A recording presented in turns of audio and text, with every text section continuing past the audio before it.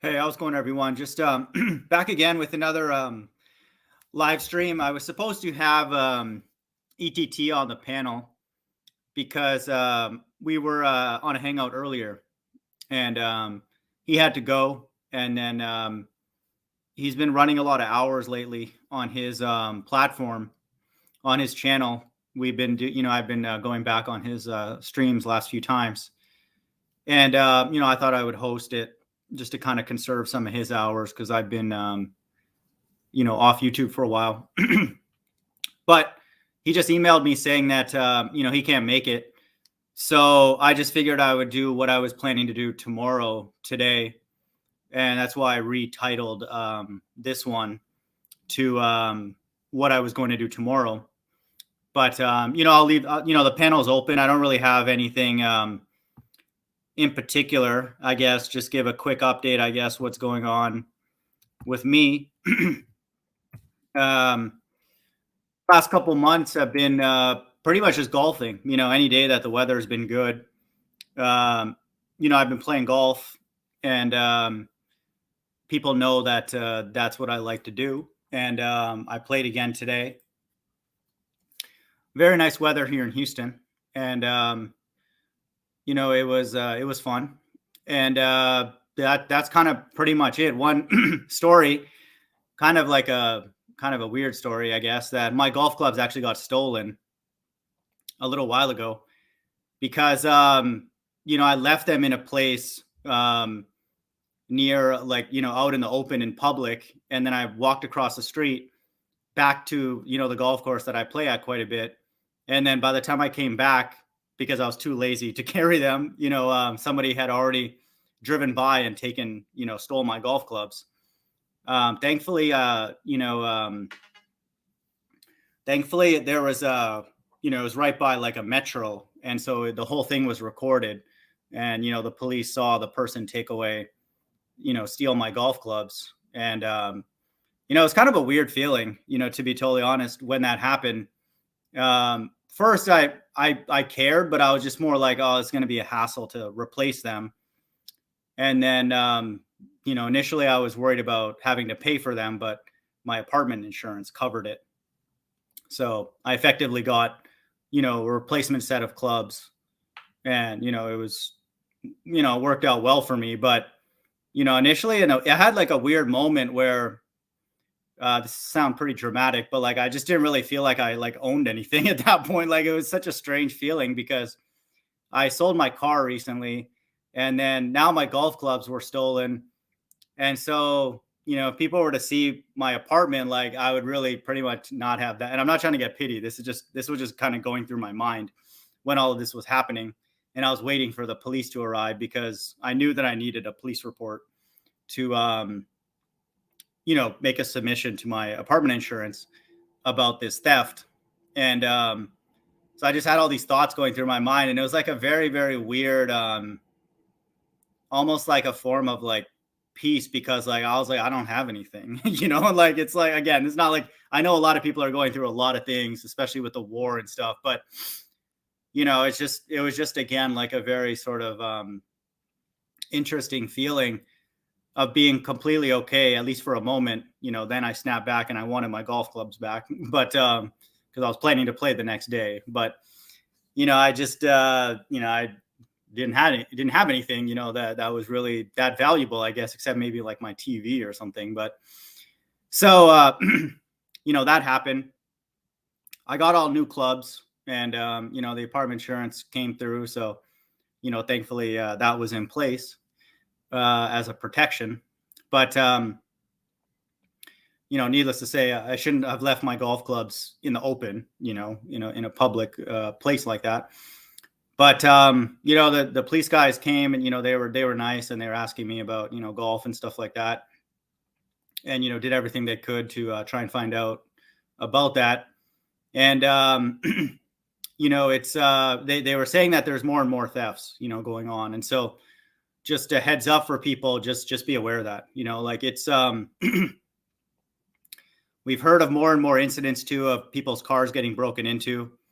Here in Houston, people like just literally like breaking the windows and then, just stealing stuff, and apparently the cops said they're looking for guns, which is also scary because, then that's a weapon. So, just be on the lookout, I guess just in general, wherever you move around, definitely don't be as naive as I am. But it was kind of funny when I did that too, because it's kind of consistent with my personality, because I'm kind of lazy. Now I wasn't always lazy throughout my life, but I didn't even want to carry my golf clubs like across the street to go recover one of my head covers. And then the funny thing is I sold one of my clubs today, and then I gave that head cover away. So like this thing that I was so I thought was so precious, and I went to go and, retrieve it. I ended up giving it away today to somebody who bought one of my golf clubs. So it's just kind of funny, just I guess the way that I am, just a little bit OCD about little things, and stuff like that. But, just be careful, because it's obviously, I think everybody knows, just you don't even have to really, I don't know, even be into conspiracies or anything, that the economy is absolutely slowing down. And it has been, I would say, more officially in 2014. Around that time when, the oil and gas industry took a big hit. And, I have a feeling that's the sort of time where the money printers were like just running, 24/7 to keep this thing going.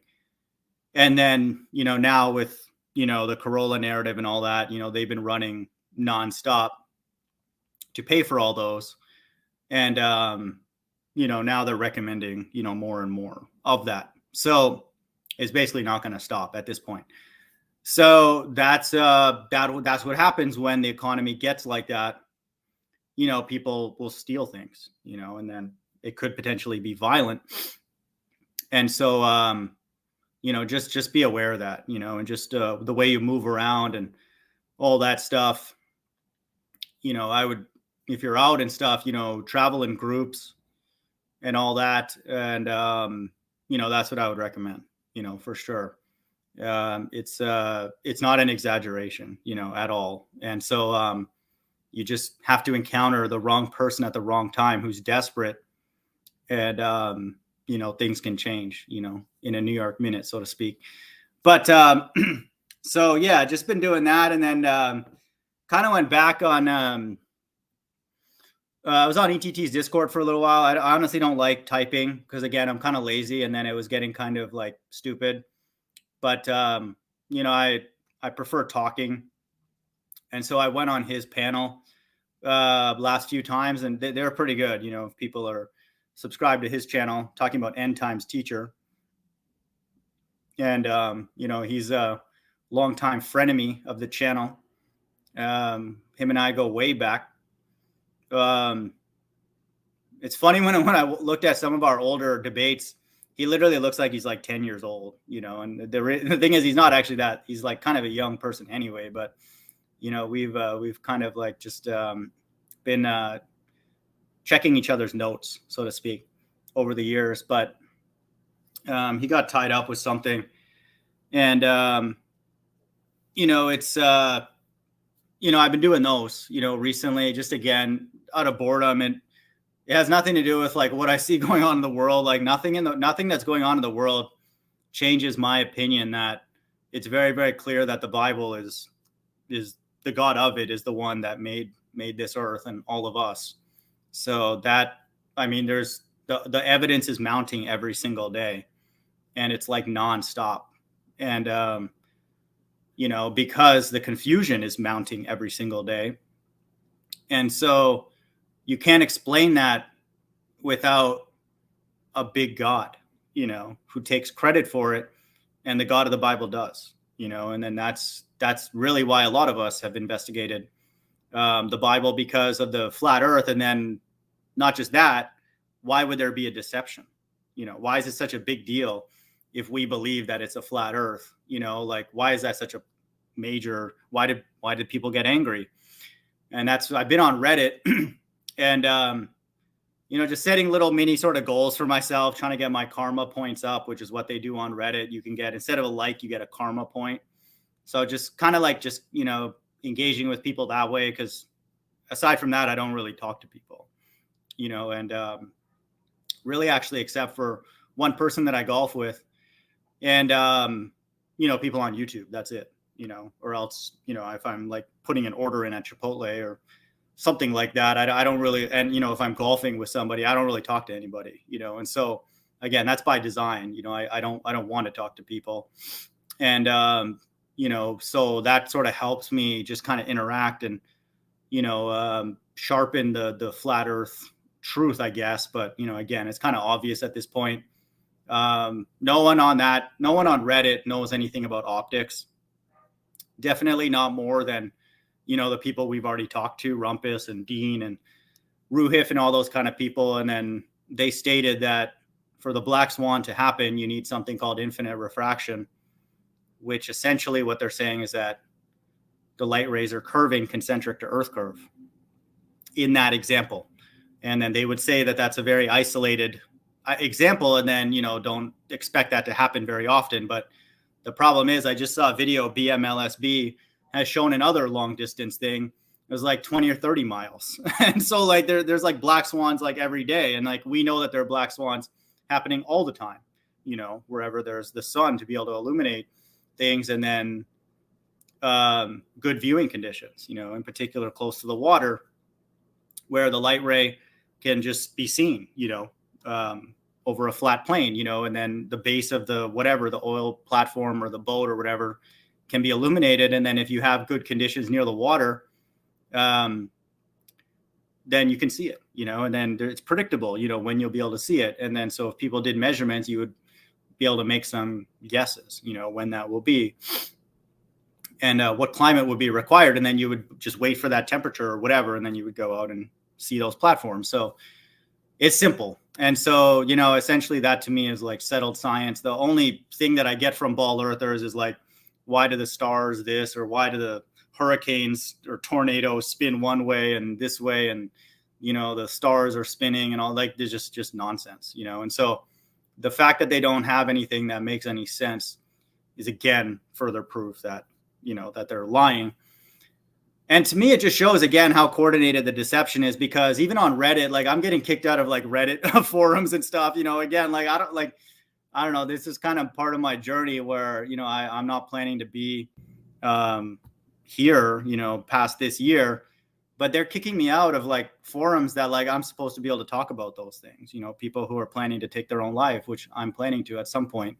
And then I got kicked out of that forum. And so like, I was like, well, if I can't even go to a forum and talk about that, that's the title of the forum. It's not like I'm just making random stuff up. Then like, again, I'm not trying to get pity, but like, I'm like, well, where can you talk about, those kind of topics? You can't go on Reddit. You certainly can't do that on YouTube or, that kind of thing. So I just find it funny, like how coordinated, I guess, the evil is, or the censorship, sorry, is maybe a better word to say. But 2 Liter, what's up, man? 2 Liter J. Hello. All right, I'll just put you on mute. That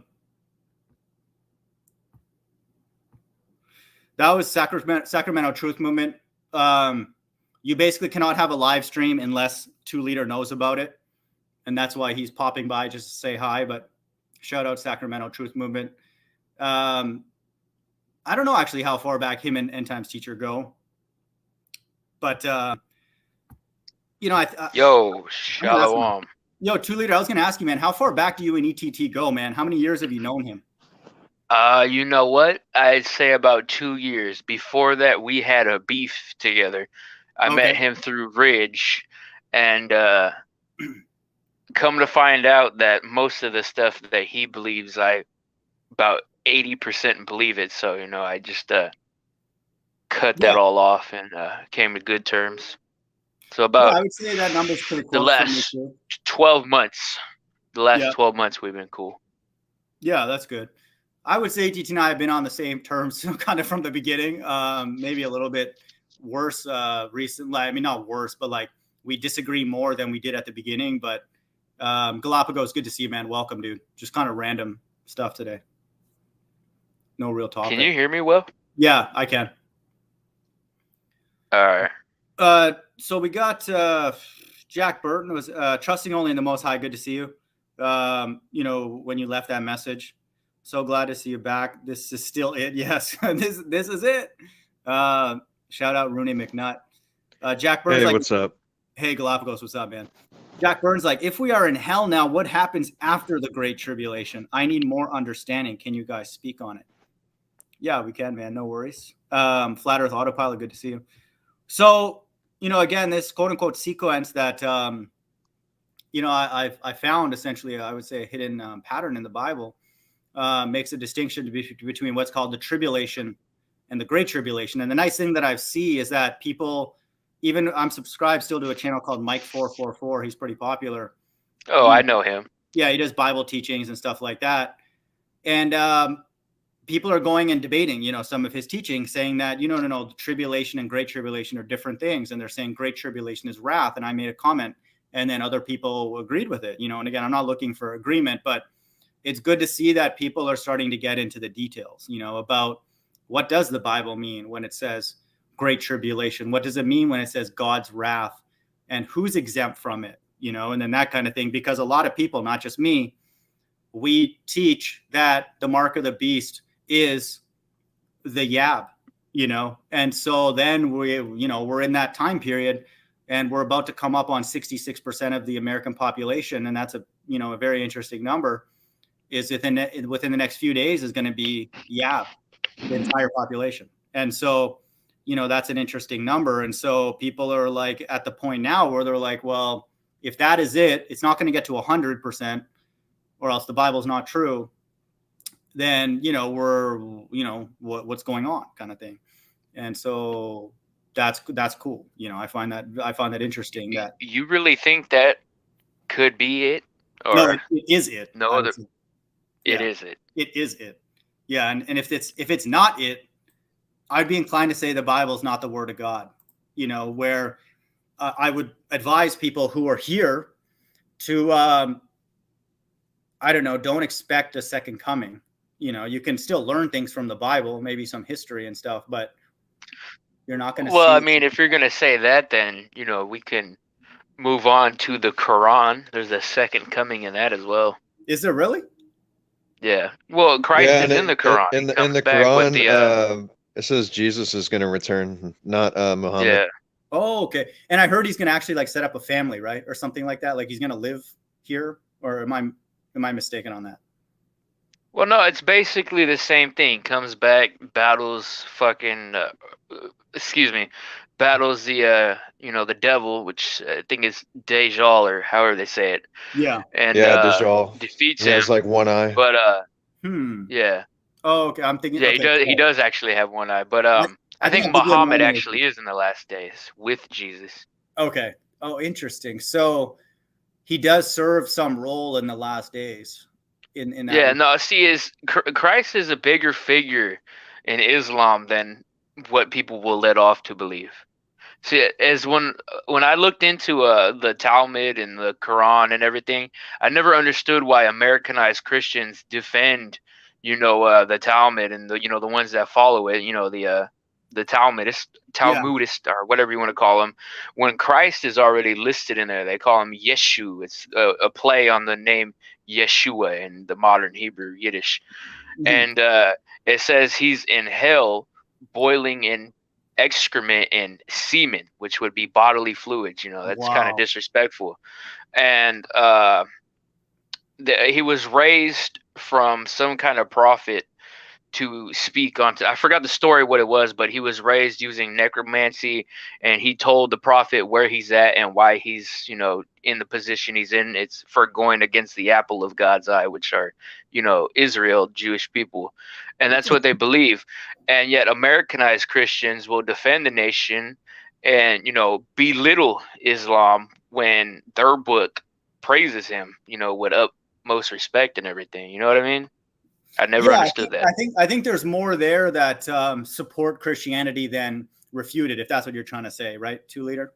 Yeah, exactly. Yeah, I would agree. Well, no, it's just them siding with people they deem godly people, and these are supposed to be Christians, and Jesus is their Messiah, but yet these people who they praise and honor because supposedly, you know, they're God's people, so you know you got to praise them. That's one of the reasons why they do it. But like, you know, they're pro-Israel and all this and everything. You know, they honor these people, but yet the people they're honoring don't honor them back and look down on them. You know, like the goy. You know, if you're not of the, you know, the kid in the tribe, then you're a cattle. Yeah, that's the thing. I find it interesting. I remember listening to like a Muslim scholar, and he's talking about the people of the book, you know, and I believe this is the way their judgment will happen, that people of a monotheistic background will be treated better, you know, in the quote unquote afterlife. And so there is some amount of understanding and respect, I would say, from Islam to the other. Yeah, the like people of the book would be the Christians, I believe. Yeah, and even the Jews, I think they may say. But the point is that that's why it's kind of easy to essentially go all in, you know, with the God of the Bible, because there's no way that the truth is that open, you know, anymore, just with what we see going on in the world. And so that actually dismisses the Quran, you know, as being something viable, because the evil is there are some truth in it. I say that. No, I would say agreed that there is more things that support the Bible, or at least consider it, than speak out against it. But that's a problem, you know. Again, with that number that I just quoted, 66% of Americans have trusted in science, which the Bible calls so-called science, you know, and so fake science, and then all those groups are ball earthers, you know, and then we see that. So there's a lot of Christians that follow that science too as well. You know, they'll agreed. refute everything that we say and say it's unbiblical, like you know, the concept of flat earth. They'll refute that and, you know, go with the I like to call it pseudoscience, because, you know, it's all theories and everything. It's never been proven. Yeah, there's no experiment, like Big Bang Theory, globe. Yeah, it's all theories. Even gravity. I've never been to space and everything. Yeah, that too. It's all theories. Right. But so, you know, like what do they call it? Scientific theory or something? Yeah, it's like gravity, or what do you mean, sir? Yeah. Yeah, I mean, well, no, they call it like a scientific theory. Like they'll think of something, and then that thought would be like what the major people side with, and then they call it, you know, facts. But T leader, that's an actual oxymoron. Scientific theory is actually, that phrase is an oxymoron, because science in the first is to know or to discover something, but it's cause and effect. Yeah, that's what I mean. And so that, I'm not saying you use that word, but science is like the highest form of sort of understanding, is where you establish cause and effect. And so, you know, that's why gravity doesn't. Well, no, that's what they call it. Yeah, I agree. And I'm just saying that's what they've done. That's essentially where the deception is they've brought in you know, other things that are scientific, and then they'll sort of piggyback theories onto that and then say it's all one package, you know, and gravity is just one of the things that they've done that. So that's part of the deception, you know. Scientific theory is an oxymoron. So that's amazing, you know, that's what they've done. And all we've done as discerning people is we've separated between those two things. Okay. Science, the intellectual and practical activity encompassing the systematic study of the structure and behavior of the physical natural world through, listen to this, observation and experiment. And what those experiments are, cause and effect, establishing cause and effect. And so that's, you know, for the flat earthers and the people here, we're onto that, you know. And then the same thing about this narrative that's going on, it's not a cause and effect relationship, because we know that the cause of this narrative is God. And so if a person does come down with whatever that is, then now at this point, we ask God, what's the issue here? Okay, can we be healed or not? And we certainly don't do it with like J&J, you know, or Pfizer or anything like that. So that's what's going on. So, you know, I was thinking earlier, I was just at the bus stop and I was looking up at the sky, you know, and the common question is, why is the sky blue? And, you know, I was looking at the scripture. It says there's waters above, and supposedly there's a firmament dome. Can you hear me? Yeah. Okay. Yeah. So maybe this would be a theory, but it made sense to me. So if there's waters above and there's a firmament dome, maybe we're at the lower part of the waters, because like when we go in our waters, it gets dark. You know what I mean? Like Mhm. the very bottom of the ocean, there's no light sources, so it's all dark. So Mhm. we have the greater light that rules the day. So it's bright, it's like a bright source of light. So when it's daytime, the blue sky is actually the reflection of, the water above. And so when the greater light, circles around, it's not present no more, and we'll see the nighttime. And maybe that would be, but is actually there without the greater light to rule the day, if that makes sense. I was thinking about that. Yeah, You know I what I would say mean? your guess is better than mine. I'll be honest. Like I don't know, dude. I pretty much don't. I don't really think that much anymore. It sounds so bad, but like I don't know, And even Samuel Owen with concave. That's why obviously he's kind of like weird or whatever. But he may be onto some stuff. We don't know. I can't really. You're talking about Sam? Yeah, like concave Earth Christian or whatever. So. Oh yeah, that's what got me in the train of thought, is because I was looking at what he believes to Yeah. be the concave Earth model, and Right. supposedly what it is that the land masses are on top of each other, like it's like an inside of an egg. The inside of the shell would be the land masses in the water that we are on right now, and so it's like an egg, so it's all circled around. So with his kind of concept, we should be able to see above us other land masses and everything else. We should be able to see what, where he's at, which would be like Mhm. where's he from? Australia. Because with that model, it doesn't make much sense in that kind of aspect if you look at it. Because what he says it is that it's concave, so it's all around. So up is down, and down is up. So we should be able to see what is up and what is down. You know what I'm saying? Like his concepts don't really like it's a cool thing. It might be like a good concept for like a video game or something, or like a good Yeah. story, but Yeah. like what he says it to be like reality. It's just we would be able to see what he's saying is, the concave model. Like Mhm. we should be able to see in the sky, the other parts of Earth, I because mean, it's I don't know if you ever seen that. Hey, well, see I you think. later. Yeah. Oh, sorry. Go ahead. Yep. Yeah, what's up?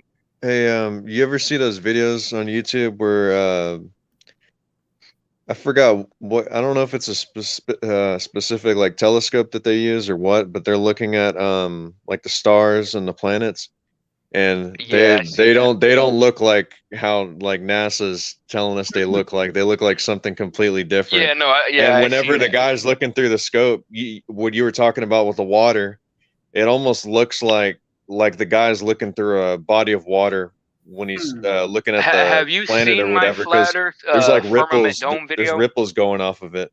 Interesting. Yeah, no, yeah, exactly. But what you're saying right now, I have a video on my main channel, and I think my second one. I got 2 strikes on the main one, so most of my videos are down. But that one I know is up because I put it up like a few nights ago. It's called Flat Earth Firmament Dome, and like in the middle part of it is talking about Operation Fishbowl, where they shot nukes in the sky and Oh stuff yeah, like that. Then yeah. there's one where it was a rocket launch, and it goes up, and it looks like it caused a ripple effect, like it hit like a like a dome, and like water bounced off from the other side of it, like that's Dude, what it looked but like. two And liter. then This is why it's deep with NASA, is that they're not all total liars. When they do that stuff in the water and all that, I believe they're telling us certain truths. When they film it in water, they're letting us know something deeper, but we maybe don't know exactly what's going on. So yeah, yeah, it's amazing. dualistic in nature. Yeah, like um there's some truth in. They're filming it underwater to let us know what space really is, out there, and stuff. So Totally. yeah, Because that's what it is it's just water. I wouldn't be surprised. Here's a good verse, man, before I pass it to anybody. Isaiah 13:10. While people understand the numerology is amazing, 13 plus 10 is 23, 33. This is part of the deception. For the stars of heaven and the constellation thereof shall not give their light. The sun shall be darkened in his going forth, and the moon shall not cause her light to shine. So the Bible says that the sun and the moon are two separate lights. And then we know that in Genesis, but Isaiah confirms that as well. And so, Yeah, the that's, greater light to rule the day, the lesser light to rule the night. right. And I was even out earlier today, and you know, you see the moon out. You know, you just look out. You see the moon, yeah, I seen that earlier too. Oh I was yeah. going.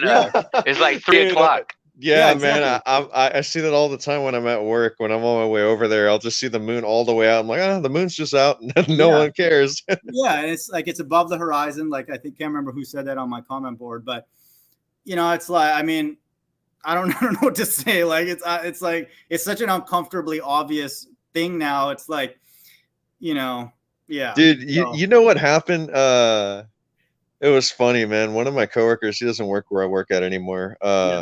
Back in like 2020, I noticed that when we were crossing the street one day and we were leaving, the moon was all the way out, like huge. And it was like 4 o'clock in the afternoon, and I'm like, what the heck? And it's like it's broad daylight and the sun's still out all the way. You can see the sun. Mhm. And I told him, I'm like, man, what do you think of that? And I don't think he was that religious, but he made a lot of jokes, and he just like told me, he's like, it's because we're in the end times, idiot.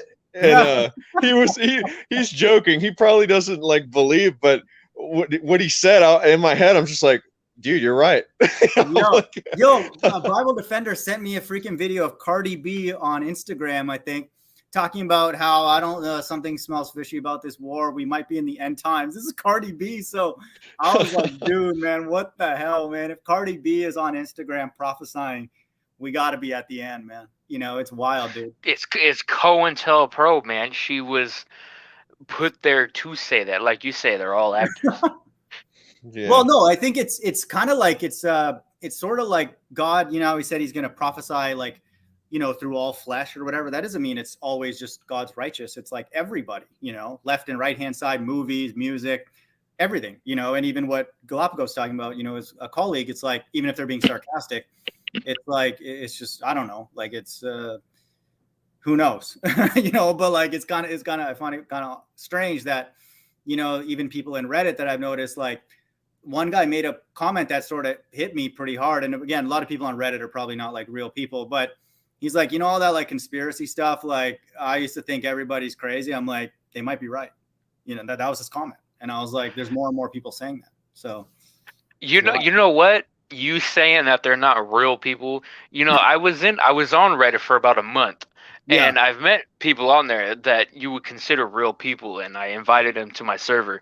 But I was in these Illuminati like groups and stuff, New World Order Exposed, and like everybody else was able to post their Discord link, but as soon as I did, they removed me posting within the group. It didn't let me post anymore. Like that's what they did.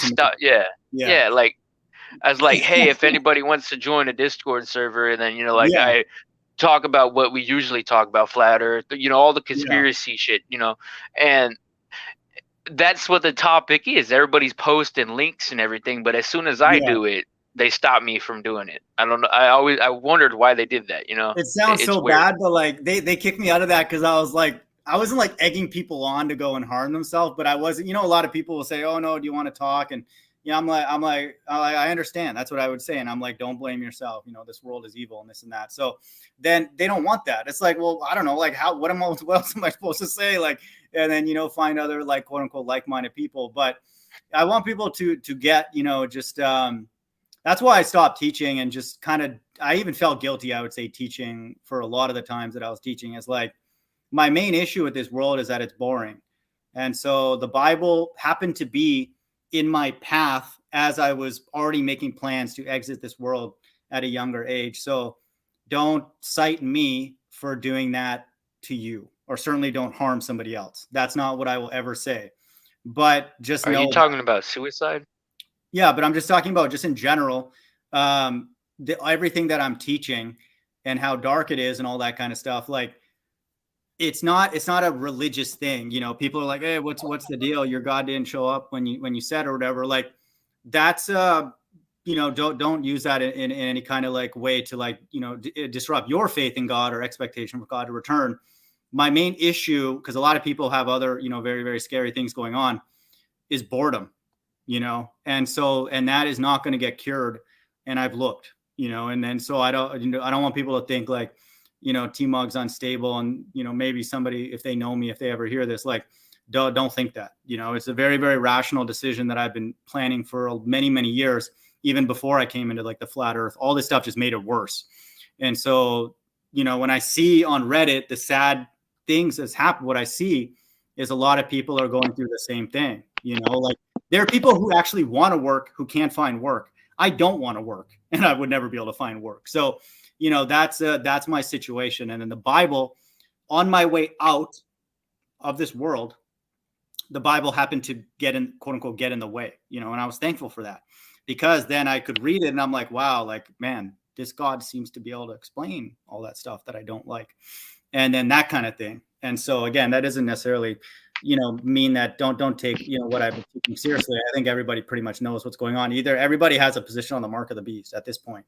All bets are in. And so if your bets are that it is what I think it is, then I would say you're a candidate. I would say a strong candidate to be saved, because that there's no future here.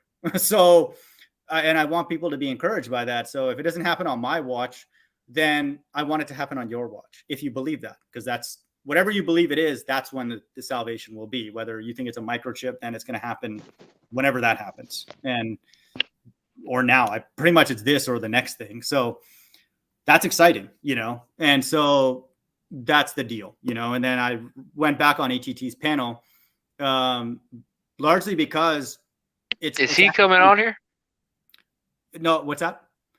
Is he coming on here? No, I think he's busy, man. He has a little bit of a restriction with, like, he's younger than us, so he doesn't live by himself. But I don't think he's able to join. Well, yeah, neither do I. But yeah, But if for people to go and listen to those or jump on those panels, like, but it's very academic. Like it's I don't, again, it's not to be arrogant, but like, people can quote any verse in the Bible and we're going to give them an answer on the spot.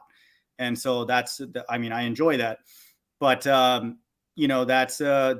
been, I just kind of came back to it because, like, I was like bored basically. And so, like, that's my position, and that's not going to change. So if you have a life that you enjoy or whatever, like, I'm not going to be like angry or whatever, I'm not going to be resentful towards people who are still here going on with their life or anything like that.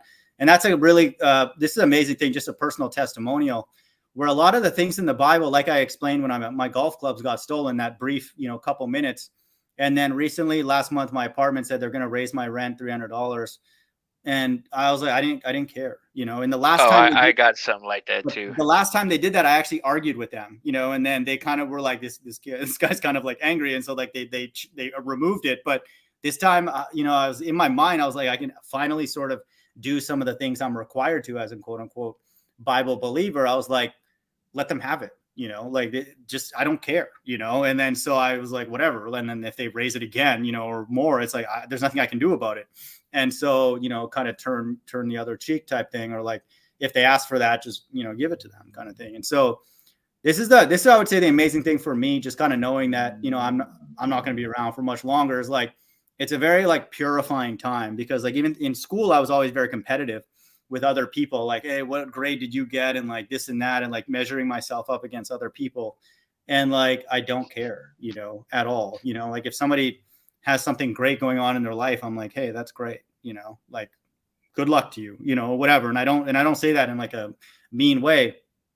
And for people out there, like, this is a very powerful time, spiritually, where when you have nothing to lose, it's an amazing thing, like this world, you're now finally free. If you want to go and do certain things, you can go potentially if you want to, but you don't have to, and then no one can come and like boss you around, especially if you're a flat earther, because God exists.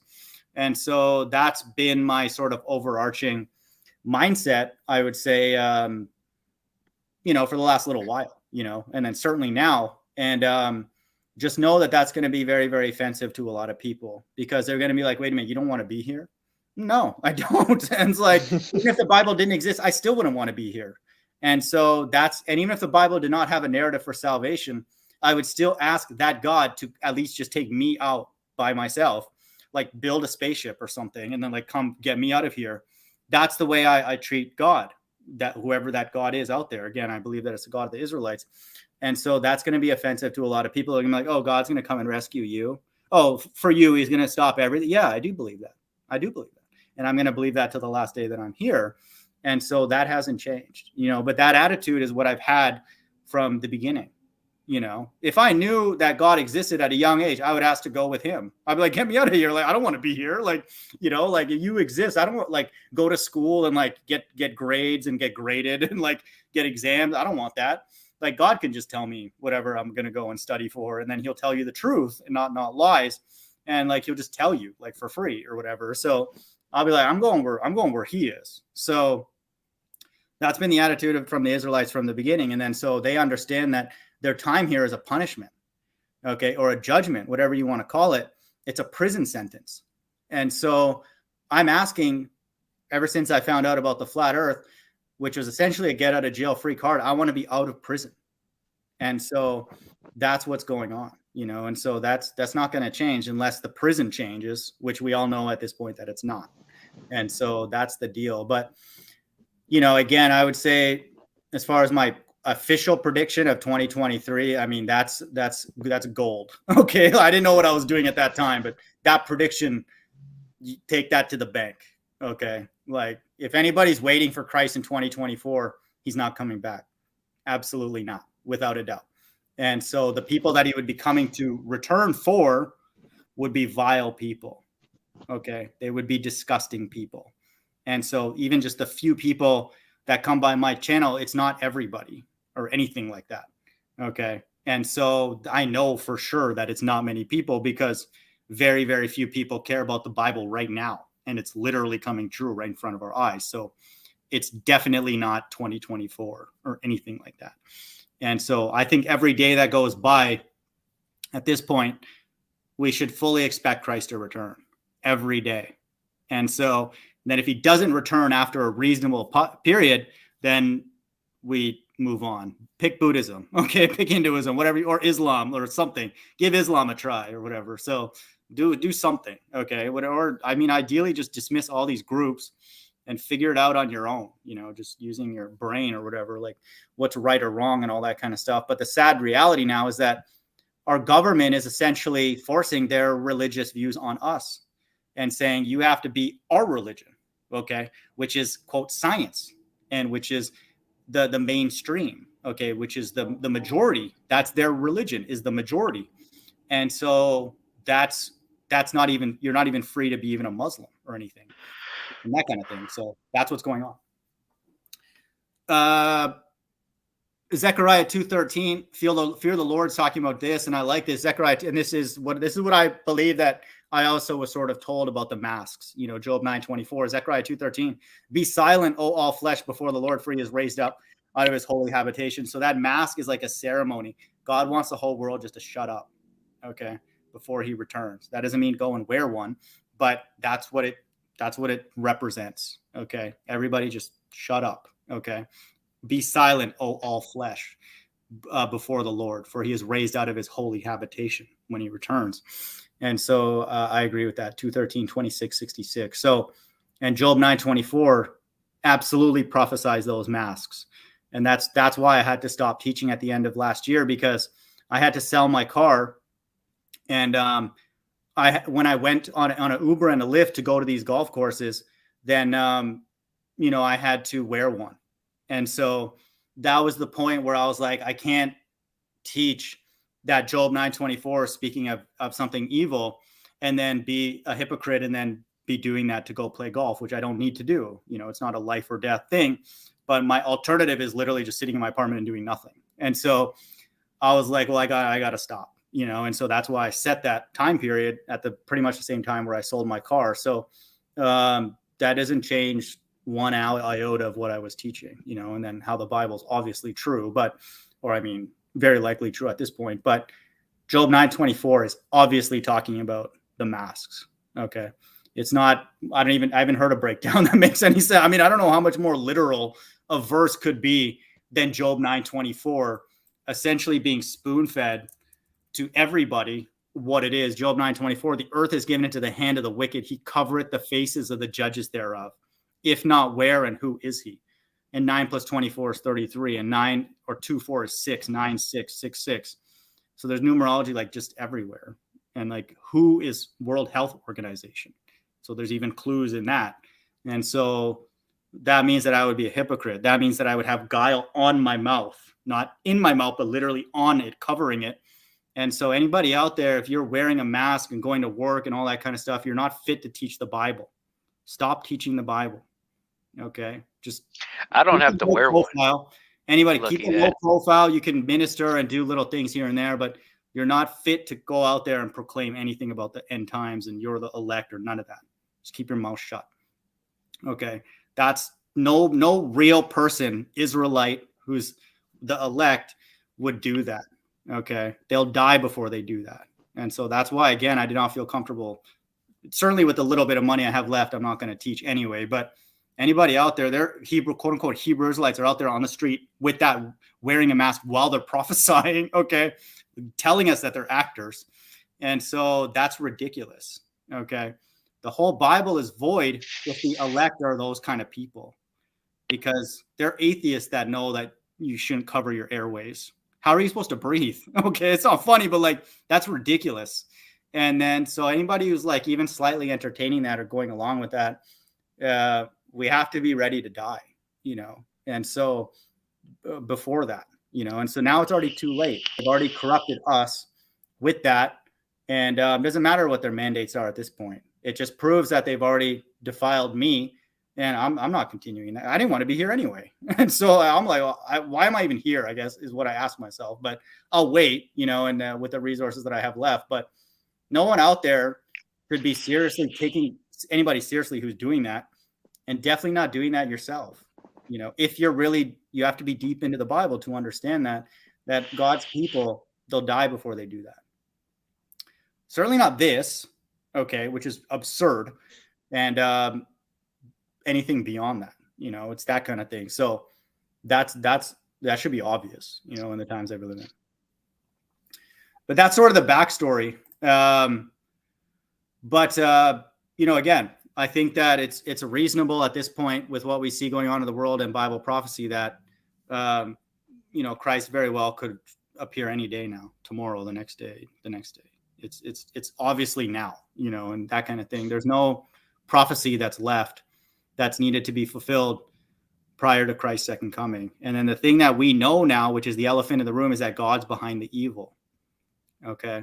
And so this is again why me and ETT and Bible Defender and people that come by his channel, and I like this about ETT, he reminds people about that regularly. And so that allows people to know, first of all, it's a form of comfort that God's behind both sides. Okay. He's playing both sides. And so that's what we know now. And no one else is going to go and teach that. And so we know that all this quote unquote evil, this Russia, Ukraine, and all that kind of stuff, the mark of the beast, God's doing that.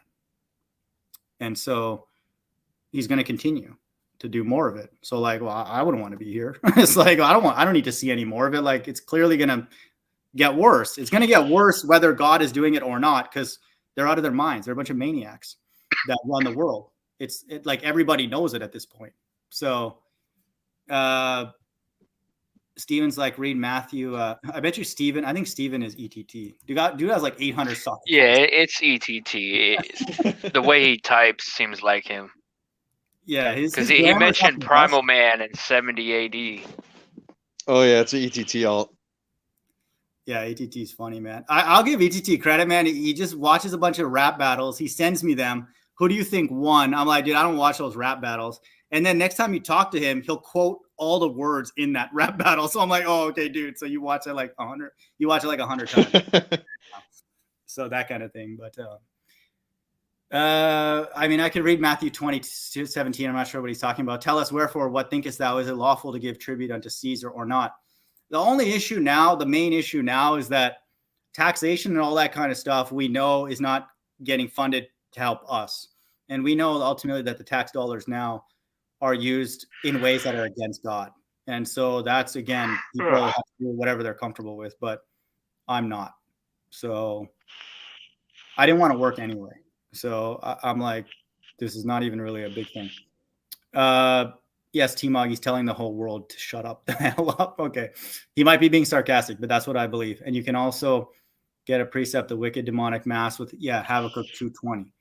So, I mean, I can't even believe that there are religious people out there like Tahar and people like that wearing that, like that's absolutely ridiculous.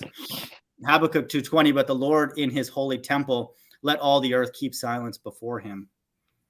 And so it just shows again, like how the religious people are in on it. If people haven't figured out, guess what? The Christian church, they're in on it. They're in on it. So are the Hebrew Israelites, the black Hebrew Israelites, whatever you want to call them. And so is Islam. And so is Buddhism. And so is Hinduism. How come everybody out there, no one's quoting from the Bible? So either the Bible shouldn't be quoted from because it's not true, or it is true. So even the Christians aren't quoting from the Bible. Even the Hebrew Israelites, they're not quoting everything from the Bible. They're still pushing the ball earth. A lot of Hebrew Israelites to this day will fight you tooth and nail about the ball earth. And it's 2022. Like, give me a break. Like, how many more videos do you need to see from everybody? Now, like, we're all having fun with the flat earth. It's just freaking common knowledge. So they're still, and I've seen this on ETT's comment board, people are literally still pushing the spinning ball earth. It's crazy. And I'm like, and I like the people that responded to my vote. It was like unanimous. It was like 16-0. Does the earth spin? It's like, I mean, cat's out of the bag kind of thing. So I don't know. What else, man? Guys, what do you think? Like, are we at the end? Or are we at the end? Cheerleader, you can go first, then I'll go after you. All right. You know what, man? I say yes, but to what kind of situation, like how it would play out, I really can't tell you. I don't know. Like you mentioned, like it's the YAB would be the MOTB, Yeah. but to be honest with you, I'm really not sure. I'm just waiting for anything to be that kind of situation, to be honest. But I do know what's coming sooner or later. Mm-hmm. But you strike me as somebody who is at least interested in the Bible narrative. Like you haven't found anything to disprove it, right? No, I haven't.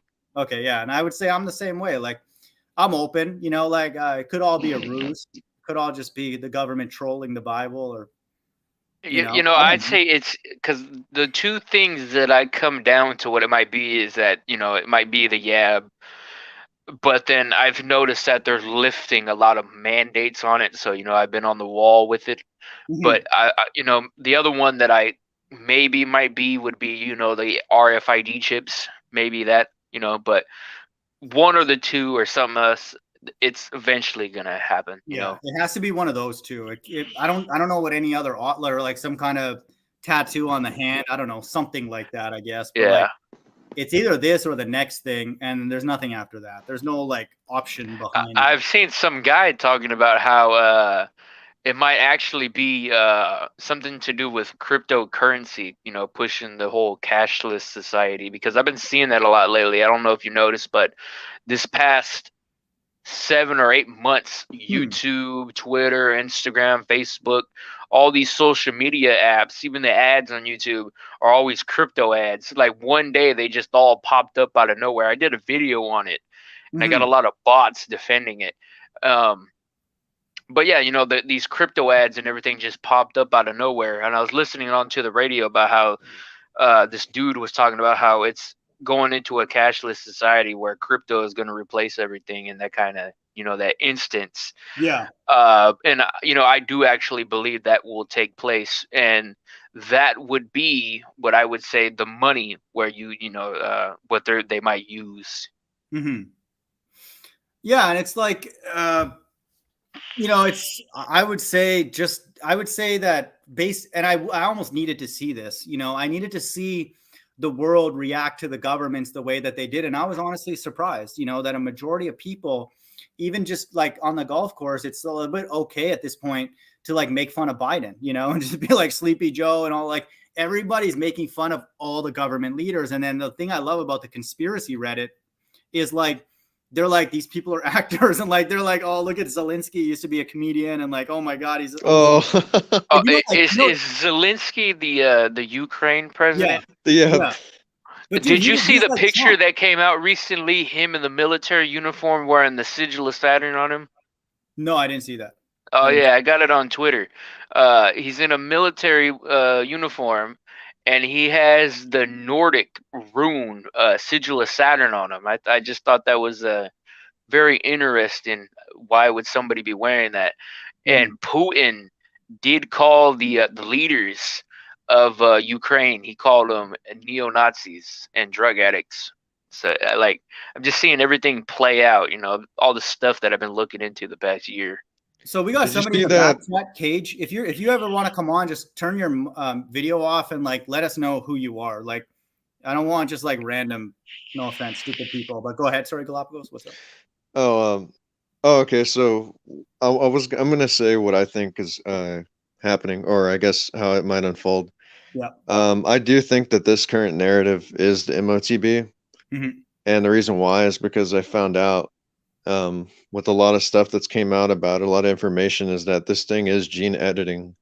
It is altering your genetic code. Correct. Right. And it's permanently changed. And it actually does have a connection with 5G. I found out that it's like some of the stuff that are in these things. It's like graphene oxide and like nanoparticles. And basically there's like patents going on with this stuff years prior to this narrative even ever being a thing, from like a long time ago. And basically what it is like there's a way, I don't know how they can do it, but with the right frequency and with this code in your body rewritten, essentially they can make people like receivers, almost like a modem. Yeah. So it's like, so it's like a Wi-Fi signal. GD graph ioxide. Yeah. But it's not just that. There's a couple of. You know what's deep? You know what's deep about these UFOs, right? So let's just say that's true, and I think that's very, very possible. That let's say there would be like the entire sky flooded with UFOs, and then the first thing that they're inflicting are sores. Maybe they bring their own sort of field, you know, like they're their own sort of, you know, spectrum, and that appearance could be the trigger that then let's say there is something inside those yabs that is what triggers their sores, like the boils, you know, which is what the Bible says is going to happen in Revelation 16:2. So I wouldn't be surprised, dude. That's how amazing, you know, God is. Like with this is that this is what the Bible says, that he's going to use their own devices against them. He's like, oh, so you guys are big on technology and jamming that into people's bodies? Like, all right, cool. So like, I got the frequencies on that. It's like, it's not funny. Oh man, dude, that'd be crazy because like then if they can do that, and I think even Elon Musk said something about this RNA or this technology. He said something like with the right coding, you could turn somebody into like an animal or a butterfly. And I was thinking too, it's like man, what if these people get the sores and then they physically have no control over their body, and like what if it's like and it's hard for them, they could fly. No, I wasn't thinking no, I wasn't thinking that. I was thinking like they're in an eternal state of torment and they just can't, like they can't die, kind of, or it's hard for them to die, like I don't know, man. These people are definitely not going to want to be here. Let me just read a verse before I give it to you, STM. But let's get into this because this is important. That it's going to be a situation where you can't buy your way out of this. You know, that's the unique thing about these sores. Whatever God is doing in Revelation 16, you can't fix it. You know how now they have, you know, an epidemic and then they have a quote unquote cure. That's what's unique about God's wrath, is no one has the code for that. You know, those swords, for example, and I'm going to read this, Zephaniah 1:18, neither their silver nor their gold, which is actual real money. So what's their paper money going to do? Shall be able to deliver them in the day of the Lord's wrath, which is Revelation 16, which is what we're talking about. But the whole land, so the whole earth, and this is in 1:18, shall be devoured by the fire of his jealousy. So God is jealous when people go and worship other things. if you go and say that you live on a spinning ball, God's like, I didn't make that. He's pissed off. He's like, well, I didn't make that. So what are you talking about?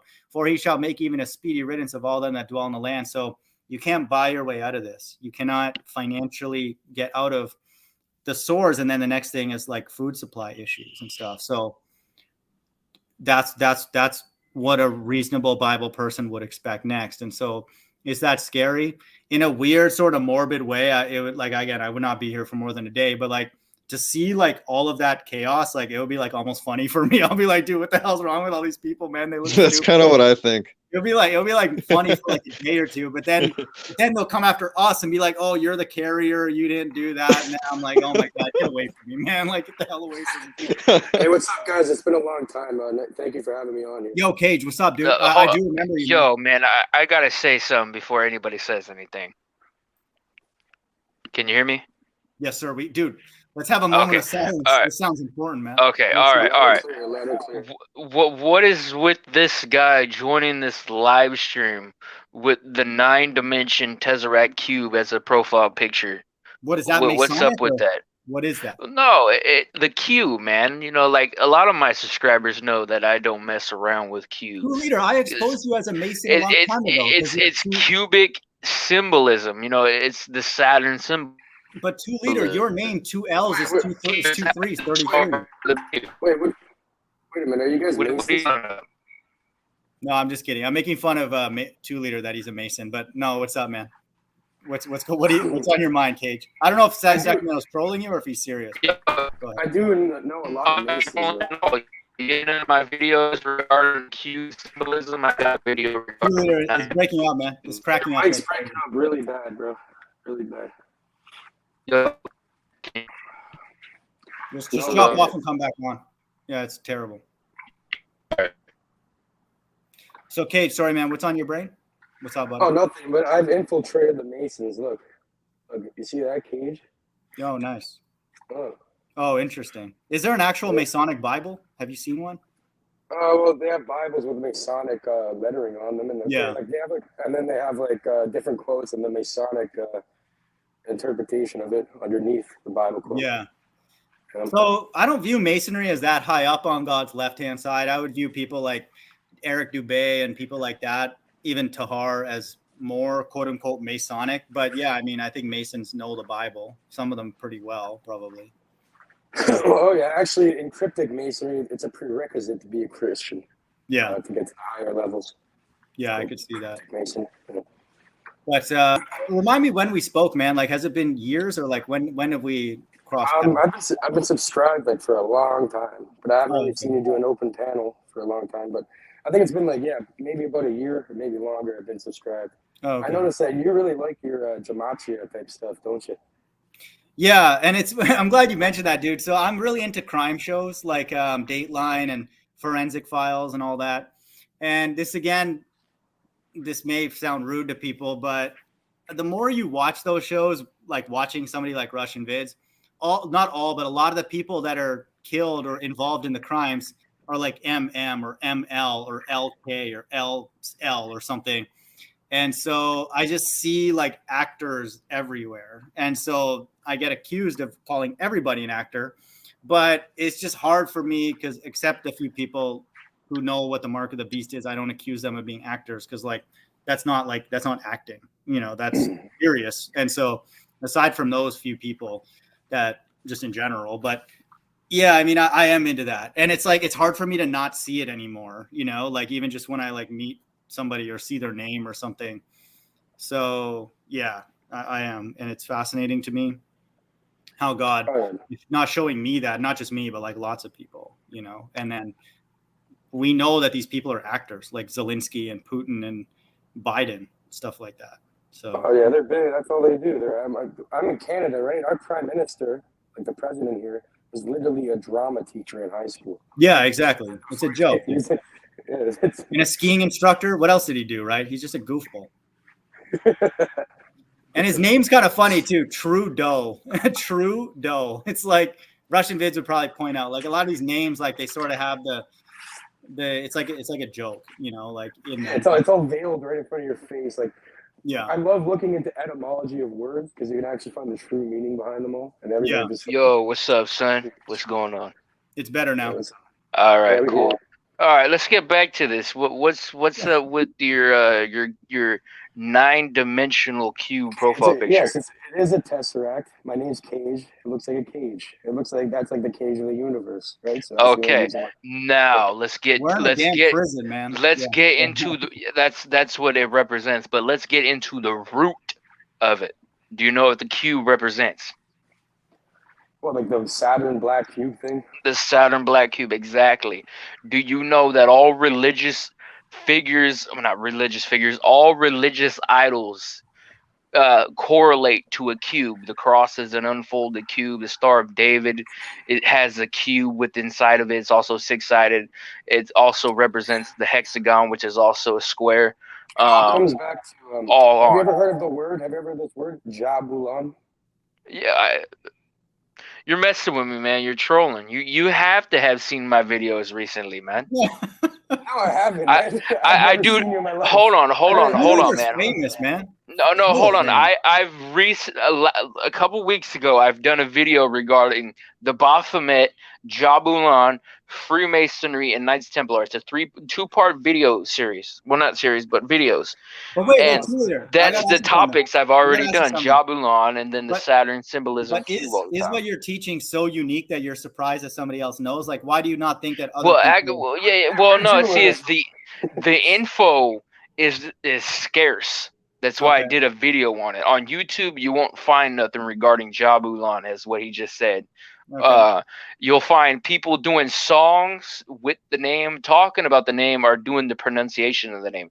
They won't talk about the origins of where it stems from. So I did a video regarding that. If Cage starts saying that he's one of the 2 witnesses, then we know that he's trolling. So let's give him a minute, man. Let's let him talk. No, I'm not trolling at all. No, I'm totally serious. Hold on, Jay. The Jabulan name, as you know, probably it's a trinity of 3 names, right? Yeah, it's Jehovah, Baal, and Osiris. Yeah, exactly. So again, it's just watch my video on it. It's on BitChute right now. Or no. It's on BitChute right now. I could post it on my second page, but check it out, Cage. I did a video regarding that name. But 2 Liter, you know what's dope about that? You know how you said those structures are folding back to like one, structure?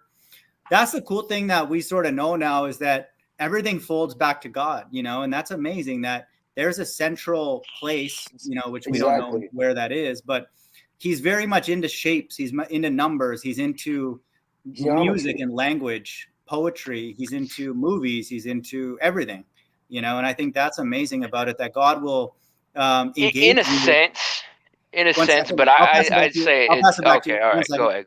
I would just say, for me, the numbers I find more interesting because I'm like a numbers guy, but other people might be into like, look at that structure, like, oh, like that's Masonic, or that's, has some symbolism of an ancient culture, or whatever. It's all from the same source. Exactly. That's what I'm trying to say. Yeah, go ahead. Yeah. So pretty much what you describe here, you're saying God is the center point of everything. That's called, in Masonry, it's called the monad, or it's called a monad. You can search it up. So you have a circle with the dot in the middle. Yeah. How you like imagine it was a compass. Yeah. You have the dot in the middle, you make a circle around it. Perfect circle. Yeah, I think in a sense, like we're like God unpacking his mind, and that's why I used to call my channel The Mind of God. It's like, it's not that I necessarily felt like I understood all of God's mind, but that's a place, that's what I described it as, like Houston, Texas, or New York, or whatever. Like, that's an actual place. And then Christ makes the claim that he knows where that place is. And so that's where everything originates, and so he can able to separate himself from his creation, just like we're able to. And that's amazing, And that's why I noticed this channel. I'm like, who is this? And I realized, it's the Mind of God, because I guess you recently just changed your name, right? Yeah, I just I declare more of what I teach, personal opinion. It's just a little bit to protect everybody, I guess. But the message is still the same. That the Bible, I would say the Bible needs investigation. In the very least, whoever's listening to this, like, you don't have to be a scholar. It's just, I would read it, and then take it literally in a majority of places, and definitely at the beginning and definitely at the end. So it's we were talking to a guy earlier today, Joseph Hanley or something like that. who was telling us, trying to Oh, convince us. I was there for that. Yeah, just for people who maybe didn't see that hangout earlier on ETT stream, was trying to convince us that the God of the Old Testament is Satan, and like all the people and the Israelites were like being shady, and then God was blessing them. So he basically Catholics are satanic in a way. Catholics are definitely satanic. Yeah, but he was kind of taking a bit more of a direct jab at the Israelites and how he believed that they were shady, and then God was rewarding them. And so it was. He said all the prophecies were satanic. Yeah, and that too. Yeah, it was. Oh, okay. It was strange. Have you guys ever investigated any other texts, like for example the Talmud? No, I haven't. I have, yes. Yeah, well, yeah, you should really look in the Talmud and you'll understand why things are happening nowadays. Like, like these people, they think we're cattle. We're literally just cattle to them. I just said that earlier. I totally just said that earlier. Who is this guy? I feel like he's trolling me. Dude, I'm not. And I'm somebody who's in the same. I talk about the cube. I talk about Jabulan. I talked about the cattle in the Talmud earlier. Who is this Cage, man? This guy has to be trolling me, man. Relax, bro. You're just having some kind of deja vu, man. Just chill. Everything's fine. And you haven't revealed your true relationship to A Call for an Uprising. How are you related to him? I'm his nephew. I tell people that all the time. So why can't we talk to him, man? How do we get, because he's incognito. He did a video about 3 weeks ago asking people if he should reveal his face, or he was thinking about revealing his face. I think Russian and too, man. Just come with it, man. I totally do too. Yeah. The only time that I know that they will show their face is if they pass away. I will say that, because that's what Jeff C did. I mean, that's kind of but the one thing I do like about Mark Sargent, if you email him or call him, he'll call you, like he'll talk to you, like he's pretty like approachable. Not and anybody else have I seen is like I don't know why people don't like him. Yeah, I've always liked his I had a good videos. conversation. They were decent. Yeah, I find he's very well spoken, and he's not a technical guy, but he doesn't really come across that way. He's just a very well spoken person. But I wish a smarter technical person like Travis, Life is Short, was our leader. But yeah, I mean, you can talk to him, but like with some of these other people, man, like they won't even open the panel. Like even our friend Good Serpent, or a Good Servant. Sorry. Oh, I was on his stream earlier too. He took back what he said about you calling him an Edomite. Yeah, dude, I didn't call him an Edomite. Like, come on, dude, and that's what IDL keeps. Well, no, see, he denied it this time. He says you didn't say it. Yeah, no, I didn't say that, but I'm just saying, like, people are lumping. An Edomite is Esau. But it's just they don't know what they're talking about, dude. Like, but IDL keeps calling me like BHI and calling ETT BHI and BD BHI and all this. Like, people keep lumping us in. It's like I'm not down with any groups, man. I just am by myself, and that's it. Totally. That's it. So it should be. Yeah. So there's two situations that are going on right now, because this is too out of the ordinary. I don't know if you see it, but one, we have this guy talking about the Talmud and cattle, which I just mentioned. He has the cube profile picture of what I've been saying, and he mentioned Jabulan. So there's two key scenarios going on. Either he's a troll, an actor, a deceiver here to deceive people that are going against me. You sound like me now, man. Hold on. Let me finish. Yeah. I'm a very paranoid person, but here's the other one.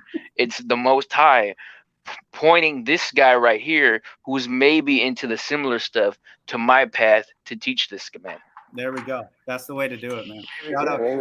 Two leader sounds more paranoid than TMoG, calling everybody an actor. Like attracts like. But Cage, what's your position on the Mark of the Beast, man? Cage, check out my page, man. Ask him something.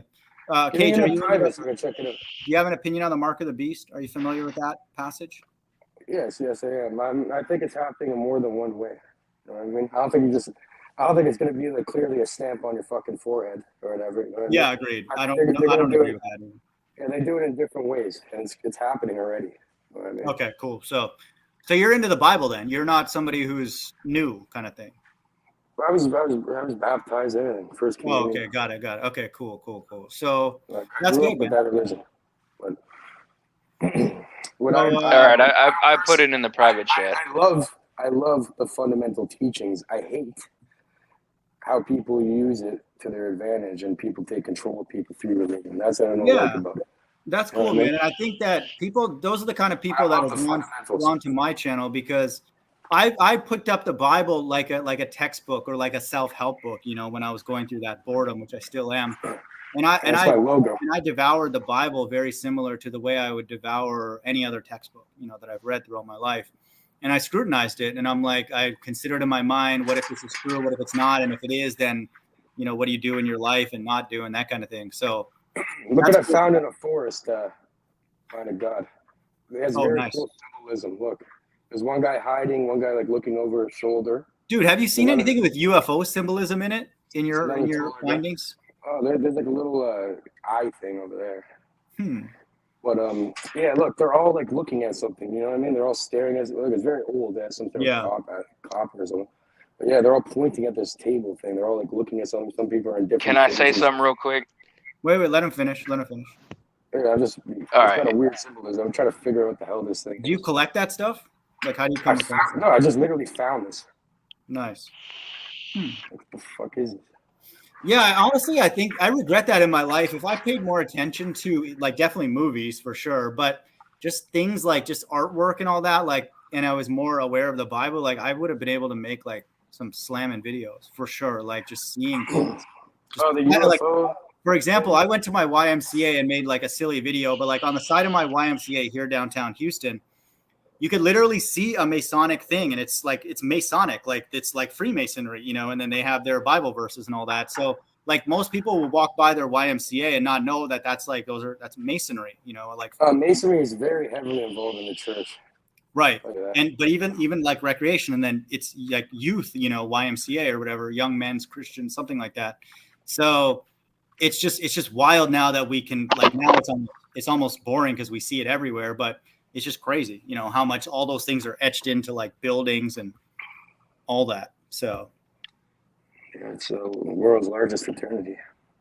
Yo, dude, Sacramento's worried, dude. No one's biting your material, man. No. Hold on. Yeah, I went on a different route from what I said. You know, there was two scenarios that were going on. Either he's a troll, being fed all the information that I teach to, you know, troll back at me with, or it's the opposite. It's the God directing this man to learn from me, or, you know, watch my stuff. STM, man. So I'll give you credit, dude. You come on our panels. Why is everything? Here's the thing. How come everything's about you all the time, bro? No, it is.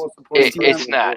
It's not. But no. See, if you were in my shoes right now, it would seem really weird, to be honest with you. I don't know if you see it as my limelight. But hold on. I just let me give you my plot. It's a coincidence. Yeah, that's what it is. That's what I'm going off of right now, you know, the God doing that.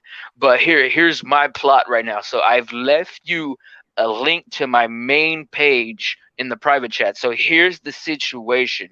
Most of my documentaries I've done are privated, besides about 30 of them. 30 videos are about it. On my main page, they're all private until April 12th, but I do have a BitChute page where some of the videos are uploaded. Check that out. It's in the about section of every channel that I have. I also have a second channel where some of this stuff is randomly uploaded. But if you want a smaller, you know, simplified version of, you know, the Saturn symbolism or the Bible, the Dead Sea Scrolls, or the Nag Hammadi stuff in that kind of category, check out my Twitter. Check out my Twitter. That's where it's at. 1 second. I gotta ask you a question. Before you plug all that, what if somebody were to like go to your channel, what's the one thing or video they would need to see? Like, what summarizes your message? Like, what is your message, man, on your channel? If you have message, well, that's what the documentaries are. My main documentaries would be, you know, the Nimrod, that one, learning about what is it, the flat Earth, the ones that I do. Yeah. It's scattered. It's basically all the stuff, you know, that I've learned and stuff. I try to equivalate it into these long ass videos. So like the main ones that I enjoy watching myself, because I do go back and rewatch my shit because they're entertaining, and well, I try to make them entertaining to keep people. But I gotta ask you, do you have Masons in your family? Like, what are you? How? No, I don't. I'm not connected at all. Okay. Not that I know of. I think EDT said I that he don't, does. I don't either, but you don't need to. I have lots of Masons that are friends, and I even know a 33rd degree Grand Master. I went to school with a guy whose dad was one. That's about it. Oh, no. There was this old black dude who was a 32nd degree Shriner Blue Lodge Mason who attended my sociology class when I went to college. I found that odd. It doesn't mean that they're actively deceiving. I don't. Yeah, no, I don't think it is. I don't know that because like they are good people. A lot of them. There's a lot of Mason lodges in Sacramento. Well, a lot of them don't know what's going on. To be totally honest, so like they're not all like in on it or whatever. I was just wondering, but. The higher ranking ones, I would say, are 32nd, 33rd, 31st. 33rd is the beginning of the real shit. After the 33rd, then you can maybe. No, it's 33rd is when they finish their degrees. When they're elected, well, not elected, when they're given the known is when they hit 31, 32, and 33. That's what Pike said. Okay, yeah, but like okay, exactly, Pike. But listen. Albert Pike, that's Scottish Rite Freemasonry. So there's different paths to Freemasonry. That's technically. Well, yeah, there's York Rite, which only has 13 degrees. That's called the concordant body, right? So concordant bodies are technically not actual Masonry. Masonry only has 3 degrees, the Blue Lodge, you know. So. I wouldn't agree with that. There's different sections. Yeah, there's different sections, right? You can go to the York Rite and then go to the Cryptic Council, the Cryptic Masonry, you know, the Knights Templar. All that shit. That's the thing. Like now at this point, like it doesn't matter what a person is, because like the deceptions are so dumb. Like at one point they were maybe clever, but you don't even have to be like even a flat earther to know that the deceivers are like mentally retarded. Like they're so stupid. Like I don't even know what to say. Like it's absolutely ridiculous. Like, okay, this gonna work out for them at the end. This virus pops up, and then all of a sudden they're like, oh yeah, let me put all this graph, whatever the hell. I don't even know. I don't care. But like don't say it. You'll get flagged by saying it. Yeah, but it's so dumb. Like, I mean, you don't need to really be that deep to know what's going on. So yeah, here's the deal. Here's the deal. Check this out. Guess how many times that thing has been poked into people? Guess what the number is to? 11 billion. Oh. That's how many times it's entered into the body, and then 4.5 billion have taken it fully. So GD's chosen. What is it? Golden Dawn? Golden Dawn? What's that? What does GD stand for? Orders of the Golden Dawn. Dude, this is IDL, dude. IDL's mad funny. Like he's we got a Rosicrucian up here. He's a little bit trolly, but dude, IDL's a master Freemason. IDL, what's up, man? We got the Revelation 2. Dude, Yo, IDL, why don't you change your name? I don't take oaths. IDL, why don't you change your name to Revelation 2 and 9? Oh, I don't know. Why don't you change your name to I'll suck Jesus' dick? Wow. Oh, bro, that's disrespectful. Come on. Yeah, man. and so is Red too. He came in hot, so we got to get rid of him, man. That's not. Well, sometimes, man, he's unpredictable, dude. Sometimes he just goes. Me and him have similar DNA. He came in a little bit too hot there. No Freemason would have said something like that. Me and him have similar DNA, man. He was calling Christ a corpse on a stick earlier, and we gave him a minute to like, do you want to maybe take that back? He's like, no. I'm like, all right, you're finished then, dude. So he's toast. That guy's not a Mason, guaranteed. I'll put my life on that. No, he's just he's Jewish, so he don't believe in Christ like that. He's an Ashkenazi. He told us that earlier. So he is. But you know what's funny though is I actually do have relatives that are actually that. To be honest with you. Yeah, I think we've all come across a lot of them throughout our life, whether we knew it or not, whether they even know it or not. You know, their religion is from a mass conversion, and it's a conversion. It's not like they know what exactly or anything like that. They don't even know what we're talking about when we talk about that. So he doesn't know anything about the Bible, just in general. You know what, bro? You know, all that really matters to me is you just treat other people how you want to be treated. As a golden rule. I don't give a fuck what religion you are, what language you speak, what color your skin is.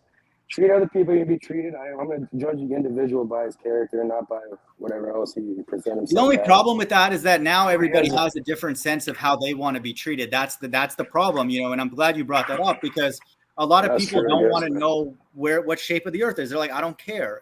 But I do, for example. I might treat it like this. Like, you know, maybe some people just don't care about, like, you know, maybe some people, they just want to live their life and like they have their, you know, they don't want to think about stuff like this. It's not for everybody. I mean, some people they just want to live. No, but I'm just saying, to apply that verse is like, treat other people the way you want to be treated, is that it's so different now how we want to be treated that we can't do that anymore. We cannot even like do that because other people will get angry when we treat them. Hey, like, you know, this is the way you should take care of your body. They're like, no, I want to do that. And then, you know, hey, do you know what? Like the earth is this. They'll be like, no, I don't care. You got to respect their decision. That's their decision. All you can do is you can try getting them a better perspective. You can't change, you know, their perspective. You just try offering them a better one. Bring back And they can accept. You can't force anybody to do anything. No, Cage, but do you see my point? I agree with what you're saying. Yes, I'm not trying to go and convince people, but all I'm saying is to apply that biblical principle, which is what it is becoming more and more difficult in the days that we live in now, because we do want to treat people with the same amount of respect that we have for our body, because we want to put natural things, for example. Amen. But you spoke truth. You did your part. You planted that seed. Now leave them alone. Simple. Right. Yeah, fair enough. I agree. Yeah, agree. Correct. Yes. And that's the sad reality, is that the more you do that to people, it'll isolate you, you know, and if you have a bigger mouth like I do, then you'll be like, well, no one wants to be around you. And again, I'm not trying to get pity, but that's just and it's like another classic example of somebody like Flat Earth Boxer. Like the guy is very, very like loud.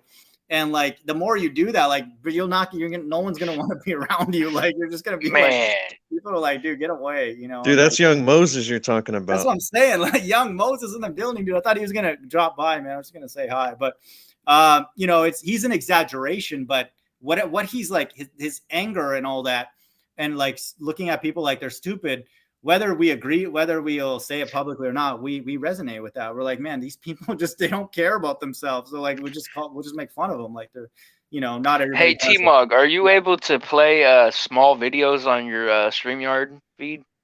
Maybe, but I'm too lazy to do it, man. Like, I don't want to do any work, man. So if I can send you a video of you saying people are mentally retarded, would you play it? Because I got a copy of that, and every time people are on one of my streams, I play it. Yeah, I can. If you, how are you going to send that to me? I posted it on Discord. I don't know if you're in there. You can email it to me if you want, or just put it in the chat. Okay. Like none of you guys aren't fucking mentally retarded. But I'm saying I think 95%, 99% of the population now probably is mentally retarded. He's only saying that because I say that all the time. No, but I'm saying in a way though. Because no, I turned it into a meme, but it's true. People do acting mentally retarded. I was going to make a meme about something that somebody said to ETT earlier, but I was so lazy because like one of the guys from Sakari like literally stopped the whole debate and said, ETT, am I a Levitical priest? Yes or no? And like, I was going to put a song by Bishop Bullwinkle after that, Hell to the Nah, and like loop that afterwards. And so like, but I was just too lazy. Like, but it actually would be a funny meme because like these people are so dumb. They think that like, just because they may potentially be Israelites, like that gives them some kind of position.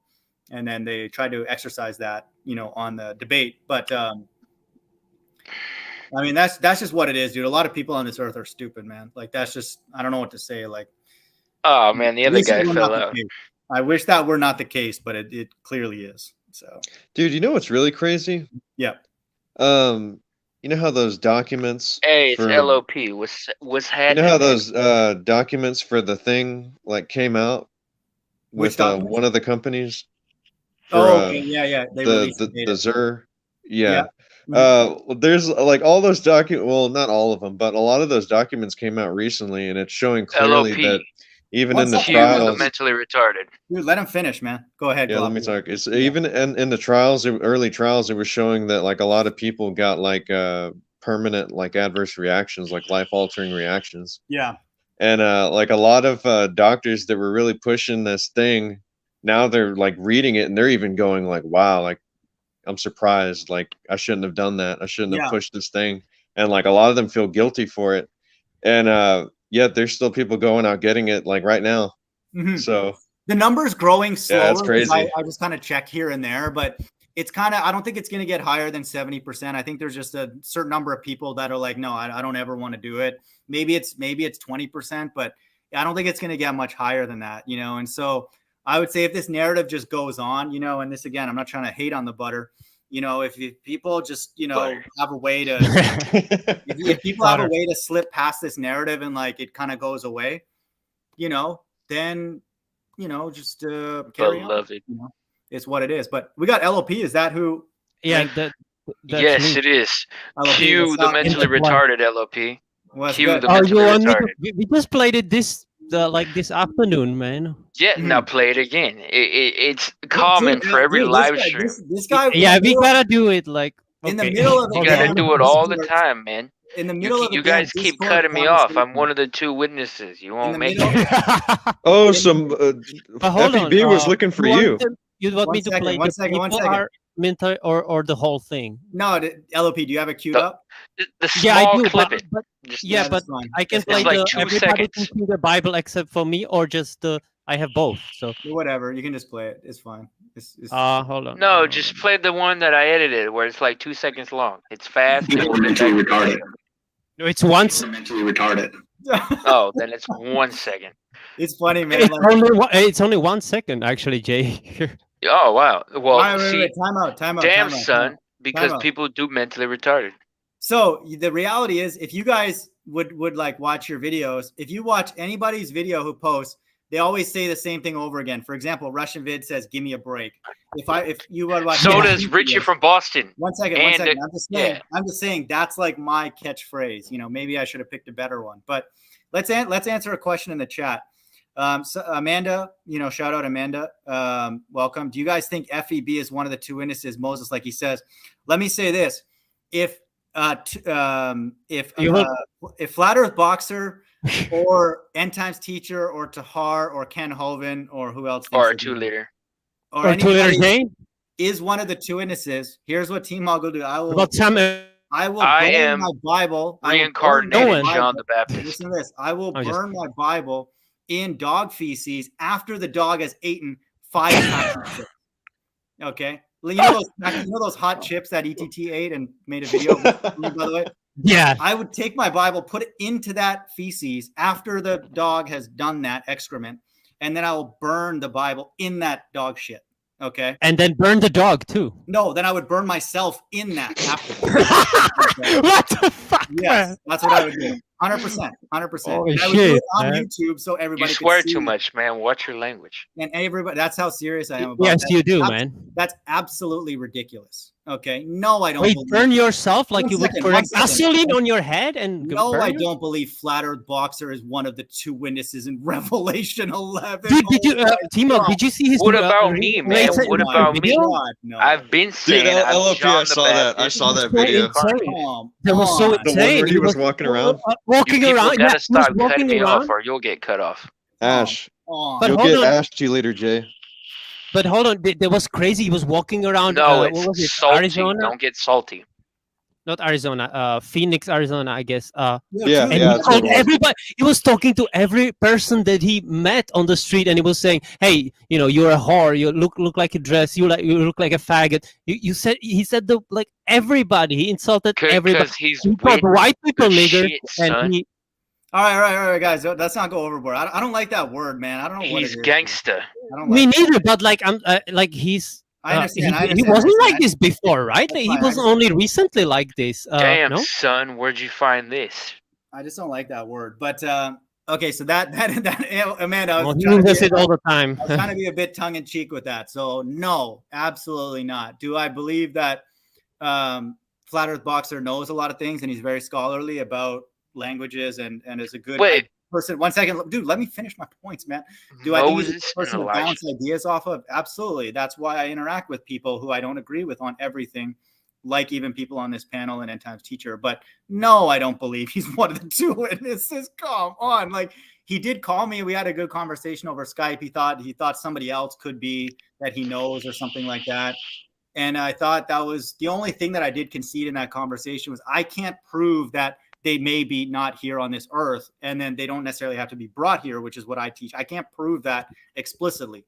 So is it possible that Moses and Elijah are somewhere in America, and then God literally solidifies them and gives them the power that is prescribed in Revelation? That's very much possible. I'd be inclined to say that they return with Christ.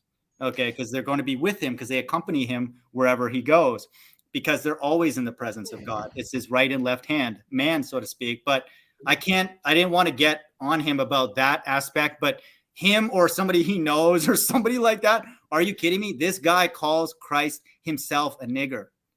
Yeah, and also he does the witnesses whoa, he does have spiritual power, like supernatural powers, and he doesn't. To understand, these people that are out here masquerading around as Bible people, they're the first people that God's going to be after.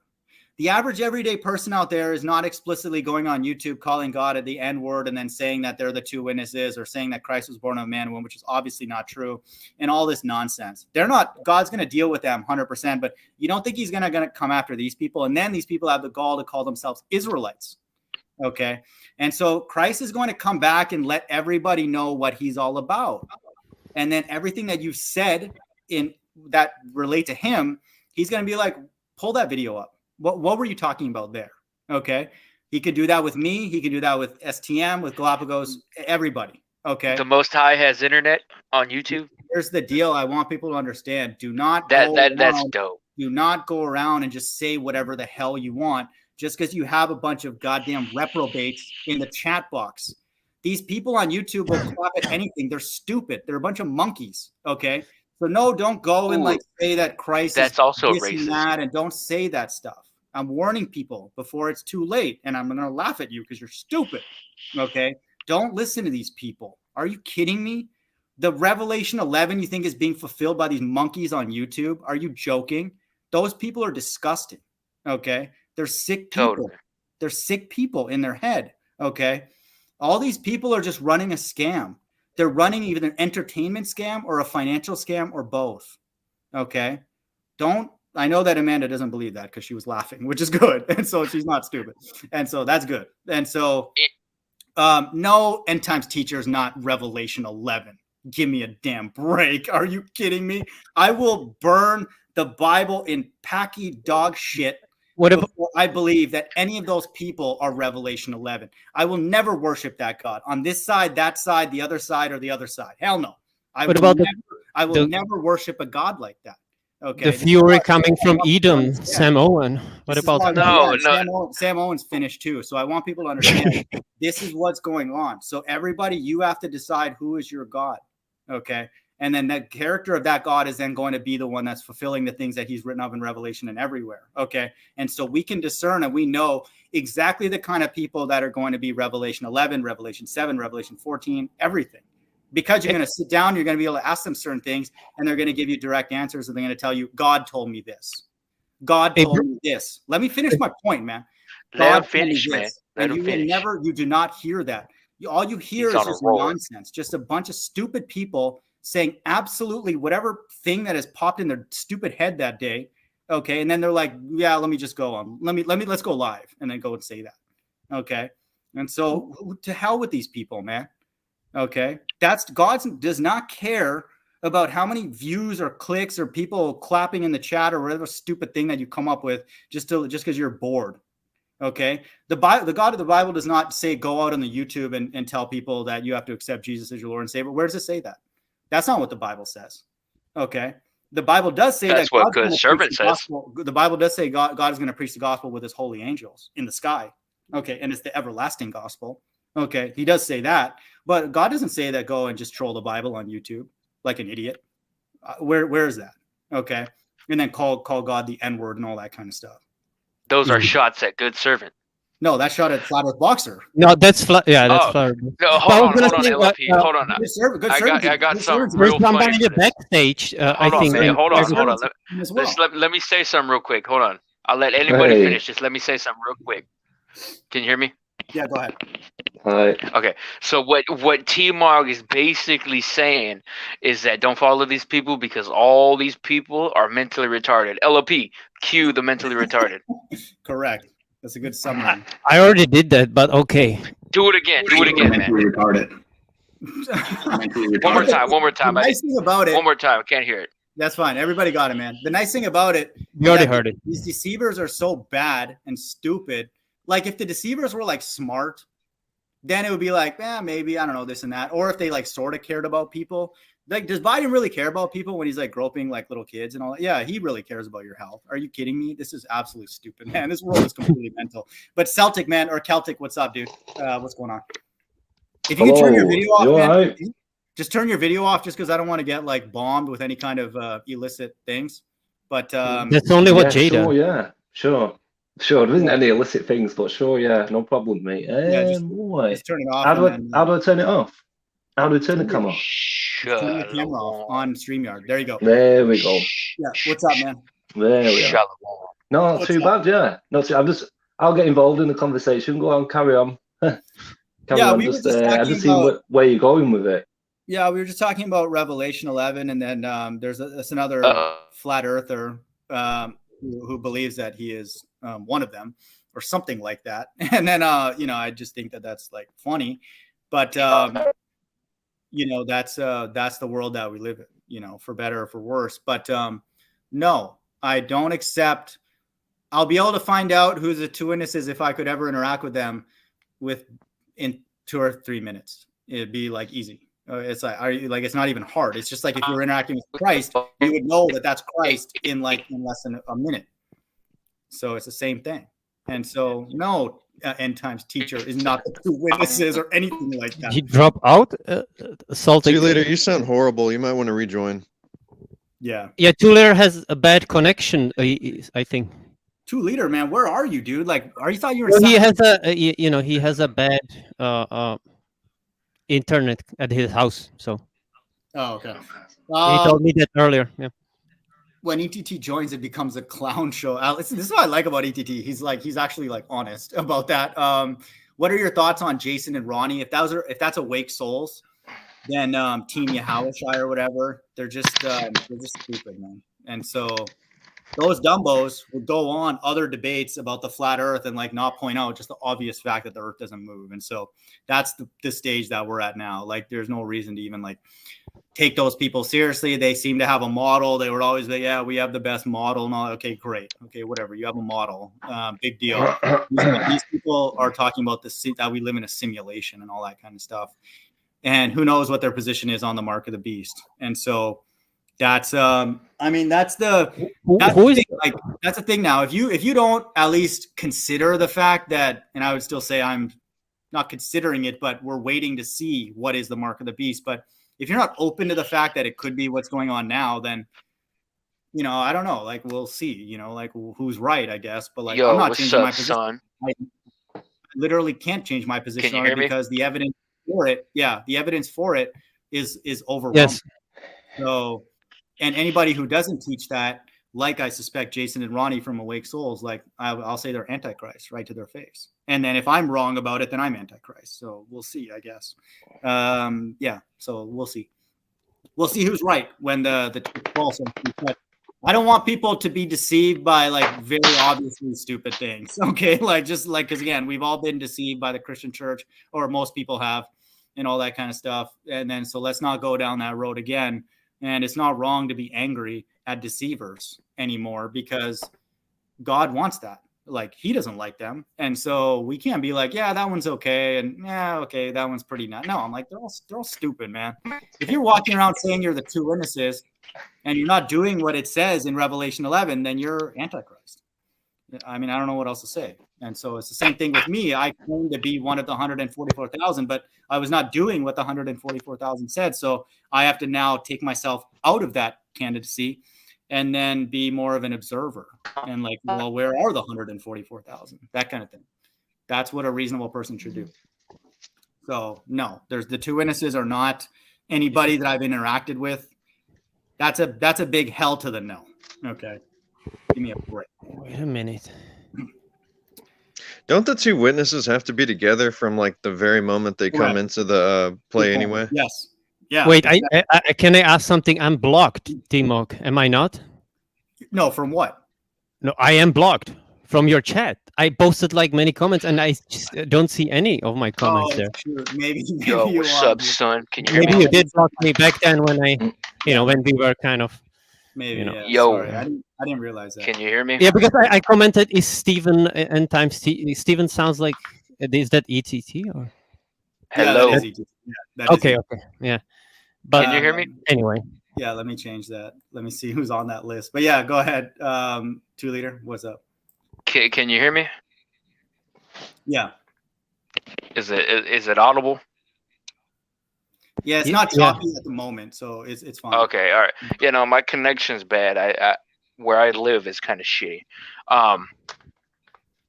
But what was I saying? Oh yeah. How do you get Moses and Elijah as one of the two witnesses, or both of the two witnesses?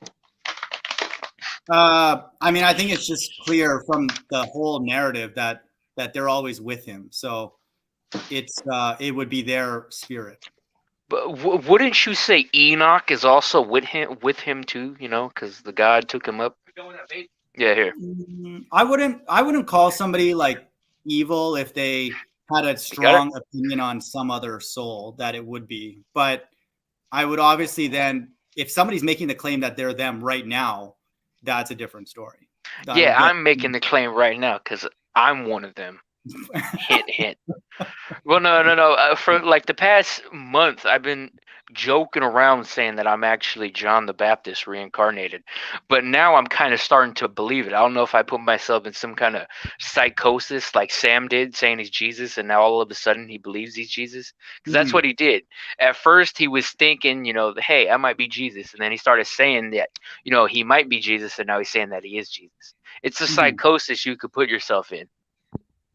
Yeah, it is a psychosis. Correct. Yes, agreed. So it's going to be very obvious who they are, you know, and it's the nice thing about it is that if they are to ever be here, then it would be a supernatural event, you know, in the sky. And so there won't be any doubt, you know, like who they are or anything like that. So that's the nice thing about my position. And I'll be honest, that's why I sometimes still like to go on these panels, because no one has ever caught that, and then to me that's obviously true. So now for me it's a question, is the Bible true, the whole book? And if it is, somehow that button was pushed and somebody said that it is true, and I know who the two witnesses are. And so that's the only thing that's remaining for me. Every breakdown of Revelation 11 and how that fits into the end times narrative is absolutely preposterous. Like it's not even like slightly, yeah, maybe. Like even the mark of the beast, the microchip, you can be like, maybe, you know, I mean, I can't like demonstrate that except going into the Greek, and then, you know, like the Dexios, and then the laws, and like the causeth all and all that. But like, that's an absolutely no kind of thing, you know. Other things that I've heard from people saying they're in Israel, or it's freaking flat earth boxer or end times teacher, like, you know, no, like that's the luxurious position that I have, is that if what I teach is not true, then the Bible's not true, all of it. And so if what end times teacher or flat earth boxer teaches about the Bible is not true, that doesn't mean that the Bible's not true. That just means that they're not the two witnesses, which is like obviously like not the case. So like, I mean, like they have a lot of like room still to like, you know, figure out what is the actual truth. But there's no way the two witnesses are not exactly what it says in Revelation 11. Just read it from the top and the bottom, and that hasn't happened yet. Not a single word of it. And the nice thing about what at least me and ETT agree on is Revelation 16 hasn't happened yet. So now the only debate is what is the mark of the beast, to keep that off. But that still has to happen. And so a lot of these people who are out, World War III is going to start today and tomorrow. Well, then the Bible is not true. If America gets destroyed in the next day or two or a month or whatever, then the Bible is not true, because then it hasn't happened yet. Revelation 16. So they don't know what's going on. You know, that's why, again, for people who are into the Bible, we have peace, and the Bible says security, wisdom, and knowledge will be the stability of our times, because we know that how this is going to play out. And so we worry a little bit, I guess, but like not nearly as much as other people, because we know what's about to happen. You know, it has to be Christ's second coming. So that's next up on the eschatological framework. It's not World War III or a microchip or anything like that. And if that doesn't happen, then I'd be inclined to say that the Bible is not true again this year or next year. But who do you think are the two witnesses? Freaking STM? Like what? Come on, man. I would say it's Enoch and Elijah. That's I not going off of no like, you know, understanding, because what you might present may be more factual. It's just what I've always felt right. What would be Enoch and Elijah from how I feel. Because they never experienced like a physical death yet. Yeah, basically that. Yeah, that's fine. In a summary. Yeah, I wouldn't go and start getting in it. But if somebody says that they're here or they're fulfilling, yeah, it's just I'm joking around with that kind of stuff. Sometimes teacher's strongest point that he is one is that he wears sackcloth. That like, I don't even know what does that have to do with anything? Exactly, like it doesn't. So many people do that. So yeah, it's like that's his like at this point it's his strongest argument, and then you can't be wearing sackcloth and then wearing a mask like him and Tahar and other GMS members do. So I don't know. I don't want to say to tell people, but like, and I'm not saying this to be arrogant, but what I teach about that has to be true. They have to be the two men in Acts 1:10-11, and then I would reject that God on every side if that's not true, because that's obviously true. And so that's what it is, you know. And so that's again why I believe that. Damn, it's already been 2 hours. That's crazy. Yeah, we're gonna have a visitor soon, but you know, again, for people like, well, why do you talk to him then? ETT knows a lot about the Bible. I don't think there's probably 50 people in America who know it better than he does. 50 people. Can you imagine? That's not very many, because he's a flat earther. He teaches that this earth is hell, and he's at least aware of the Greek and the arguments on that. And you know, that's not many people. You know, just think about the number of people you know that are flat earthers. It's not very many. And so he's done his due diligence, but don't go and be like him, you know, or whatever. Oh yeah, he said it's not just two people. Okay. Yeah, ETT never said it's two witnesses. He believes it's two nations. He believes it's two nations of people, which don't. Does he really believe that's he's one of the witnesses? I mean, but then it says in the Bible two men. So but he would be part of the fulfillment of those two nations, you know, the northern and southern kingdom. Does he really believe that though, or is he trolling? Yeah. No, he believes that 100%. Oh, and he's trolling. It's kind of both. Oh, like okay. He believes it and he's trolling, like at the same time. So, and no, End Times teacher does not believe that Christ was born of a man and woman. He knows that that's not true. For people that come by my channel and say, "Oh, how can he doesn't believe that?" Are you kidding me? It's obviously not true. And so he has a role to play. I just ask people when they come by my channel, "What's your role?" He's made it clear what his role is. Okay, he has a job to do. I have a job to do. Everybody has a job to do. What's your job? Biden has a job to do. Putin has a job to do. What's your job? Anybody out there listening?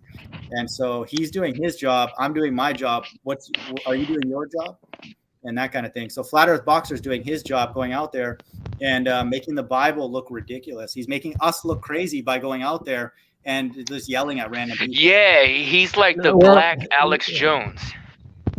Or the Black Joe Rogan. I would say he's more. I wouldn't say that than Alex Jones, but maybe, I guess, something like that. Yeah.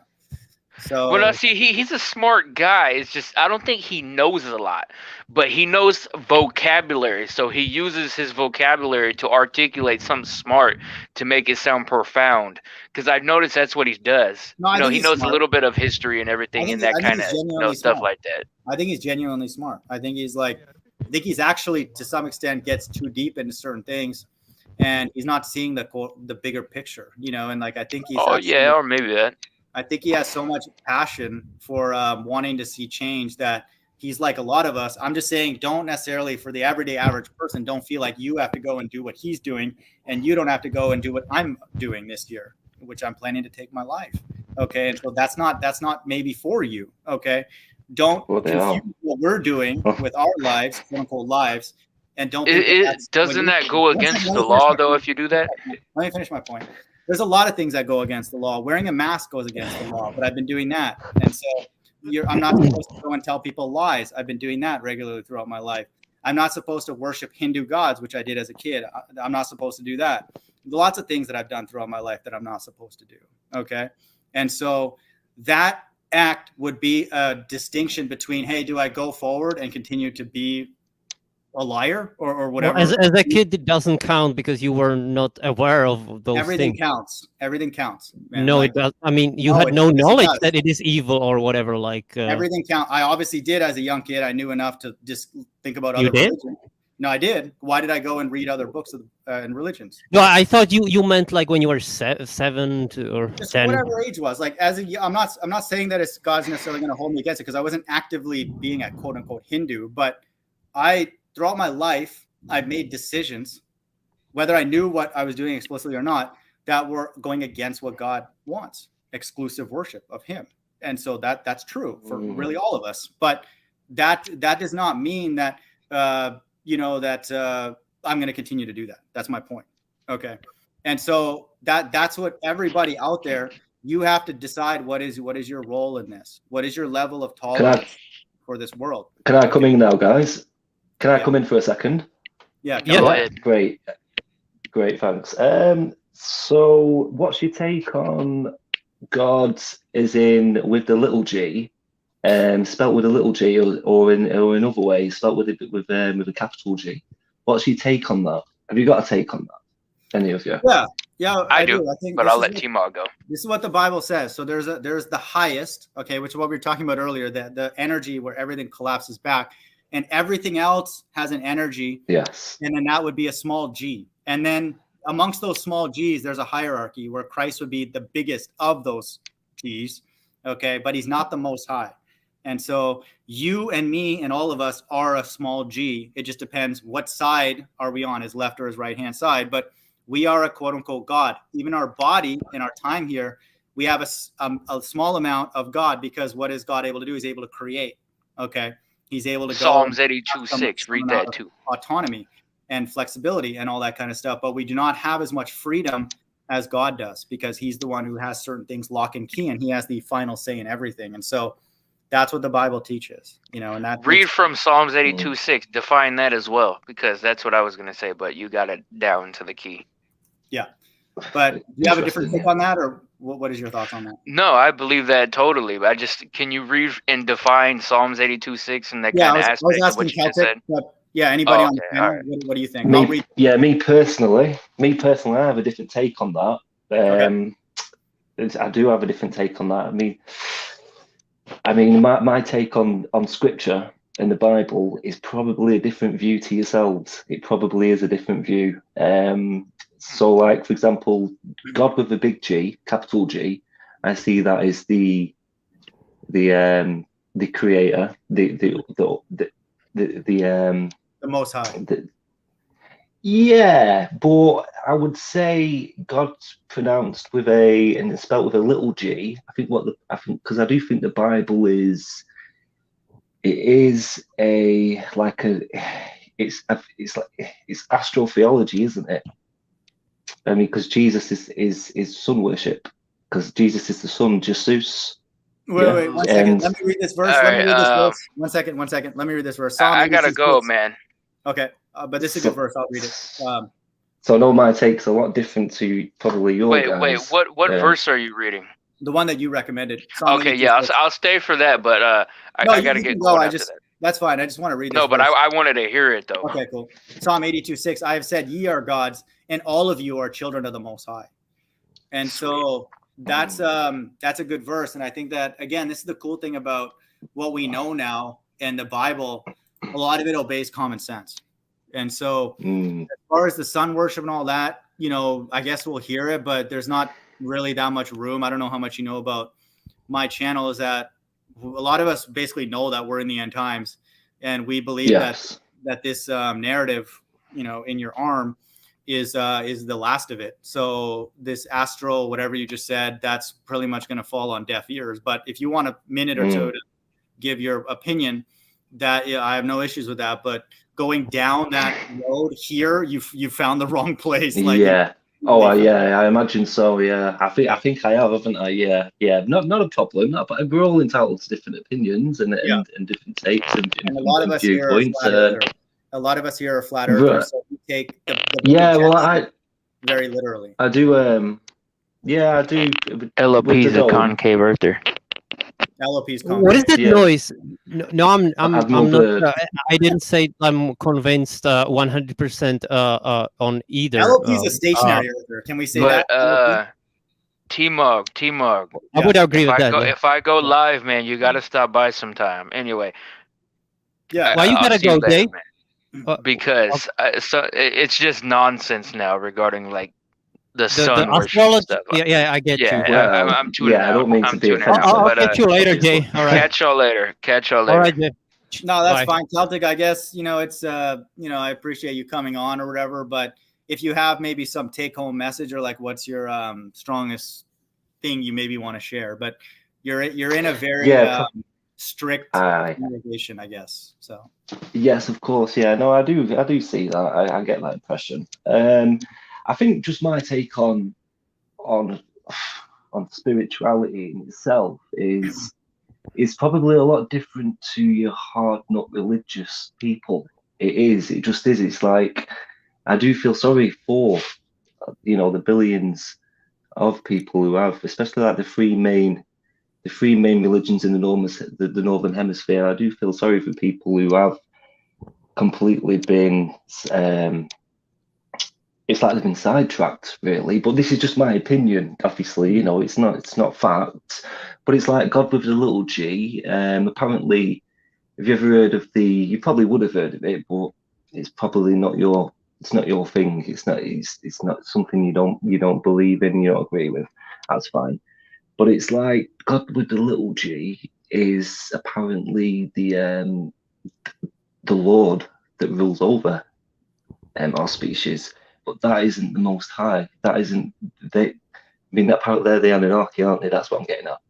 Mm-hmm. And yeah, so you would. I mean, it's like in Genesis. See, I'm not that familiar, but I'm familiar enough, and I've got a gist of it. It's like in Genesis, is it 1:1 where he says, it says, "Let us make man in our image." Yeah. So that's just not that. I mean, that's plural, isn't it? Yeah. There's more. Do you know what I mean? So that's I where believe the elect. Let me answer that. I believe the elect were with God prior to the creation, and so the elect are God's angels, and so they're here. Whoever they are, they're here as a form of punishment. Okay, or if you want to think about it more, is from the garden narrative, they're here to see evil because they were angels and they only did what God told them to, but he's kind of promoting them to be, like you're saying, gods. Okay, but you have to see good and evil. So when the serpent was in the garden prophesying, there was some amount of truth. Oh, if you do that, you're going to see good and evil. Then you're going to be like a god. And so that was the element of the truth. Okay, but he didn't tell them that once you disobey God, you're going to have to then experience pain. Okay, which they were not up to that point. So that's the deception. But it was all prophesied, and then so it's very likely that, and I can't prove this, but I would say that it's likely that God's elect are angels, and then they carved this earth with UFOs. Interesting. They're lasers. Okay, and so God gave them the print, and he's like, go make the earth. So maybe it was just a slab of ice, and then he said, carve it out, and then there's the water now, and then he's like, land will appear. Like, we don't know exactly how that works, but it's clear that the Most High, the God of the Bible, is a co-creator. So Christ was involved, in the beginning, in the creation, because he's his first creation. Okay, and then it would be then the souls of the elect. Okay, and then so on. And so, but all of those souls, those energies, are a substance of God. In that substance, then you have a certain amount of awareness of God, certain amount of faith. So in that soul, because God provides the faith, and how does he provide it? Through the soul.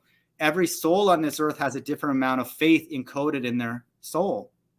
And then based on that energy, it's the amount that you're allowed to worship God. And then there's a group called the elect, which know the truth. And then so they're allowed to worship God in spirit and in truth. That's the unique thing. Everybody else is worshiping in a spirit because they are a spirit. But that group is worshiping in spirit and in truth. So that's the claim of the Bible. Okay. So just so you know our position with yours. Which is the King James version as well. As it's this King James version. So it's his version. Well, the King James is deceptive on purpose. Like the English language is deceptive on purpose, because I would not have known, I would not teach what the mark of the beast is unless I went into the Greek, for example, because you don't have a position in the English because it says right hand. So the English version, whenever people come and say, "Oh, you're the what you use as God, it's not right," and I mean, I sort of agree with them, even though I don't know their full arguments. But the English language is deceptive, but it's part of the deception. But God's behind the deception, according to Job 12:16. So I already know that, I guess. And so what I do ask people when they say, "Oh, this is the right way to say God," it's Adonai, it's Elohim, it's Yahweh or whatever the hell people say. I'm like, well, call on that God then and tell him to tell you something. And then when I ask somebody to do that, they're like, "No, I don't want. What are you talking about?" And I'm like, "Well, you're stupid then. Okay, why are you coming to push a God on me? Go call on that God." It's the same thing with this narrative right now. Go to your other medical people and then tell me what else do they care about my health. Do they care about my health? No, because they don't talk about anything else about my health. So like, why would I trust you with this now? And so it's the same thing when people come by, not you, but like other people in other hangouts. They're like, "Oh, do you know when you say God, that's blasphemous? It should be this and that." Okay, well, go call on your God. Okay, and then tell him to tell you something in the future, because that's what it says is required in Revelation 19:10. And then they're like, "Oh, I got to go. I got to feed my dog. I got to go and buy." Okay, well, then you're stupid then. So your God is dismissed. And so anybody who wants to come and say, like, what is that? Or what does Lord mean? And what does this mean? Well, then go and tell me that. Okay.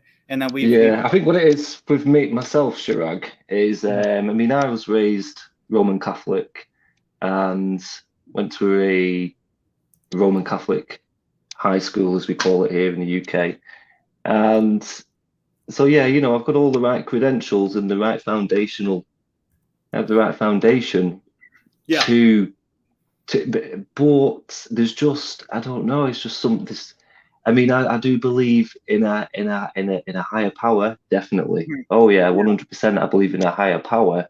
Good. But I do, yeah. But I don't know if the three main Northern Hemisphere religions are ideologies. I just don't know if they're I think I don't know if that's all they are. It's just I reject ideologies. Those two. Yeah, let's not even start. Of course you will, yeah. You don't have to speak from that vantage point, because I find all those people as scam artists. So we can just start fresh with our conversation. Right, yeah. If you're a spiritual person and you want to discuss it in terms of physics. I am spiritual, yes. So physics explains what's going on. There has to be a vibration at the highest order. And then he must contain all the frequencies. That God, right? You know, even just light and all the frequencies that we see, he must have had those first. All your emotions, he must have had those first, because they came from him. So he has all the emotional frequencies. This is what the Bible says. God can be jealous. God can be angry. God can be happy. God can be disappointed in you and me and all that kind of stuff, like any parent. And so all those frequencies, all those emotions, all those things God has to have had before. Okay. God has been able to create, you know, and then destroy, because we're able to do that. And so that's, even from a physics perspective, the Most High is the Most High. He's felt everything that everybody's felt already. Okay. And then he wants certain people to feel certain things. And that's what we're living out right now. This is not the way the Bible Christians would teach it, but this is what we know now about our Heavenly Father. And so the only thing that we ask, though, from him now is turn off the pain receptors. We don't want to feel pain anymore. We want to create like he does, but we don't want to see other people in pain, and then we don't want to be in pain. Okay. Yeah, I agree with that. Yeah. Evil amongst one another. We don't want to see people decay. Okay. Because he doesn't decay. And so if God can turn off the pain receptors and allow us to create like he does, we would ask him, we want him to help us stay alive forever, because then he can use us for something. Okay. And then we will not feel pain. And then, so these are the things that ultimately can only occur in the spirit world, because our body is a form of a judgment. Okay. Limitation is another way, if you want to think about it that way, because even a lot of the deeper questions that you'll have, you're not going to find those answers here. You're not with those religions that you just quoted, and probably not even on this panel, because like we're doing our best to piece it together. Some of us just found out what the shape of the earth is. Some of us just found out what the shape of the earth is not. Let's say that recently. So we basically stopped spinning, okay, on a damn ball. Okay. Right. So, you know, if you start from that perspective, because I'm an engineer, I think that's interesting. You know, you don't have to quote a verse. We're not going to put you on the spot, but that's what actually the exact narrative of the Bible is, that there's a highest power, and then all the souls beneath him, there's a hierarchy. There's a structure to it. Yeah. Interesting. No, I do respect your here's the thing that's deep. Your stand and your take, definitely. Here's the thing that's deep. Even his evil has a structure. All those religions that you quoted, that's part of the deception. Can you imagine that? All the religions. Can you imagine Judaism, Christianity, Islam, Hinduism, Buddhism? They're not going to actually care about you as a person. Why? Because if they did, then they're going to tell you the truth about your reality, about your physical reality, spiritual reality, and then your future. And they don't know those things. And if they do, how come they're not telling us? And then those things happening. So that's what we're waiting to see. We're anxious. A lot of us, especially the few people that come by here, we're like, well, at least the Bible makes some claims that we can evaluate. Let's see if they happen. Yeah, interesting. So one more point, and I'll make one more point, Chirag, and then I'll leave you to it.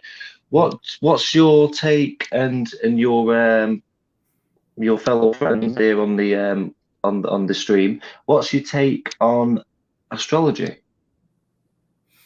It's amazing, man. I think there's probably other people that are into it more, but however you use that phrase, whether you're using it even from like even like horoscopes. I know that people sort of make fun of those, but like there are certain things set in motion, you know, in the stars and in the lights, you know, more fundamentally above us. And so all those things have they're set in motion, and it's like God's clock, you know, and it's his movie. Yeah. And so all those things, we impact those, and then they impact us. Okay. And so even in the book of Joshua, it says that God actually literally stopped the sun and the moon. Can you imagine that? He's like, stop. Okay.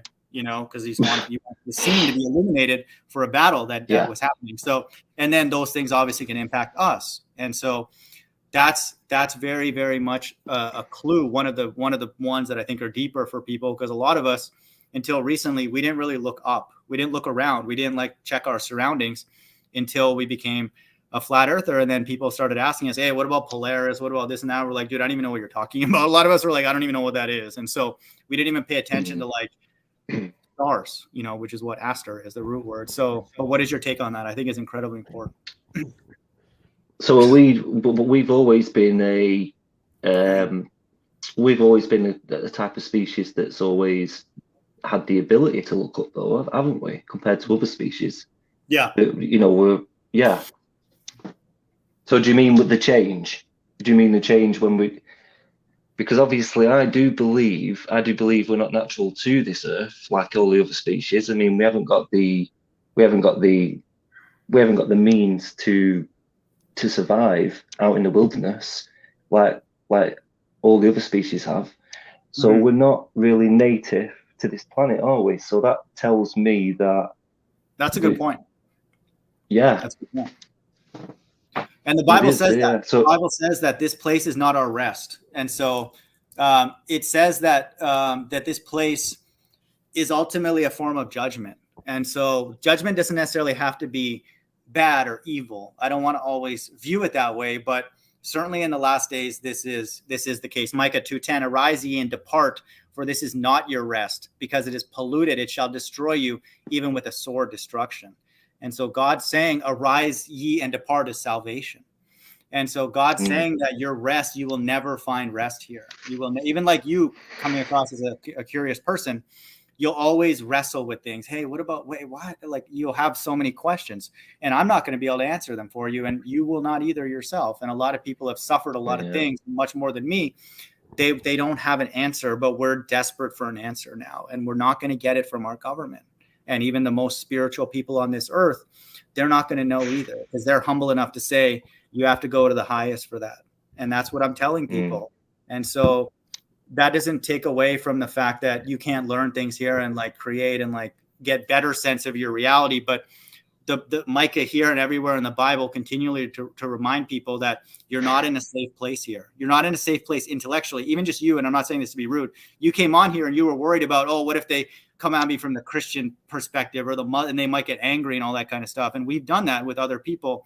We go on debates with ball earthers and they get angry at us because we start questioning, hey, I don't think we live on a ball. Then they're like, oh, you're stupid, you're a flathead and this and that. They'll go crazy, you know, and they'll go mental. On us. So that's not a safe place to have a discussion even about our reality. And so we've realized.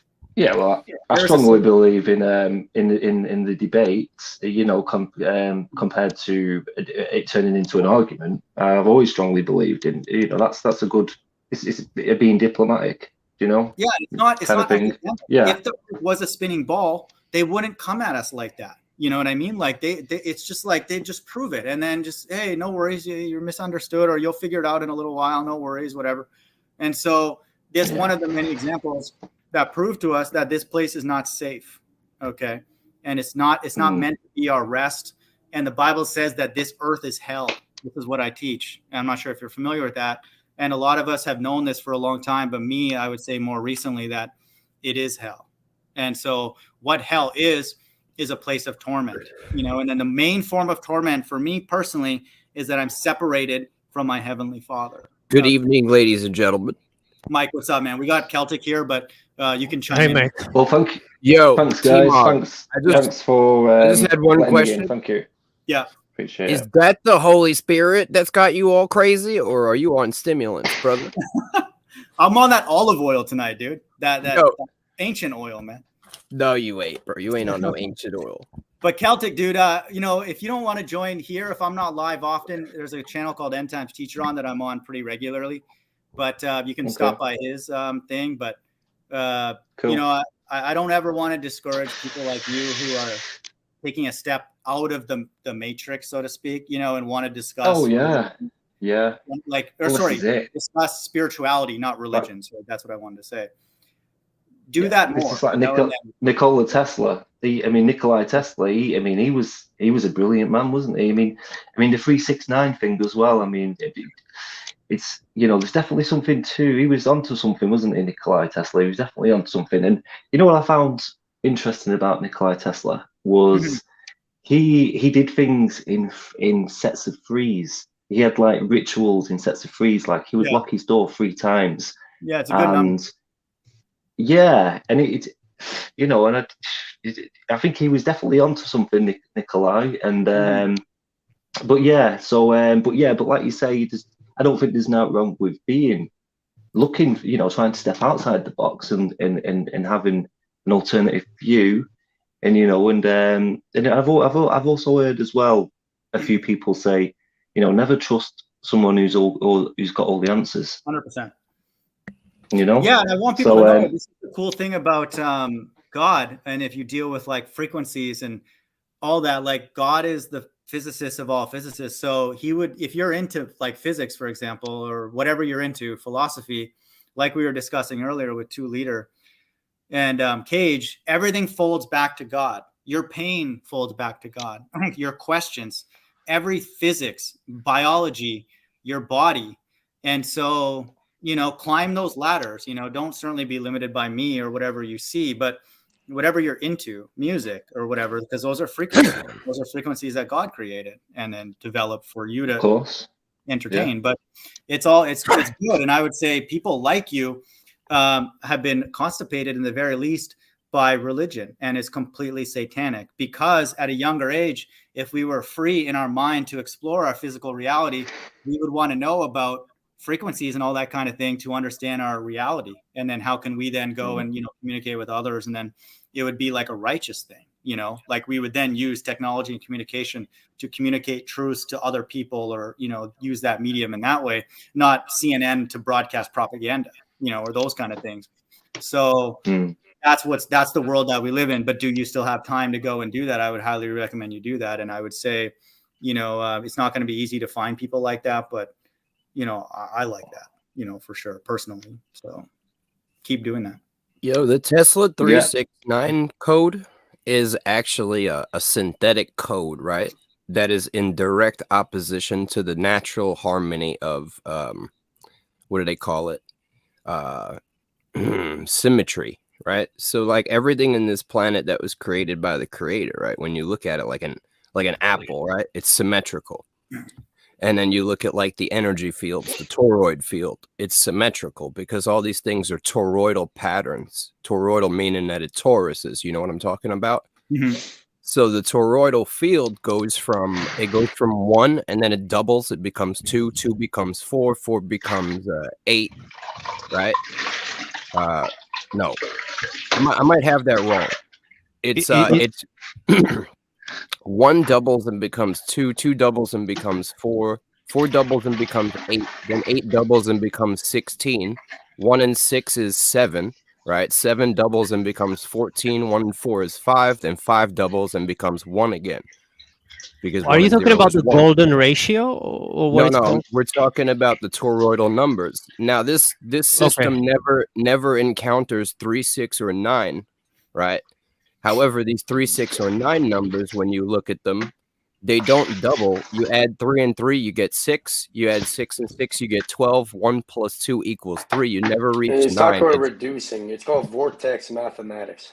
Right, and it's binary, right? So the triangle only goes from +9 to -9. It just keeps flipping back and forth. Whereas, 1 second, though, Mike. I'm just gonna let people know, Cage. I'm gonna drop you for a second and just let Flat Earth Autopilot on, but you can come back in a second. But I'm only allowed to have 6 people on, but you can come back on in a second. Go ahead. Sorry, Mike. I'll keep going with that. So essentially, all I was saying is that the 3, 6, 9 pattern is a synthetic pattern that's binary, and it's the way that our computers work now. And I don't believe it's of the Almighty. I believe that that's what Tesla was getting from demons. But one thing that this is sort of random, but kind of related to this topic, that I remember I watched a documentary on a math wizard, and somebody asked him, like, because he can compute like huge numbers, like multiply them, and when he said what he was getting a solution, he could see a picture, like an image, like a movie almost. And that's how he understood the answers mathematically. So I found that cool. Like, just the fact that intelligence and all that kind of thing is very like broad, like how things work together. To me, there's obviously this common energy, which would be the most high, but the how much there is interlinks between all these different concepts and different fields. There's no way that we could ever begin to understand that, but to not pursue that, I think, would be sad, because that's very true. That all these things roll up to God, but like on that roll up, like you're going to find a lot of very, very interesting patterns, and connections, and that kind of thing. And so that's ultimately what I believe, that if this is anything but some kind of like maze, essentially, that's what this is, and then my channel would be some piece of the answer, and then everybody else provides their, even if it's ignoring what they say. And math is the language of the creator, because it can't lie. All these things ultimately fold back to God. What were you saying, Mike? Math is the language of the creator because it doesn't lie. 2 + 2 always equals 4. You know what I'm saying? It's a language that cannot be corrupted. Numerics. True. Yeah, and I would say science in its purest form is that way too, when it's actually doing what it's supposed to do. It's amazing, because if the earth was non-causal, we could maybe then accuse God of potentially being non-causal. We're like, well, wait a minute, we can't even rely on our physical reality being, hey, if I push this is going to happen. Then, what's going on? How do we even understand God? So I think that science is also really cool, and like true science, not what people Did you know that the Old Testament, right? The letters are not only letters and words, but every Hebrew character equals a numerical value. Yeah, and that's what I do with the names and stuff, like, a little bit. But yeah. You mess with gematria? Yeah, it's deep, man. It's amazing. I wasn't even talking about the gematria. I'm just saying, in order for it to be incorruptible, the mathematics were employed. Okay. Wait, you mean like every Hebrew letter has a value? And correct? Yeah. Okay, I get you now. There is no number system in Hebrew. That was invented in the Arab. The Arabs invented numerics, the ones we currently use, 1 through 0. The Hebrews used their letter system as numbers. That's pretty sick. That's the cool thing, man. I love that, cool. Because the real Israelites, they're not afraid to talk about math, science, and physics, or none of that. So if you get those people and they're like, oh, you're thinking too deep and like you're too smart, well, go to smarter people then. Don't talk to those stupid people, man. That's what I would say. And the smarter you go on the higher level, whatever those things are, and you care about people, which is the most important thing, you're getting closer to God. You absolutely all truth is the Almighty, right? All truth is the word of the Almighty. All lies are of the devil. Period. That's it. And so the truth is not just, they are obviously spiritual truths, no doubt, but things about our physical reality encode truth as well. And so that's amazing, and then we know that about certain things about our physical reality. So all those things, ultimately, this is what we all know now. And hopefully this type of learning will not stop. No one wants to go to a kingdom if you're not going to learn there. I wouldn't go there. Yeah, you just go there and like become a slave, and like end times teacher beats you over the head because he's in a bad mood. I'm not going there. Hell no. And so you guys can go and do whatever you want with Esau or whatever the hell you want to do. But I will go to a place that's run in righteousness where I can be creative. I can learn and then learn about more of those frequencies. And then what has God created outside of this dome? We don't know how much land is outside of wherever we are. No one has any idea. It could be like 8 trillion civilizations. And it's not even hard for the creator to do that. So I wouldn't mind learning about that kind of stuff, you know. But if somebody's just going to beat me over the head and like sit on their plantation or whatever the hell these Hebrew Israelites talk about, they can go die in that. Hell no. Those people are disgusting, and their God's disgusting. Do you think the Almighty wants people who want to come up to the kingdom and be slave owners? Just think about this. Exactly. Like, that's their dream of heaven. Right. Is to become the people they hate. That's how Stockholm Syndrome they are. They believe that their best they can do is what their oppressor is doing to them. You're right. That's exactly what they believe, that the best that they could ever be is what their oppressor, how vile they are to them. That's what the like Hebrew Israelites teach, though. It's such a carnal desire, though, is it not carnal? It's not. It is, and it's not consistent with Christ, he's about freedom. He's about learning. Christ doesn't say, you know, that third question on your test. Yeah, the answer is C. Go, leave me alone. No, he'll tell you with a riddle. He'll be like, hey, what are you thinking about? He'll engage with people, you know, and then he doesn't just say, yeah, I'm going to show up on this day and I'm going to blow up all these people. He's like, I'll give you some clues. So what? We have to like use our brain. We got to talk to each other and be like, hey, what do you think? And this and that. And is that why he always spoke in parables? Yeah. Is that why he spoke in parables? 100%. Right. Yeah, because it's consistent with God's character, because God is not the type to just spoon feed you an answer and then definitely not go and charge you for it financially or anything like that. Okay. And then I'm on some stuff. And so if we were not designed to think, then why were we given a brain? Right? Like if we just like, I'm going to download it to you, and then I agree with you in a certain sense, but at the same sense too, we have to realize that the Mashiach was speaking in a lot of riddles because he was trying not to get stoned to death. You know what I'm saying? Like it wasn't time for him to get stoned. It wasn't time for him to die until he was put on the cross. At the time that he was put on the cross to fulfill prophecy, so he was speaking in such a way where they couldn't outright stone him for what he was saying. You get what I'm saying? Yeah, I mean, from an earthly perspective, there are multiple layers to why he was using. He's an onion. He's an onion, right? Spiritual onion. You already know. But many layers. In terms of like ogres have layers. In terms of that, especially in Matthew 24, he's being confusing on purpose, because everybody will read Matthew 24 and come to a different conclusion because it's all like it appears jumbled up, for example. Well, there's always parts where, like, you know, when the Almighty is like, Satan, whence comest thou? Like, of course he knows where he just came from. He's fucking with him. Yeah, and you know it's not. Or Adam, where art thou? Right, in Genesis, exactly, like obviously he knows. But yeah, did you eat from the tree of knowledge of good and evil? Enables the or same Cain, where is thine brother? Or exactly. Abel, It's the same thing. That's why the Bible, if people are saying like it's scripted and it just sounds like a fairy tale, it is scripted.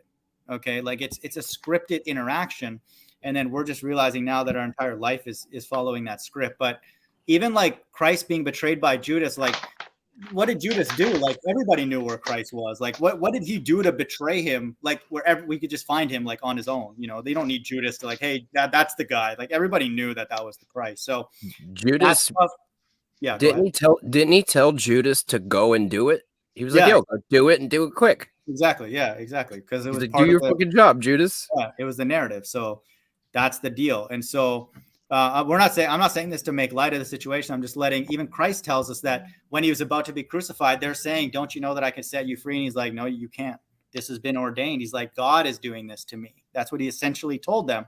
And so he told us now that those people around him were actors in charge of doing that to him, and God ordained that. So it is what people would call divine child abuse, but we have to believe that that's a righteous thing. We have to believe that's for a righteous purpose, but the Most High put his own son on the cross. Okay. And then that's obviously for the forgiveness of sins, but there's something deeper going on that we don't. The only people that see it as divine child abuse are too focused on the reality of the physical world, and they really believe that it matters like that, but it doesn't really matter. See, that's what people confuse. They think that this life is the all and the all end of it. You know what I mean? Yeah, agreed. 100%. This life is a blink in your eye of nothing. It's a joke compared to real.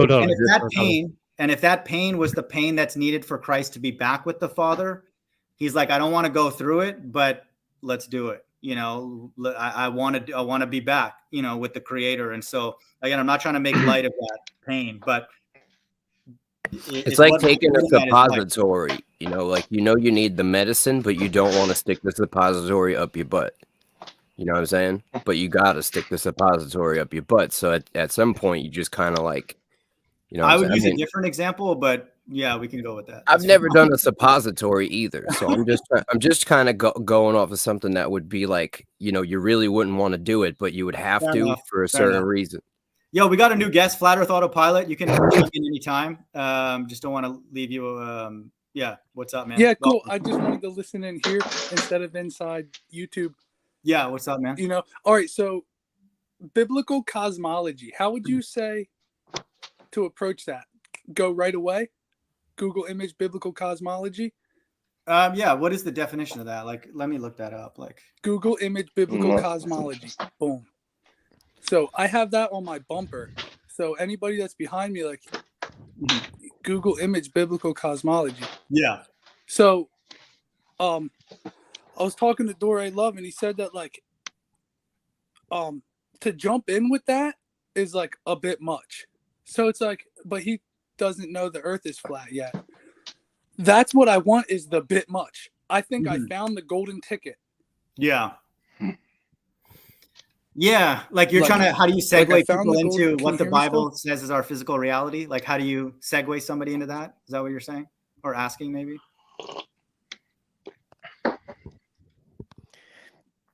You have those northern lights there. It's pretty cool. Yeah. But, sorry, Flat Earth AutoPilot, was that a question, sorry? Or like, what was your point on that? You might be on mute.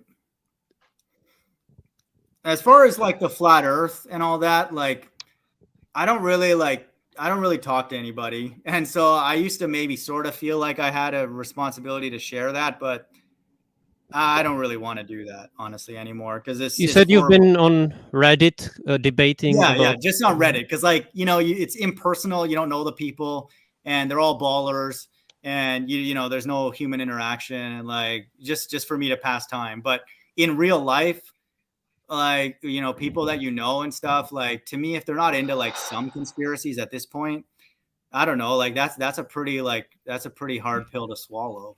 TMoG, is your ceiling made out of concrete? It may have the appearance of it. I don't know, but it does look like concrete. Yeah, it is. It is actually. Yeah, I think it is. It's not like a painting. Yeah. Do you live in a bunker?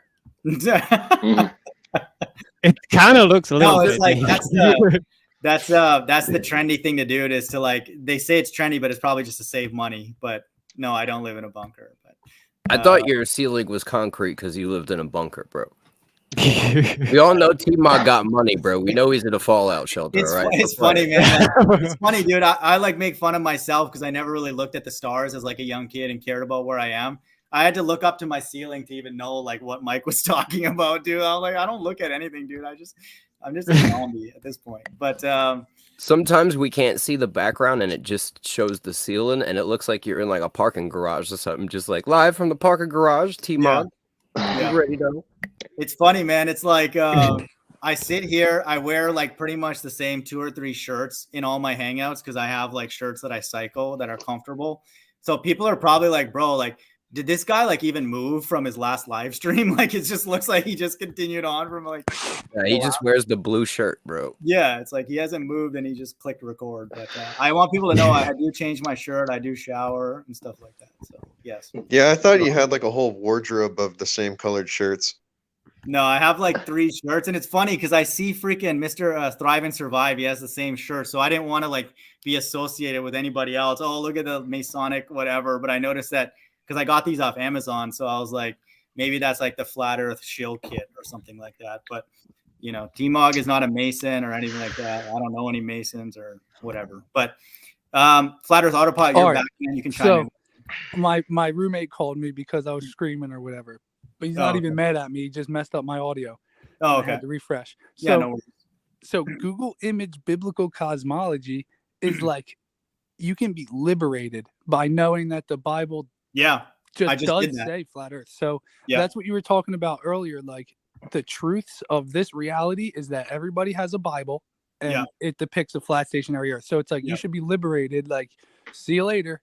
You know what I mean? Like, it's that easy, bro. I found that ticket and it's like, nobody can argue, bro. It's not like flat or globe. It's like, bro, the Bible says it. Like, I don't like, it doesn't matter. You can't really even argue, bro. It's and done. to me it is a ticket to now be intelligent, you know, like what Celtic was saying earlier. It's like, we may not come to the same eschatological things or time frame, but what we will all say as flat earthers is we're liberated to ask better questions. You know, wait, why does this relate to that and this and that and all? Like, you can start like, whoa, like, you know, you can ask deeper questions. What's going on outside? Is it concave? Are we living in a whatever? I don't know. So, you know, and then I think that people like that, YouTube has been nice because it is a forum for that, you know, and then we have more and more questions and we're probably not going to get those answers. But to me, if you're not asking those questions, then I can't really view a person as a genuine flat earther, because you just got a free ticket out of jail,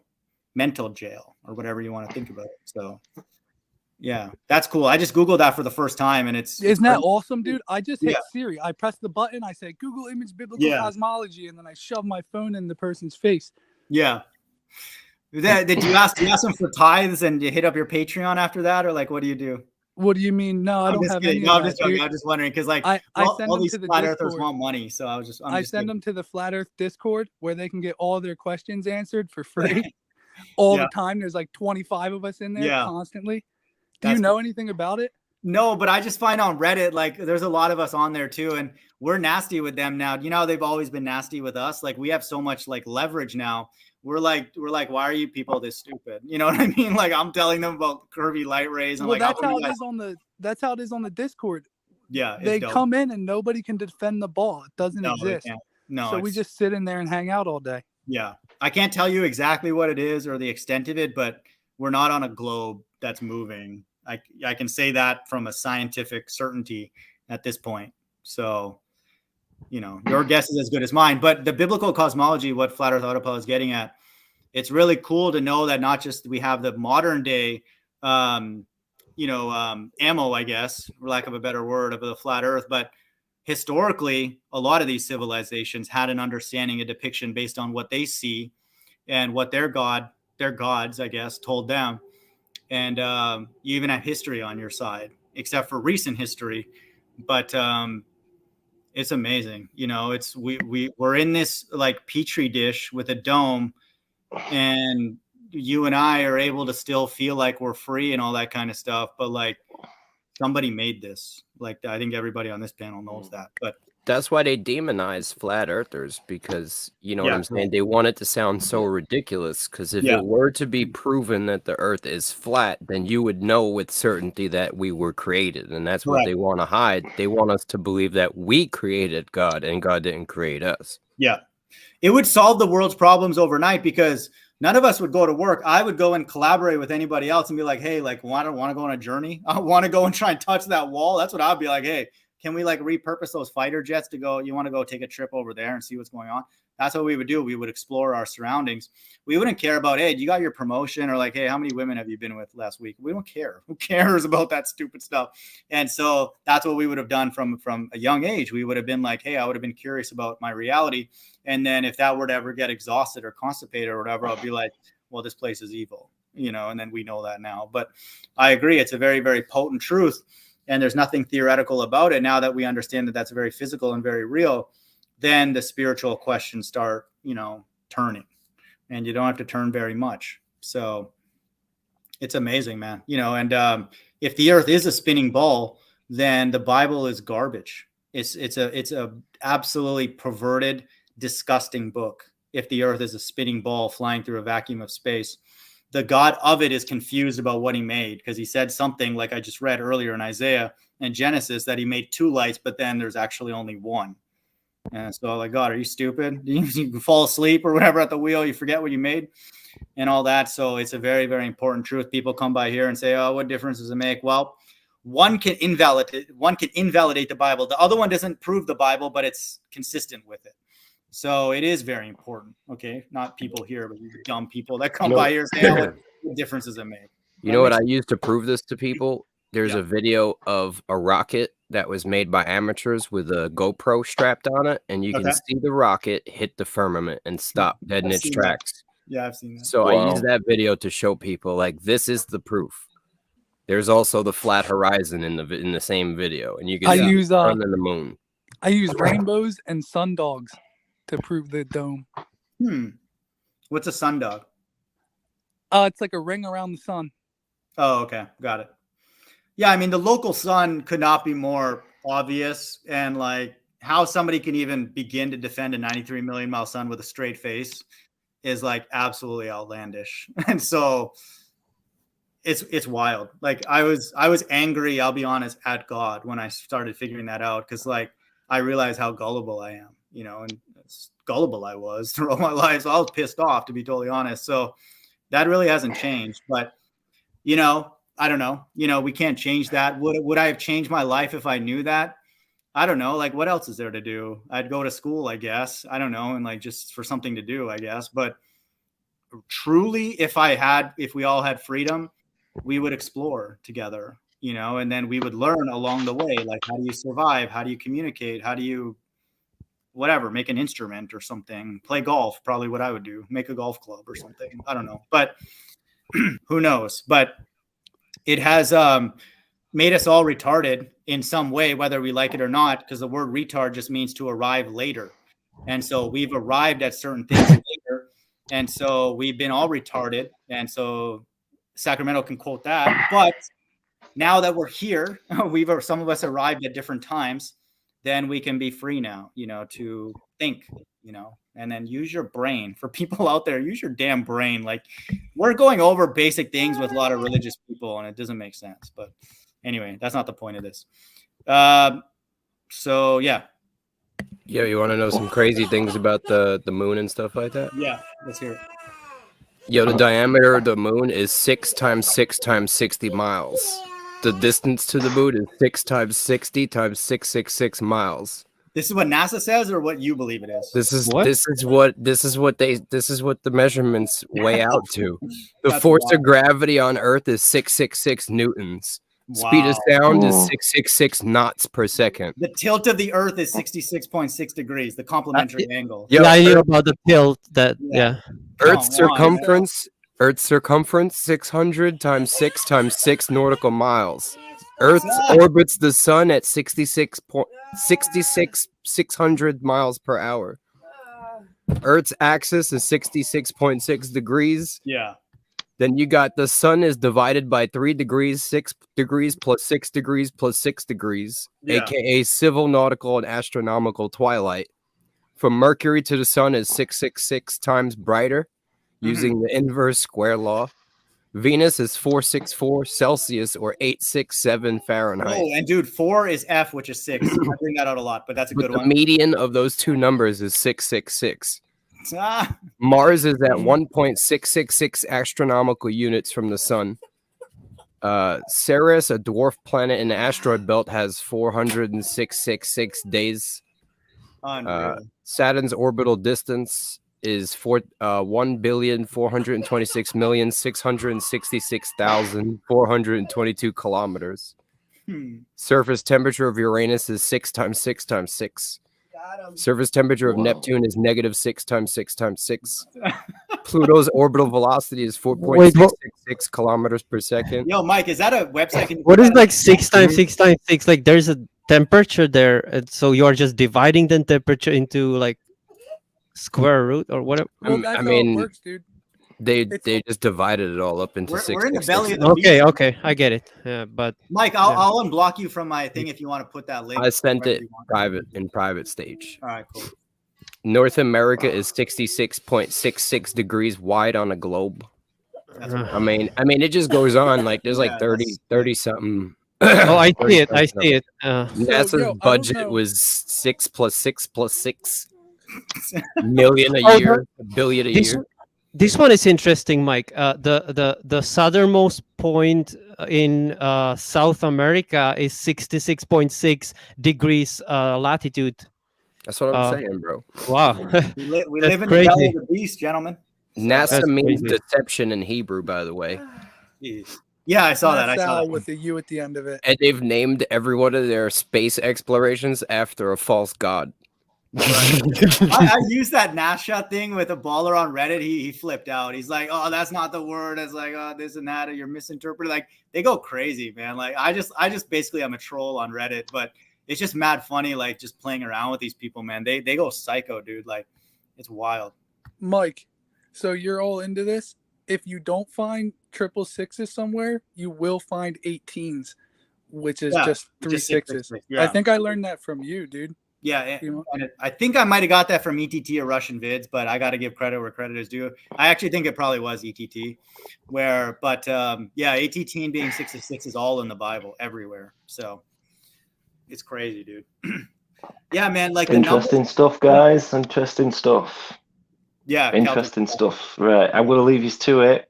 Fascinating, though. I can see how it took a bit of a change in the narrative since I've come in, and I think it's fascinating. But I'll let you get on with it. Okay, guys. Yeah, pop by anytime, man. Thanks for coming by. Thank you. Bye bye. Yeah.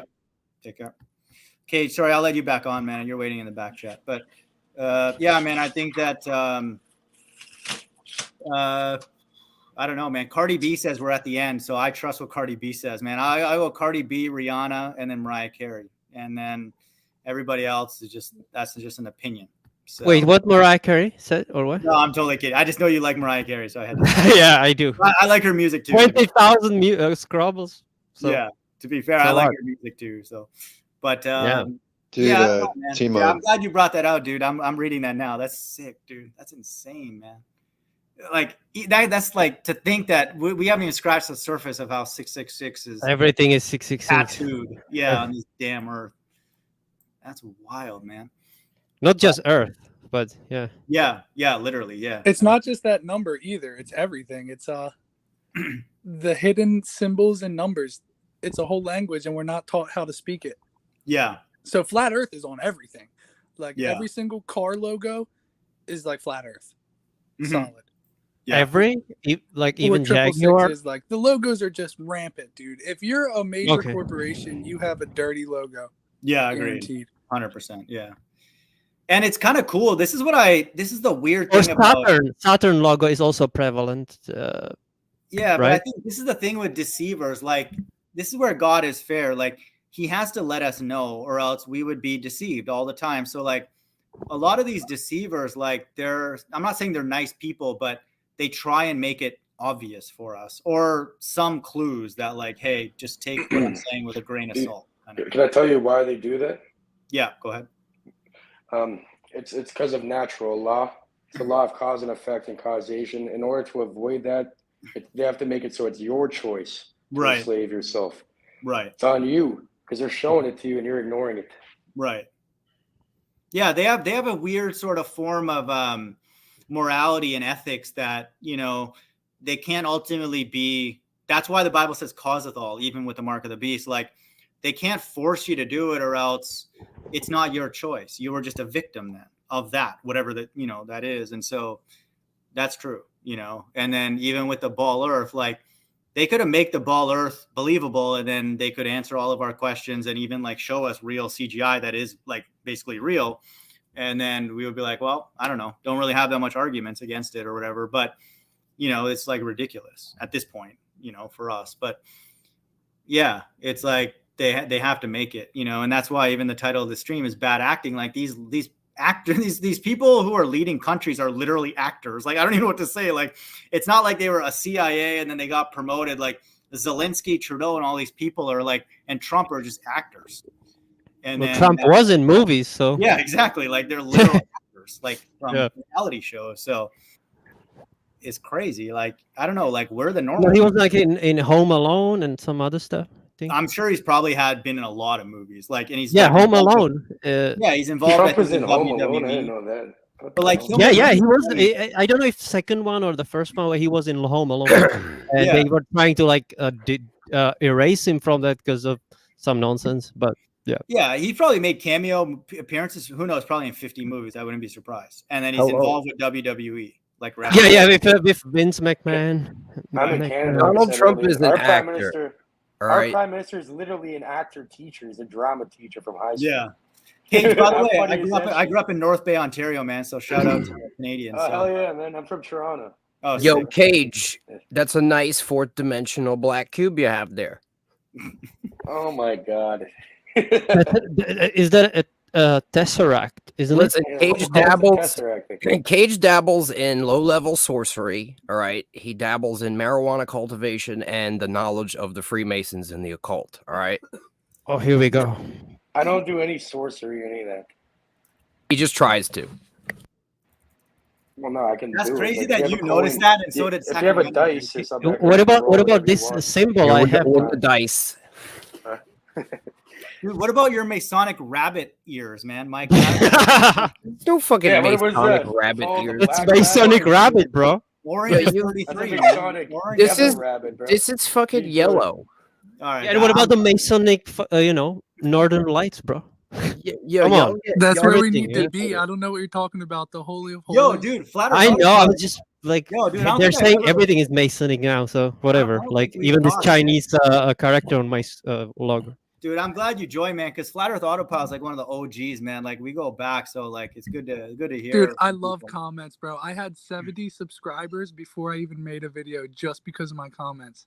Yeah, it's cool, man. Like I think that's the one thing that I like about the YouTube community, man, because like we're like people who are a bit sort of like renegades, like we got to screw loose. I don't say that to be rude, but like, then you come across people, and even though I disagree with a lot of people, like you have to be a bit weird to be a truther or whatever that truth is. And so it's kind of cool, like interacting with people, who then are equally frustrated with other things going on in the world. So, yeah, it's good to have you on, man. I'm so stoked to have you here tonight, dude, because like, honestly, I didn't think you were coming back to YouTube. Like, TMoG has been resurrected, man. Dude, I thought I was like, damn, dude, I'm gonna have to go catch him on the street out front of that office building somewhere one day. Oh man, dude, TMoG. Oh my gosh. I think TMoG did already 2 since he left in December.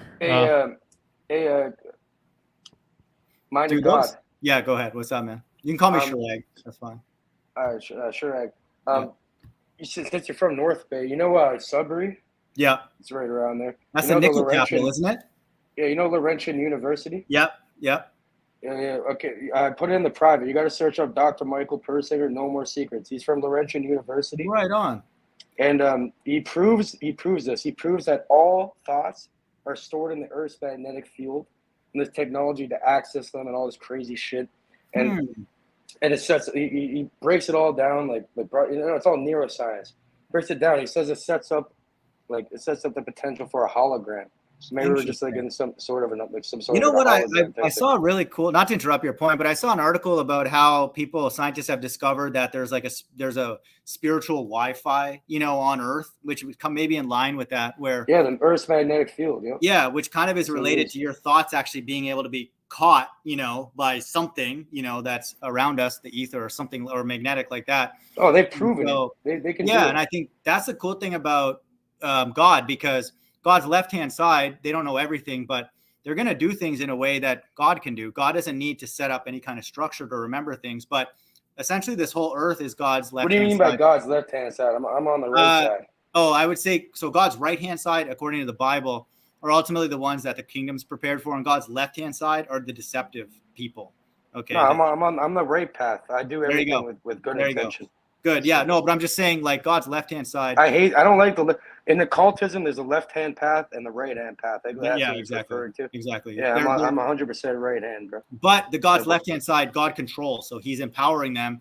And then so he's giving them the quote-unquote blueprint. And then they're going to run this earth in a similar way to like the way they're going to try and be him, but in an earthly perspective. Like they won't heal. They're going to go and jab you with that. And then the list goes on. But it wouldn't surprise me, though, if like, how they say that they're listening to these conversations and your TV is listening to you and your fridge is listening to you and all that. Like all those things are sort of ideas that like mimic what God can do. Like he can listen and tap in and listen to everything and spy on you, but he doesn't need all that technology. But, honestly, I wouldn't be surprised if there is Well, yeah, that same thing with Persinger. They did a lot of experiments on remote viewing. Human beings can remote view too.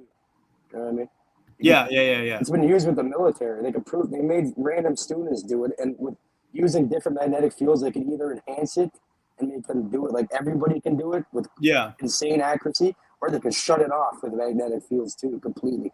Yeah, I think that's the cool thing about, you know, in the kingdom, like this, again, speculation, but it's going to be similar in the sense that we're going to have like roles and stuff, but like the communication and the information exchange is going to be like along like wavelengths, I believe, like bursts, you know, and like that kind of thing. And so again, I can't prove that or wouldn't want to prove that, but like I think all these concepts that we have here, like about frequencies and like, you know, information traveling on like, let's say telecommunication waves, radio waves and all that, those things aren't going to go away. We're not going to be like, oh, hey, dude, like where'd all that stuff? Like, what was all that? Like electromagnetic stuff. It's like all those things will start to make sense. Like how their God's left-hand side's ways of mimicking about to do. Yeah. You're exactly correct, Charek. Like what Persinger says, he says, like, imagine 200 years ago, I can tell you that we could transmit our video over here, people all over the world to have this conversation. You think that's like some sorcery magic shit, right? Right. So we're just coming to understanding of how this stuff works. When I used to take a lot of drugs, I used to hear people's thoughts that were like, and I would think people were trying to talk to me from another room, but they weren't actually talking. Sick. I wouldn't be surprised because people out of body. It's possible. Yeah, people out of body. I've heard, because I was into near-death experiences years ago. They would describe things that like on the top of the hospital, they would know what's going on over there. It's like they you know, they didn't go like to those places, but like they could like smell a shoe. And this sounds ridiculous to people, but like if your senses are so aware, because a lot of dogs, like they can like sense like where a dead body was like a month later. How would they know? It was like, you ever think someone was talking shit about you in another room, right? And you can hear the words, but they get muffled by the sound of like by the door and stuff like that. But like you tune into it to like try to hear what words they're saying. You get what I'm saying? It was like that, except these people weren't actually talking on the other side of the door. You get what I'm saying? I was hearing what was going on in their internal consciousness. That's insane. You know, and I think Christ was a mind reader. Like he could read not maybe everything, but he could even sense when his disciples had a question. And then that's what the Bible tells us. So he's obviously like very, very spiritual. And so you could, some people are better at it than others because they generate a specific magnetic field. Yeah. And you can implant thoughts into people's mind. I can do it to you if you want, but I'm not going to do that because it's not nice to do. Yeah. Yeah. That's amazing. Your speculations, dude. Your speculations are crazy, man. Like it got me thinking, what if we got there to the kingdom and it's deceived just like it is here somehow? I'll be pissed. I'll be pissed off. Dude. What the fuck, dude? And then you're like, oh, it's a different wavelength and we're just going to be figuring it out again. Yeah. And it's like, we're figuring it out. And then later on in the fucking wavelength, it's like, what the fuck? Yeah, agreed. You know what? That's why I think I hate thinking about that, dude. It's kind of like what Mike was getting at with the suppository or whatever. And I wouldn't use that example, but like, this is like an unfortunate way for us to see evil, but it's like a worst case scenario, like an absolute worst case scenario. And then, so I think that it's like something you just got to do. You just got to go through it. And again, I don't like pain. Like I hate pain, but I don't think that, you know, it will be like that, like remotely close to this in that regard. And so like jumping in a cold pool. Yeah. It's like, you know, and it's one of those things where if the creator can do even a few of the things that he says that he can do, like has the hair on everybody's head numbered and knows the future and all, like, I mean, I am like, we can't even imagine what he's got, you know, it's like exactly. Mathematics is the language of God. And it's so perfect. Everything is so perfect. Like the Fibonacci series, the golden ratio, like everything pi, everything just is just too perfect. It's agreed. Sacred geometry, everything. Yeah, even like signals. Obviously, it's some sort of a creation.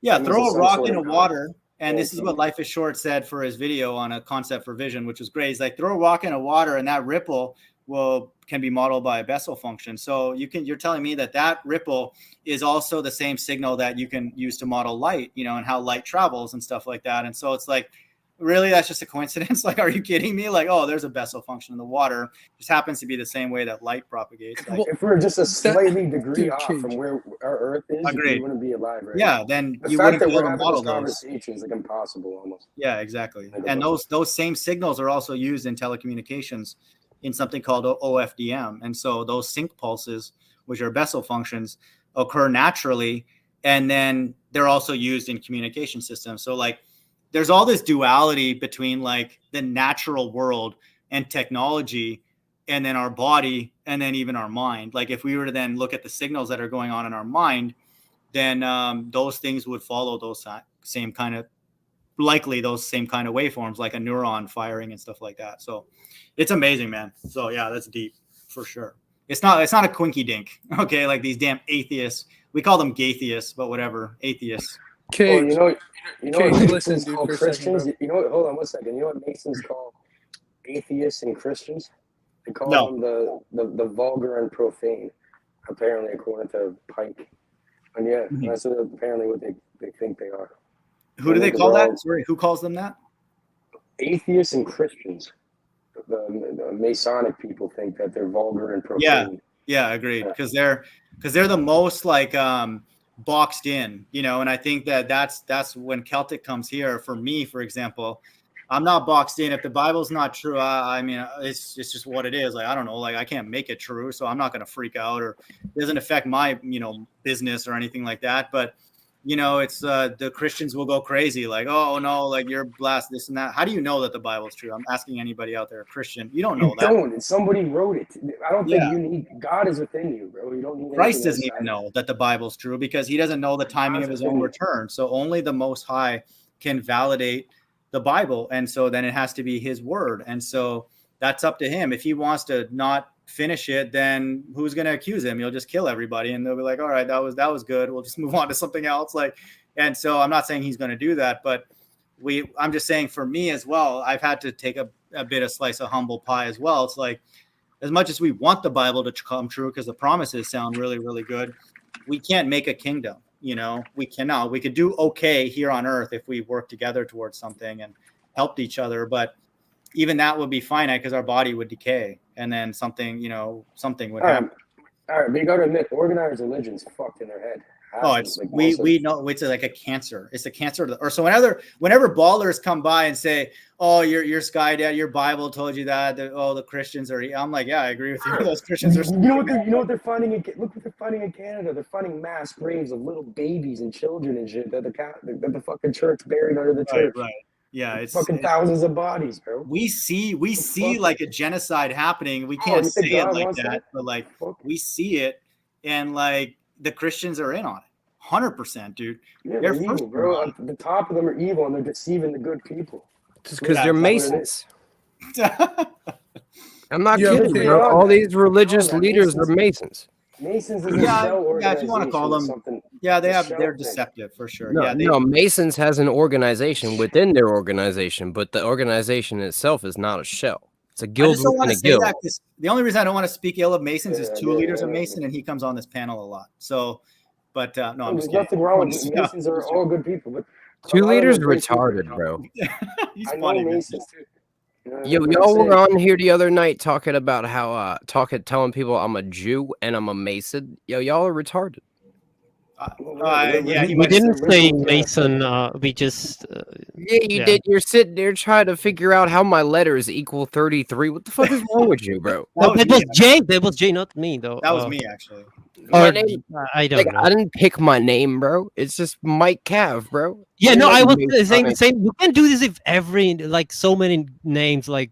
Because how we got an M and a C, and you're gonna say that's 33. How does the M and C have a number? It's on the side, and M is 3 if you flip it. I'm allowed to have some fun too. You know what I mean? But how are you gonna go for numerical value on one letter and then just take the shape of the other letter? I only apply it. I ultimately only apply it to people who have like mass influence, like people on TV or like news people. Or MC Mariah Carey, so it's same like Mike. Like Mariah Carey. Yeah, like Mariah. You guys, I know, Charag, I know you've read about this before. But what's it called again? When somebody, No. It's a psychology thing where people, they try to look for connections and things because of their own Rorschach. bias. Yeah, It's a Rorschach, bro. The Rorschach test, man. No, it's something else than that. It's just, What are you talking about? making connections. Well, with let him things that finish his don't- point. Let him finish his point. Like you said, there sometimes there is genuine connections that you can follow, but sometimes like you have to have discretion. You can't just like want to make it. Yeah, fit, you know what I mean? agreed. You can't just want Because to make people have ran my old YouTube name and then it comes up with 66 and all that. I'm like, yeah, that's true. Like my birthday could be twisted to be a 66 or whatever, because I've thought about that even for myself. So yeah, I mean, I don't apply it to like individuals, like people, like just really like normal people. I do it a little bit to troll ETT and stuff because like we have a bit of a history, but because his name is 322, which is Skull and Bones. I'm not too familiar with all these people. I'm not really in this community. But, Yo, my mom was born on 6666, bro. But just so you know, that name that you're talking Mom. about is called apophenia, refers to the human tendency to see patterns and meanings in random information. So okay, there we go. That's the name. Yeah. See, it was on the tip of my tongue. So man. TMoG maybe has a mild case of apophenia, but he could also be on some mild case of something deep, you know, that you can only get from drinking that olive oil, you know, if you know what I'm saying. But I don't know, dude. Like, no, I hear you. That's right. That's right. Desertion. Yeah, agreed. Yo, if you believe in the scripture, TMoG, you better stop making fun of it. That's all I'm saying. Believe what? Sorry. If you believe in the scripture, you better stop making fun of it. That's all I'm saying. Making fun of who? No, bro, I'm like that too. You know what I mean? But I gotta catch myself sometimes and be like, you know, He's in there joking about the olive oil, bro. That's not my words. That's Oh yeah. Don't have any emotion. I had to look that up, man. You can't get yourself emotionally invested into anything. What we can say that I've proven, and I don't say this to be arrogant, but I've proven there is numerical structure in the Bible that I think people already sensed very much so. But the Bible, even just the 66 books without the Apocrypha, there's an element of a hint there. Maybe there's something missing. And then we go into the Apocrypha and we're like, oh, there's no longer 66. So this is the cool thing about the Bible. And then the Bible has 22 chapters, and that number is 22 is a number. If you look throughout the Bible, it talks about the earth. And then, you know, I find that's interesting, you know, and stuff like that. And then there's 22 chapters and all those things happen here on earth. And then you look for that number, and then you look for 33 and stuff like that. So that aspect is not apophenia. Okay. But maybe a little bit with the people. I'll give you that. But no, I'm saying there is genuine connections. Gematria is a legitimate agreed. There almost has to be at this point, because the 33 and 66. What does Chirag mean? It means light in Hindi, and Farsi. Okay. So even when I come across somebody in their name, I do like to kind of know, like, hey, what is, you know, if it's unique, I'm like, hey, what does your name mean? You know, and stuff like that. So I agree. I didn't give myself that name. If I had a choice, I would have picked something more American. Chirag means light? Yeah. Is that your name? In Hindi. Yeah, in Hindi, yeah. Did you know that Lucifer was the light bearer? Oh, Chirag is Lucifer now. So is Lord, dude. Lord also is Baal. Yeah, but no. Yeah, that's the problem. Listen. It's because it's all deception. You know what I mean? Bro, the only power they have, like the evil or whatever you want to call it, is deception. They can only trick you to do things or think things. Or, yeah, you know agree. what I mean? We have the power.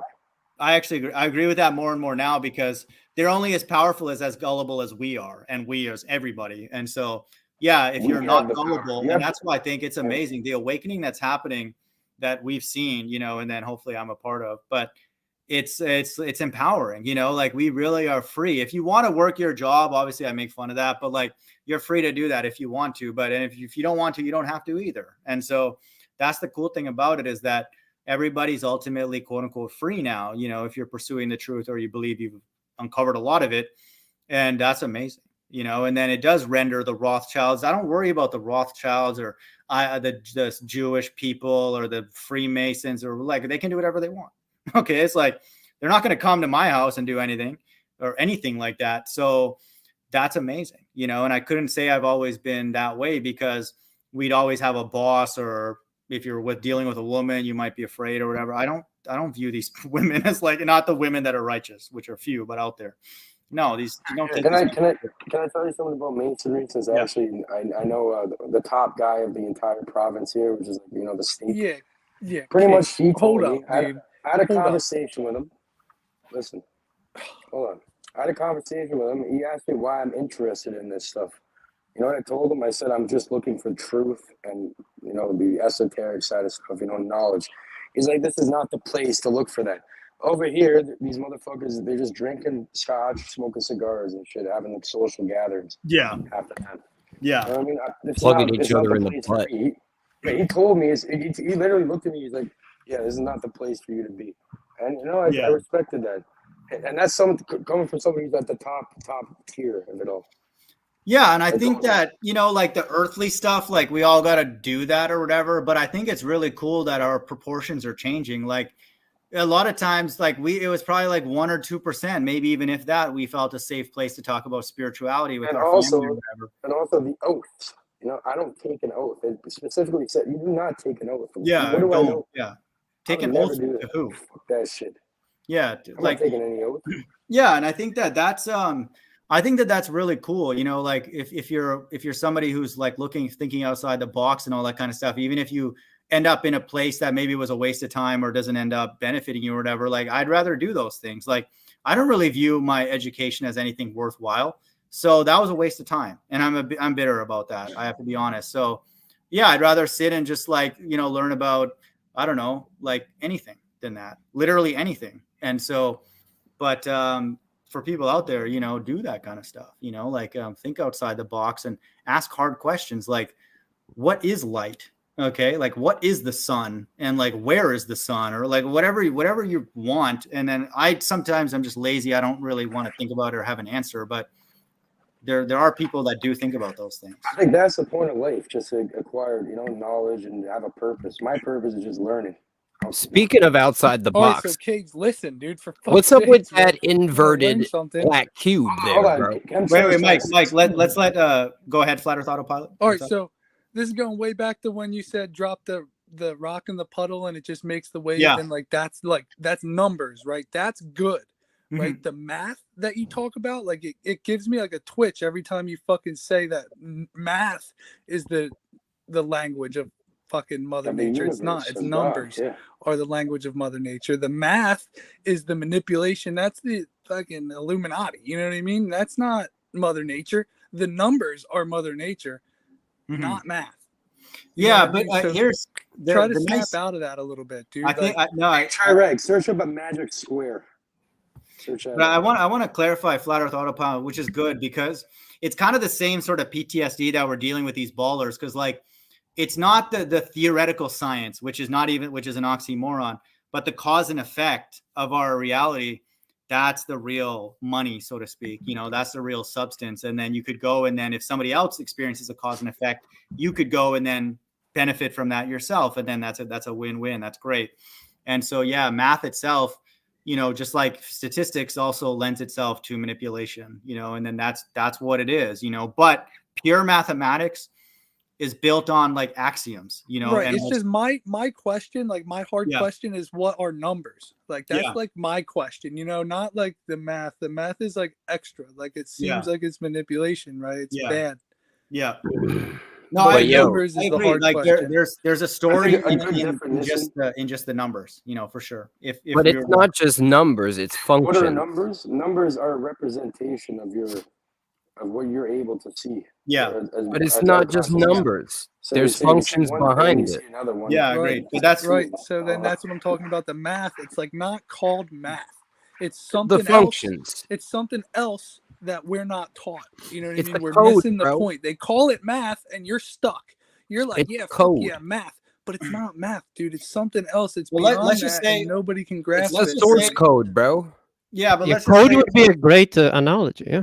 But let's just say it even boils down to like just quantifying nature, you know, and like, so then you could go and then, you know, experience it again, or like have a way to describe it without just saying, hey, there was a ripple. You could say, you know, the ripple started out at this depth and then it went here and all that kind of stuff. And then the nice thing about that real like numbers and then real science is that it's repeatable. And like, that's the cool thing about it, is that if you have so much consistency in all of that, like, you know, somebody's doing an experiment in one pond over there, and then they're noticing, hey, light seems to travel that same way and all that. It's like, well, there's obviously a theme, you know, and then that quote unquote theme at the highest level is the most high. Sorry, somebody asked me to search for what now? A cube or something? Well, think about it. Like I kind of like. I said search up for a magic square. It's actually a type of math. But yeah, that was what I was all. gonna Mike, say, like I think it's dude. all the algorithm. The whole ripple thing is the algorithm. I think it's depending on how high the gravitational force, how it hits, like the density of the water, the ppm of the water. There's so many goddamn variables, but it's like perfectly set up in this algorithm where everything works the way it should. Yeah, I mean, if our nature experienced a bit more chaos that they believe, a lot of atheists will come and say that chaos theory is one of the ways to explain how the Big Bang and all that can create us. Well, then we should see some of that elsewhere, and then so if we didn't see a lot of these structures or these signals or these Bessel functions appear in all these different places, when you're talking about communication signals, when you're talking about ripples in a water, you're talking about light, that Life is Short went through, which is, I would say, an excellent video for people who watch my last live stream. That video that he made is excellent. I don't know what to say. It's an incredibly good mathematical explanation for what he titled it, a concept for vision. And then so if there wasn't so much structure in all those different fields, and then they all can be modeled in the same way with the same looking signals, then you might be like, maybe there is a chaotic start to this creation. I mean, that's far-fetched at this point with how much structure there is in our natural world. And that's amazing, and then the flat earth essentially proves it, but just even in the things that we can experience, where does the saying "the order out of chaos" come from? I don't know, actually. I have a question. Masonic something or what? But that's another good saying, by the way, because that's what God's Order right out of chaos. Yeah, that's a God's right hand side terminology, order out of chaos, because God's going to create order out of this chaos.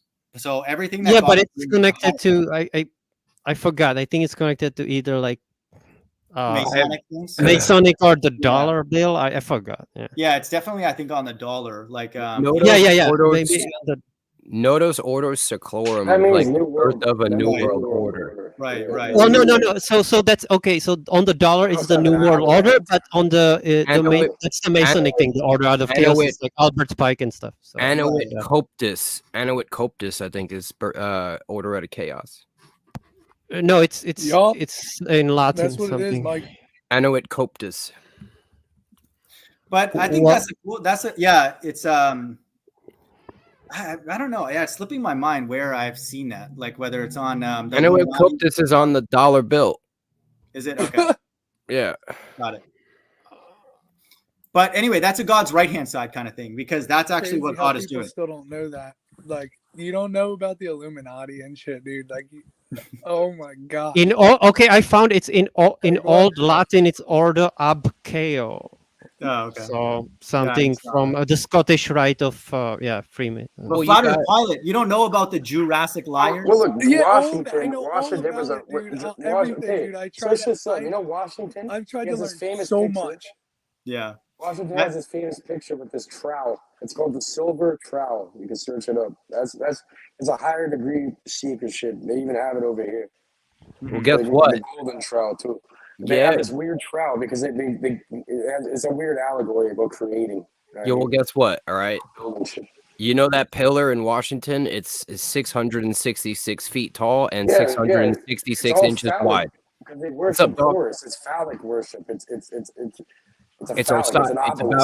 about Osiris. It's all about reincarnating Osiris. Here's what's deep. Like I remember I posted a video about KRS-One who is talking about Masonry, and he said, all the people in charge of this world, they're righteous. He said, he made a statement like that. And then so we would view that, the average person would look back and be like, oh, how could he say that? The earth is given into the hand of the wicked. But all the souls and all that are in God's presence. Mike, you were wrong, though. Energizing them. About what? I just looked it up. The pillar in Washington is 555 feet. Yeah, but you forgot about the 111 feet underground. Oh. Go Google that. Check me. Yeah, I didn't know that. Okay, whatever. I don't care about that fucking monument. So dude, they buried that down there just to get the 666. Bro, but even with the 555, it has 169 meters. 555, 69 is there. When I spoke, I said from its base. Yeah, 55 is a good number because it's 33 plus 22, which is 33 is masonry and 22 is the earth. So 55 is a spiritual number too. That's a cool thing about it, man. Like 11, 22, 33, 44, 55. Five represents the quintessence. No, it's the 4 elements. 11 is the most perfect number. 11. I use sacred geometry to describe one of the the Earth. massive It's numbers, pyramids yeah. inside of spheres, inside of cubes. That's Yeah. all. Easy I as saw that, this- dude. this, It's like, come on, bro. Google image biblical cosmology. It's wild. It's wild how deep the symbolism is. I follow this girl on Instagram who's like a female Indian comedian. Her book is called Be a Pyramid. That's literally the title of her book. I'm like, are you kidding me, man? Yeah, the Wi-Fi towers of the ancients. Stupid. Yeah, it's wild, man. Like, it's the truth is out there. I can't say that I know all of it, but I got a hard question. Yeah, go ahead. Why do males have nipples if we don't breastfeed? I'll let LoP answer that. He's thought about that. I'm just Why kidding. me? I'm just kidding. Well, I'm just kidding, man. I'm sure. I'm not God. Mike asks the questions that like either he's been puffing for a few minutes and they're getting, or I haven't smoked yet today, bro. I'm gonna be honest. Slave variation. No, but that's a bro. I mean, I'll tell you, Mike, the one fingers time too? I've only smoked maybe like 5 or 6 or 7 times in my life, but the one experience that I had that was really cool that I do remember vividly was like I was staring at a bunch of trees and like I was like feeling like some weird form of optimism about like the earth and like how important trees are, and like I was like on my mind I was like making an essay for like, oh, how important trees are, and I was like staring at them when I was being driven home or whatever. And like for somebody who's as negative as me, like that was kind of like a weird experience because like I don't care about like nature or animals. You Usually. gotta be in nature more. Go fucking walk in nature once a month. no, nature man. is it's Yeah, really but beautiful. I'm love not forest. I'm not somebody who does that or like would recommend that because the other times it's making me very anxious. But Yeah, you're not very reckless, are you? What are you anxious about? no, at the times that I was doing that in the past, not now. But I'm saying, what were you anxious about back in that then? time, it was the corporate world. This is actually a true story. So one time I did that and I was at a driving range and I got an email from my boss and I was so paranoid. It was on my phone. I was like, drive me home. I got to go respond to it on my computer. Like it was such a big deal. And it wasn't. That's how paranoid I was. I was like, That's what weed does. Hold It on, makes hold you on. fucking Stop it. paranoid. No, but it shows you your own hypocrisy. You get what I'm saying? But Hold that's on, why would that you- was my personality at the time. So it exaggerated it, right? Like, Well, What it are showed doing you now? why it was still work for wrong. somebody? Yeah. You have no reason to be working. No, for but anybody. it fucks with your brain. It tells I you agree. all sorts of stupid but things. Mike, the Mike, weed. I agree. For I me agree with you personally. because there's no reason I should be that subservient to that email. So I agree. It fundamentally. shows you, like, that's the only reason why I still smoke ganja is because, look, everyone can say what they want about it. Like, I'll Yeah. admit it lowers your faculties, but Yeah. what it has done for me in my life is taken a person, you know what I mean, who is deep in the wickedness, and I started to smoke, and the smoking allowed me to enter into a type of mind state that was conducive to walking with the Almighty. Dude, your question earlier about the nipples proves that you're sharper than a wet blanket, as ETT would say, man. So that stuff helped you maybe today. I don't know. That was a good, I'm just kidding. No, that was just that's an ETT joke. No, but for me, it's like if when I smoked it, sometimes it would have negative effect, but it's just complete nonsense. I would be laughing at every word, no matter it was not even a funny word. It would make me insane. And okay, I'm just gonna say it. If you have It's not fair, a you don't need to do psychosis that. like schizophrenia, don't fucking smoke weed. Those I mean, those I had a friend effects who are was short-lived, right? I hate it when It's a people talk fact. about No, weed. Those effects are he's giving short-lived. his experience, and that was my experience. So it's not I'm for just everybody. saying, guys. For everybody, it's just I'm like just saying, alcohol. Some guys. people can drink alcohol and be nice. Some people drink Listen. alcohol. Yeah, and exactly. become What I'm crazy saying and is, attack if you smoke the first time you smoke, you reason. might have a bad experience. But if you were to continue smoking, right, your mind would get to a point where you're not high. It doesn't matter. It's not for everybody, man. Yeah, but you would have to do it. My friend did that, and you would have to. He said you would have to. He had to do it like 10,000 times to get to the point where he wasn't No. really feeling all that, and he would still feel them, but he was able to overcome that fear or paranoia. You know what I mean? Look, it's a medicine that's here for people who are sick in the head, in the body, in the soul. Some people need it. Some people don't, man. You guys might not I need need it. weed, bro. But some people, it can worsen their condition, Canada, I I'm would licensed say. from Health So Canada. Yeah, for me, I feel like Uh, LOP and I are the same. Like, it's gonna make an anxious It's not person for more everybody. anxious, and that's the way it was for me. yeah, yeah, I agree. You Yeah. can, For you me can do personally. CBD. CBD is fine. Maybe Yeah. high THC is no. Bugging, you're CBD is fine. bugging. And that's Yeah, I what don't know. The CBD I tried like in my I would vape, say but in it general, didn't do down. That's I good. would say That's many good for here's what I would anxiety. say though. Here's It what I would doesn't say get you about high. herbs. Again, I'm not It's good for recommending anything, anxiety but and stuff. I would just say, even with like my recent thing where I thought I had a kidney stone, like if you don't go and explore herbal remedies first, like you're crazy, because like there are quite a few herbal things that will work. Yeah, you genuinely. can Has given smoke man single every herb. The only herb that hurts you is tobacco. I apologize. He has given So- man every herb Yeah, on the don't planet do it. that bears Okay, seed. listen. Hold on, listen. Let's be realistic and practical here, okay? No bullshit. If you smoke anything, it's not good for you. Any That's smoke- right. What about They vape? have good What about effects. They have vaping? good effects. No, he's All right. of them, dude. Vaping Really is good herbs, dude, have good Tincture or effects. something. You know what I mean? He's right Tobacco about is that. the We're only supposed one to that eat has it. negative effects, like actual Yeah, like bad you're not effects. any is smoking is tobacco. bad for you. Simple. Yeah, I but know, but what I'm vaping is saying is- vapor. That's not What I'm smoke. saying is, I would if say you for smoke me the biggest thing that it affects is my throat, because like even a That's cigar, it. which I used it's to just like the to smoke, like combustion. it hurts my throat. But Yeah, it's just combustion. And if you get over that, tobacco is the only one that has negative effects. If you smoke other stuff, there's a whole list of shit, dude. Like regular herbs, like rosemary and shit, and lavender the and deal, stuff, like, dude. Like you can if- smoke those, and it hurts your throat or whatever. But if it somebody has a comes to good TMoG effect. and says, "Hey, I did fill in the blanks, and it genuinely made me feel better, even if it was for a moment, because my life feels like shit otherwise," I'm not going to hate on the butter. You know, again, don't hurt somebody or do anything perverted, but I'm not going to be down your throat, because I'm going to say, hey, you know what? Like, this life is tough, you know? And then I had a friend who's, I believe somebody in their family smoked that to help them with their cancer. I'm not going to be down their throat. I don't want you to go through pain of cancer or whatever. Like, do whatever you need to do to like feel. It's not funny, but like, I wouldn't go and lecture them. Hey, you know what? Leviticus says this and that. I'll be like, man, I don't want you to go through pain. You know, Right. like, So if you know that tobacco is bad, you should tell people that. Like, that is bad. Cannabis is way. I know a guy with multiple sclerosis. My buddy over here. He was literally destined to be in a wheelchair. The doctor said you're never gonna walk again. He had to go through chemo, all this shit. damn. Man owned a dispensary. He took a shitload of something called Rick Simpson oil. It's like mostly CBD. It's like an extract you eat. Yeah. And the man's walking again now. He's complete. Like he's not completely fine, but he's walking. And they say he never walked. It fixes inflammation, bro. What's better? What's better, taking that or taking fucking? I would say taking that. Percocets and I know the right answer. I know the right All answer. that I would take that. fentanyl and all I would bullshit. take that. Yeah, exactly. Yeah. So there is a role for it.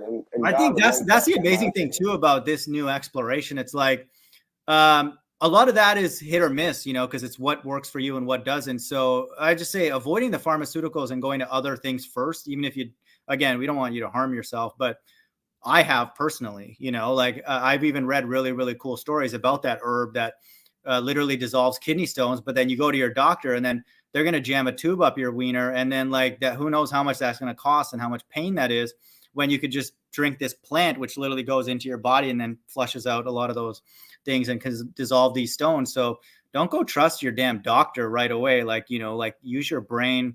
What about sonic kidney stone dispersion? What's that?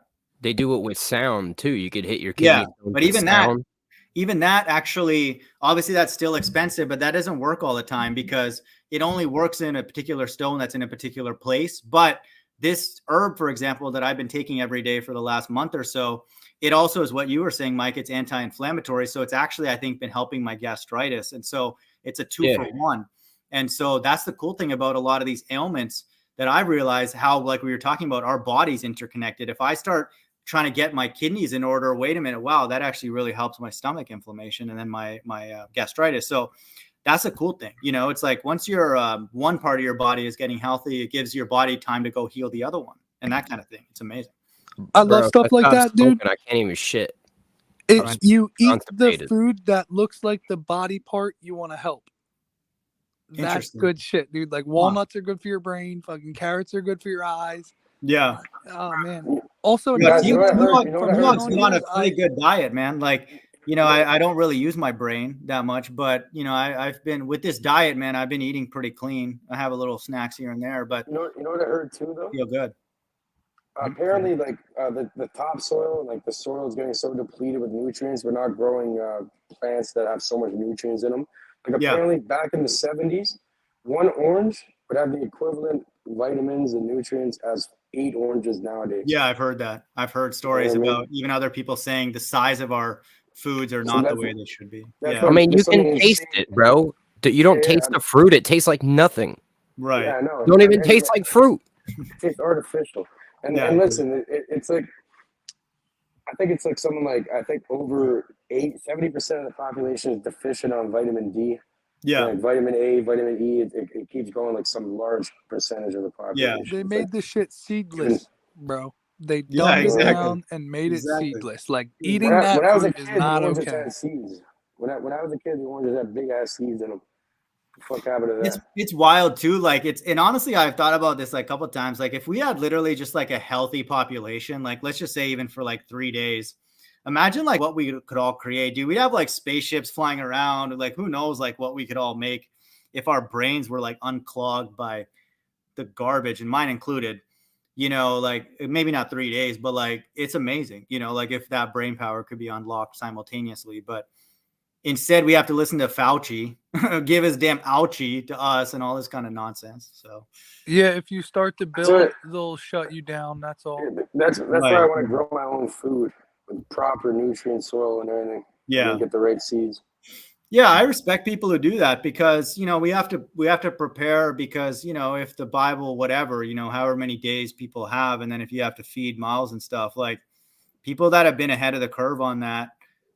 You know, I'm in a different situation, so not everybody has that luxury, but you know, that's like, even just when a couple of times that I've had tea that my parents would make and they would put, you know, plants that they've grown in their backyard, like you can taste it right away. Like it's like a very potent hit. Oh, I bet it's so much better. Yeah. Like it's almost like you're taking a hit of something and you're like, wait, what the hell was that? You know, like, and it's just like coriander or something like that, you know, something green, but all those antioxidants. And yeah, it's almost like our body's not used to something that potent and that useful right away. And that's the same thing I felt with that Charagma-Dexios-Cheir that I was taking for my kidney stones, which I don't have, but maybe we'll have, but I don't want. But it's like when you drink, it's called Charagma-Dexios-Cheir. It's called Stonebreaker. It's like a plant that's in South America. But when you drink it, it kind of has that weird taste to it, but you can kind of tell that it's going into your body and like cleaning. Does it have flowers on it or no? No, it's just like I'm drinking it in powdered and liquid form, but you think you have kidney stones, bro? No, I thought I did like about a month ago. You had pains? No, I had a pain under my left rib, but it turned out to be a stomach inflammation. Oh. But I didn't want a kidney stone because Mike, I have no pain tolerance, bro. I'll cry on YouTube live. I have no pain tolerance, so I don't want one of those because I heard it's absurdly painful. You wouldn't be able to get a tattoo, would you? What's that? You wouldn't be able to get a tattoo, would you? No, hell no. That's Mike. I like Mike though. Mike's a smart motherfucker. I could tell. I definitely would not get a tattoo, but they describe that pain as childbirth, so I'm not going through childbirth, man. Hell no. So anyway, but yeah, I think that's cool. You know, like I think the whole pharmaceutical medical industry, people are catching on to it. You know, and then. It's crazy. You know, it's just wild how deep the deception is like people just genuinely don't want us healthy. Like when you think about it fundamentally, because like what's somebody that's healthy, they feel safe. Their body is functioning the way that they should. And most importantly, I would say for me is they're doing something creative and productive. And so that's why this world, the Bible says, is antichrist. And so it goes against our very design. Our very design is to collaborate. Yeah, and you know what we're gonna do? We're gonna keep going against their fucking shitty design. Yeah, I agree. 100%. You know, fuck them. They can't do anything. Right. And I think that's not wrong to have that attitude and be even more angry. I think that's something that I've always that's called righteous indignation. There's a good exactly. Because it's like if we were designed to be a certain way, then we would do that, you know, but we're designed in a way that you should be angry about certain things. You know what I mean? Agreed. If not, you're like a robot. That's what they want. You're a slave. You know? Yeah. You know what I mean? I'm not saying care about your own body. don't be angry about like, someone cutting you off in traffic, the petty bullshit. Yeah. Don't be angry that things didn't go your way or something. No, Yeah. be angry about the things that matter. Like, Yeah. Agreed. The things that really matter. Yeah. And I think that this is where, I have to draw the line about what I teach, because the thresholds are different for different people, but shoot for the stars, so to speak, like don't limit yourself or whatever. Like if you're stuck in some BS thing, but you believe that the creator exists, like that's an issue with the creator. That's not an issue with Biden or Trudeau or Zelensky or Putin or anybody. Like, what are they going to do? Like, they're not going to tell you anything useful. So that's where it becomes a personal thing and a spiritual thing. But, I would say shoot for the stars, why not? If God is dumb, I don't want to be near that God. So like, if this is the best that he can do, I'm like, well, that's good enough for me then, that's nice. And so maybe God's really not here like that, right? He is here so, like in a certain way, but he's not managing everything. People have free will. This is what people get. You know what I mean? Yeah, I think that, just know who you are and be ready to meet whatever fucking creator you have. For those who believe, he is everywhere, and for those who do not believe, he will be not found. Agreed. Yeah, agreed. You feel me? Yeah, I couldn't have said that. It's everywhere. It's everywhere, bro. Either he's in everything or in nothing. So just make the right decision and treat other people.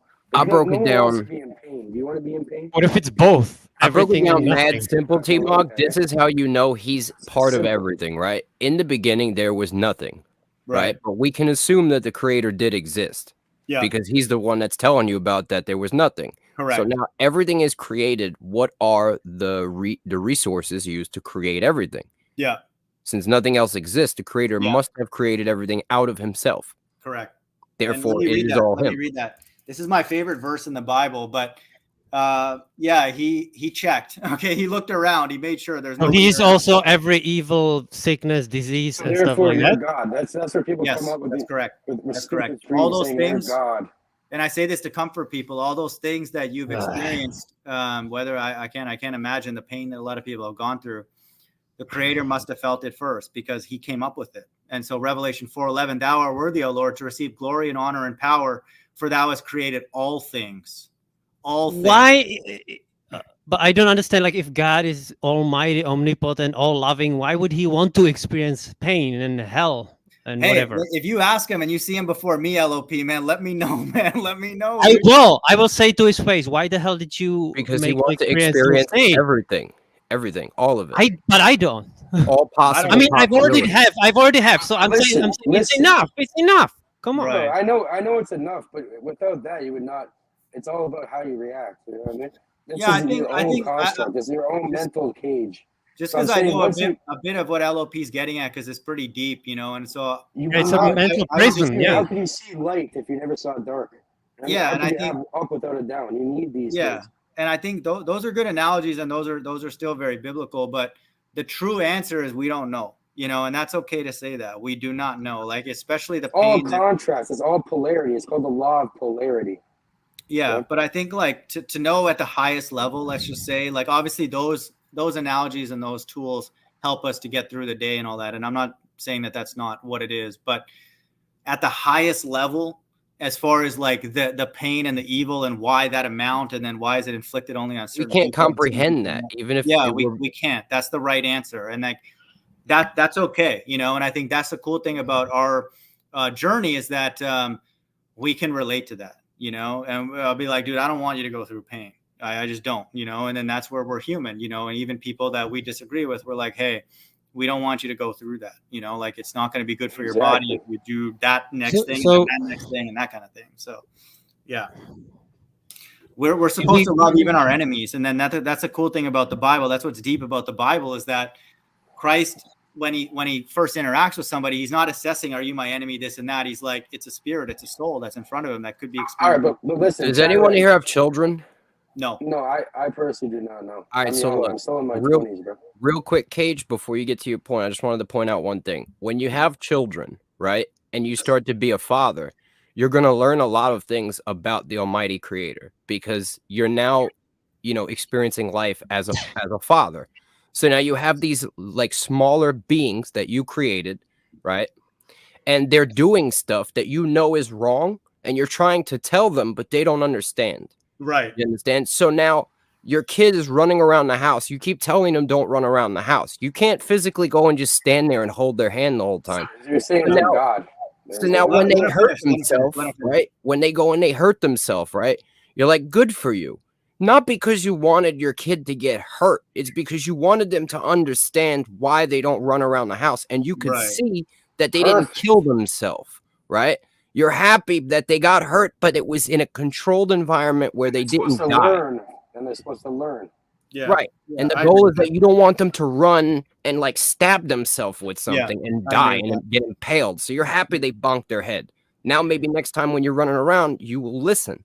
That's what it's about. And you pull your hair out as a parent because you can't understand why they continue to do the things that you're telling them not to do.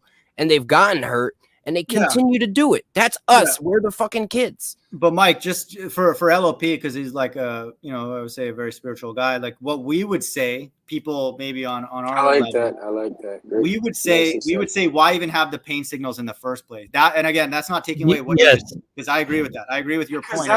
That's a survival mechanism. If you didn't know someone hurt you, you'd die. Fair enough. And I'm not even saying that that's not a good analogy too, because actually I saw that there was a case of a young girl who was born without those pain signals, and she would literally gouge out her eyeballs, and like she wouldn't even know that she burn herself on shit because she can't feel the heat. So, and again, I understand that even from an earthly perspective, but our point would be, even at the higher level than that, why even have the ability? And this is, again, I would say a good thing about somebody who's spiritual. It's like, then you start craving something where those things don't exist. Decay, for example, you can't even gouge your eye out first and foremost, and then you can't have these pain signals and all that. And then you don't want any form of pain or decay or anything like that. So that's what I think LoP is getting at. But I don't want to take away from what you guys said, because those analogies do help, get through the day to day. I'm not the parent analogy. I don't see the like pain doing something that's a decay. Well, he's talking about not pain. It's eternal pain, though. Like it's never ending. I would say any kind of pain. That builds you. Never ending. So how that's it's mad in your body every day. I don't want any kind simple, of pain, dude. Right? I don't want back pain. I don't want kidney stones. I don't want anything. If you take a heavy backpack and put it on a person, right, they will notice when you remove it, and they will appreciate not having that backpack on their back. But if they had never had the backpack on their back, they will not appreciate being able to walk around without a fucking heavy backpack. It's very simple. Oh, okay, I agree, but enough is enough. 33 almost, and I have had eternal pain all my life. Right. Enough is when he says it's enough. See, you don't get to decide. We wanted to stop soon. Fair enough. Well, you don't get to decide, though. When you say it's enough, that doesn't mean it's enough. You see? No, I agree with that. Yeah, so he loves watching more suffering. No, he loves watching you grow. That's the part that Mike asked last time. And I would say if the evil continues on for a lot longer, then I would say the God of the Bible is evil. We still need to wait. But if it were to go on, we can't say he's anything. I keep postponing that. I was saying that in 2018, that if it goes more than 1 year, he's evil. We can't determine evil. But I would say, dude, the fact that you want to be with the Creator, that's never a bad thing. Anybody who sets the dates because they want to love God and be with God, I don't have any issues with that. If you're not making money off of it, I'll be like, dude, I think you're a good person. Why do you need to die to love and be with God? I mean, well, God's a spirit, and He's not here on this earth because this earth realm is anti-God. Do you not have a spirit? Yes, but we're not allowed to exercise any of those things that spirit wants me to do. What I'm saying is, can your spirit not be with the Almighty? It can be out of the body, yes. Well, that's what I'm saying. Kingdom is inside you, bro. Yes, but not here, though. No, it's inside you. It's in your spirit. Yes, but if it was inside, you would be able to heal yourself, which you can't. This is deep, though. This is deep. I'm glad he brought this up. That spirit that he's talking about when he says the kingdom is inside you and he's looking at his disciples, that's a collection of souls. And also the collection of souls that are in power. That's the elect. And so the kingdom is not one of those souls sitting by themselves here on earth or anything like that. It's all of them together, first and foremost. Second, they're in leadership. That's what the Bible says. That's what we're waiting for. And I'm anxious for that. That's what I'm saying. But if the kingdom is inside them, that means that they're all in the kingdom. Right? Yeah. And if they're in the kingdom, them leading, that's the most important thing that makes it the kingdom. Because if they're not in leadership and it's other evil people, for example, other lower, weaker souls, then you could have this set up again. But the most important thing is those strong spirits that elect, if they're in leadership and then Christ is above them, then there will be no decay. There will be I no like that. lawlessness. Yeah, I like that. I like that very- understanding. I'm Right. gonna run with that. I like it. But I hear your point about the soul inside of you. That's the kingdom, because people will say, oh, the kingdom's going to be, you know, just like fine women. And then we get to do all this, like beat these people up and all. No, the kingdom is a collection of righteous people in one place working towards something productive, you know, and then what you gain, I don't get angry. Hey, Mike learned this. Mike's got 5 wives. I don't take whatever is yours. I'm like, hey, that's great. Mike's doing well. And then he taught me this. And then I go and teach somebody else that. And then there's no issues. That's the kingdom, right? I agree. We don't stop. Yeah, I'm not lecturing to you, but I'm just saying, like, what Mike's getting at is a deep point, because that's what the kingdom is all about. It's not like, oh, I get to rule over Mike and then you get to come and suck up to me. No. I pay you with your own money, which is what we have right now. People are going to work to get paid with their own money. And that doesn't make sense. Okay. It's not funny, but that's not the way the kingdom is going to be. Was that one verse about that the kingdom of heaven is righteousness, peace, and joy, or something like that, right? Right. I mean, that's littered throughout the whole Bible. And it's like, just the fact, even just taking the pain signals away, even right now on this side, it'd be decent, you know. Then hey, if we want to eat, we can. We don't have to have pain signals. It's just being healthy. Agreed. It would just be that alone great. is just like pretty decent. Like, but it's not impossible. much less all the other things, like where you could have your own region to go and explore, and then God will be like, hey, what'd you learn there? Oh, okay. Then you could go and learn something else. And then like physics and all this stuff is just like one idea. Like they're just ideas of God. And so that's amazing, you know, that will never stop, because like God can just continually, quote unquote, move the goalpost. He's not moving necessarily away, but like he can just keep adding more and more complexity. And then for him, that doesn't stop, because he can just make up like a new idea. Hey, you know what, whatever, like just, and not whatever, but like, that's the cool thing, you know? And I do think that what I like about Mike, and then a few people that we talk about these kind of things, even Celtic earlier, like people who think about the kingdom and all that is like, hey, I don't want this learning, this curiosity that I have now to not stop. Those are people that should be in the kingdom.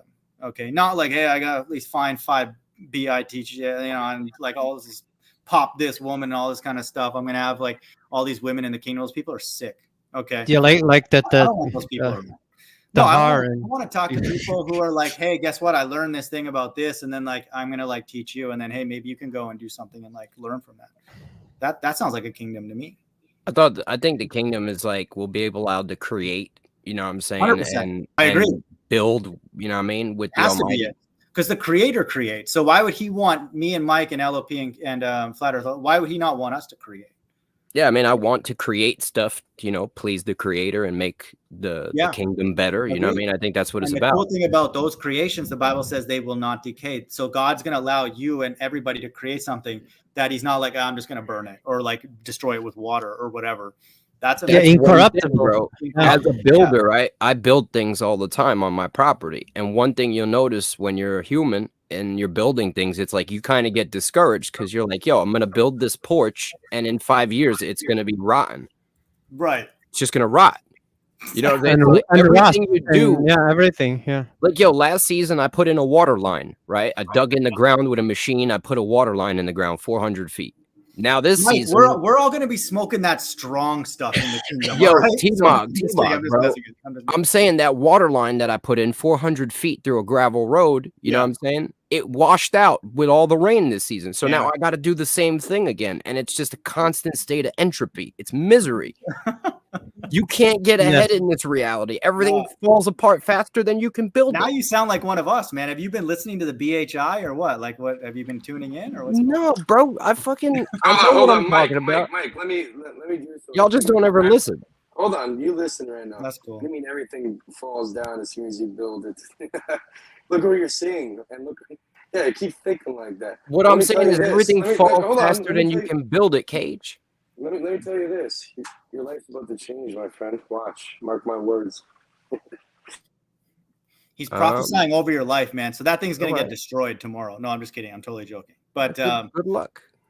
I don't know, man. So it's wild, dude. But yeah, I mean, I enjoyed this discussion. You know, I'll pop by. I think that I don't want to get into like this verse says that. If you want to do that, no, I guess once in a while or go to ETT's thing, I'll be there. But I prefer, I don't know, just kind of, you know, just thinking, you know, and like, I don't know how to say that a different way, but like, just doesn't have to be, you know, like, are you a Hebrew Israelite and this kind of stuff. Like, I feel like I've kind of gone through that. And so I would say these kind of discussions where, I don't know, it's more of like physics, and it's more of like, what's the kingdom like?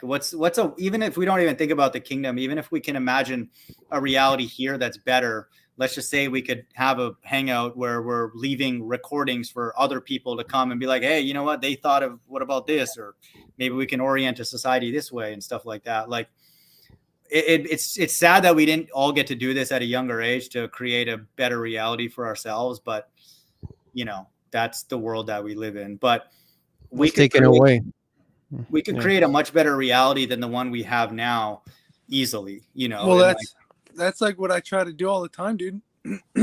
I give people rides all the time. Like, if I see them walking on the street, like with bags, you know what I mean? Like, actually need help. Like, I got you, dude. And that's cool. Also, Mike, when you were talking about like your kids, when they fall and shit, and you're like, word, what I do is I fall with her.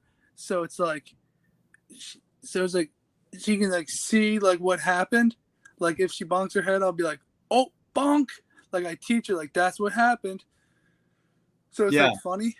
Yeah. I think like the desire for us to like learn something and then teach it, it's very much like a godly thing. To me, it's one of the most godly things. Yeah. Yeah. You could even say that, like, because if we believe the creator as like an emanator of all things, so he's always giving or teaching, whatever you want to say it. And so I think that's really cool. Like, anybody out there who are like, those, I find some of the most virtuous people are like the people that are so geeky that like all they want to do is like teach you about, hey, like I made this. And then all they want to do is teach you like, hey, do you want to make one of those? Or like whatever it is. And like all that kind of stuff. There's no money involved. There's no like, hey, like I patent this, like you're going to pay me and all that kind of stuff. Like, and I think that there's something very, very pure about that. I think what our world now, dude, I saw an article recently, like big, again, this might be a joke because it was on Reddit, but like a chip company was like suing farmers for like making certain potatoes. Again, it probably was a meme or whatever, but it's like, it wouldn't surprise me that like people invent something and then somebody else goes and does it. Like, oh, they got a lawsuit the next day. Like, no, that's real. There's a chip company that patented the potato that they use. I think like Lay's. I thought that was a meme, dude. Okay, no, they patented a specific kind of potato. That's insane. Because that's what they use for their chips, and they don't want anyone to be able to have it. It's like that's what I realized. Like, everything has been commoditized. Like, you go to school, you're paying somebody to teach you some things, a few things, and then even if you're like a grad student, they're paying you like basically like close to the poverty line and sucking your brain of information. And then now that's the university's property. And so all of this stuff is about information, but like make it into like a business, a commodity. And it's like, what, like, why? It's like, what's the purpose of that kind of thing? And so it's just, I find the whole setup completely ridiculous. Like, I find land ownership retarded. Like, who gave these people the land in the first place? Agreed. To sell. Yeah, dude, I saw a cool meme on that. Queen, but dude, Mike, I saw a dope meme on that because somebody was like asking somebody on the meme. Took it, that's who.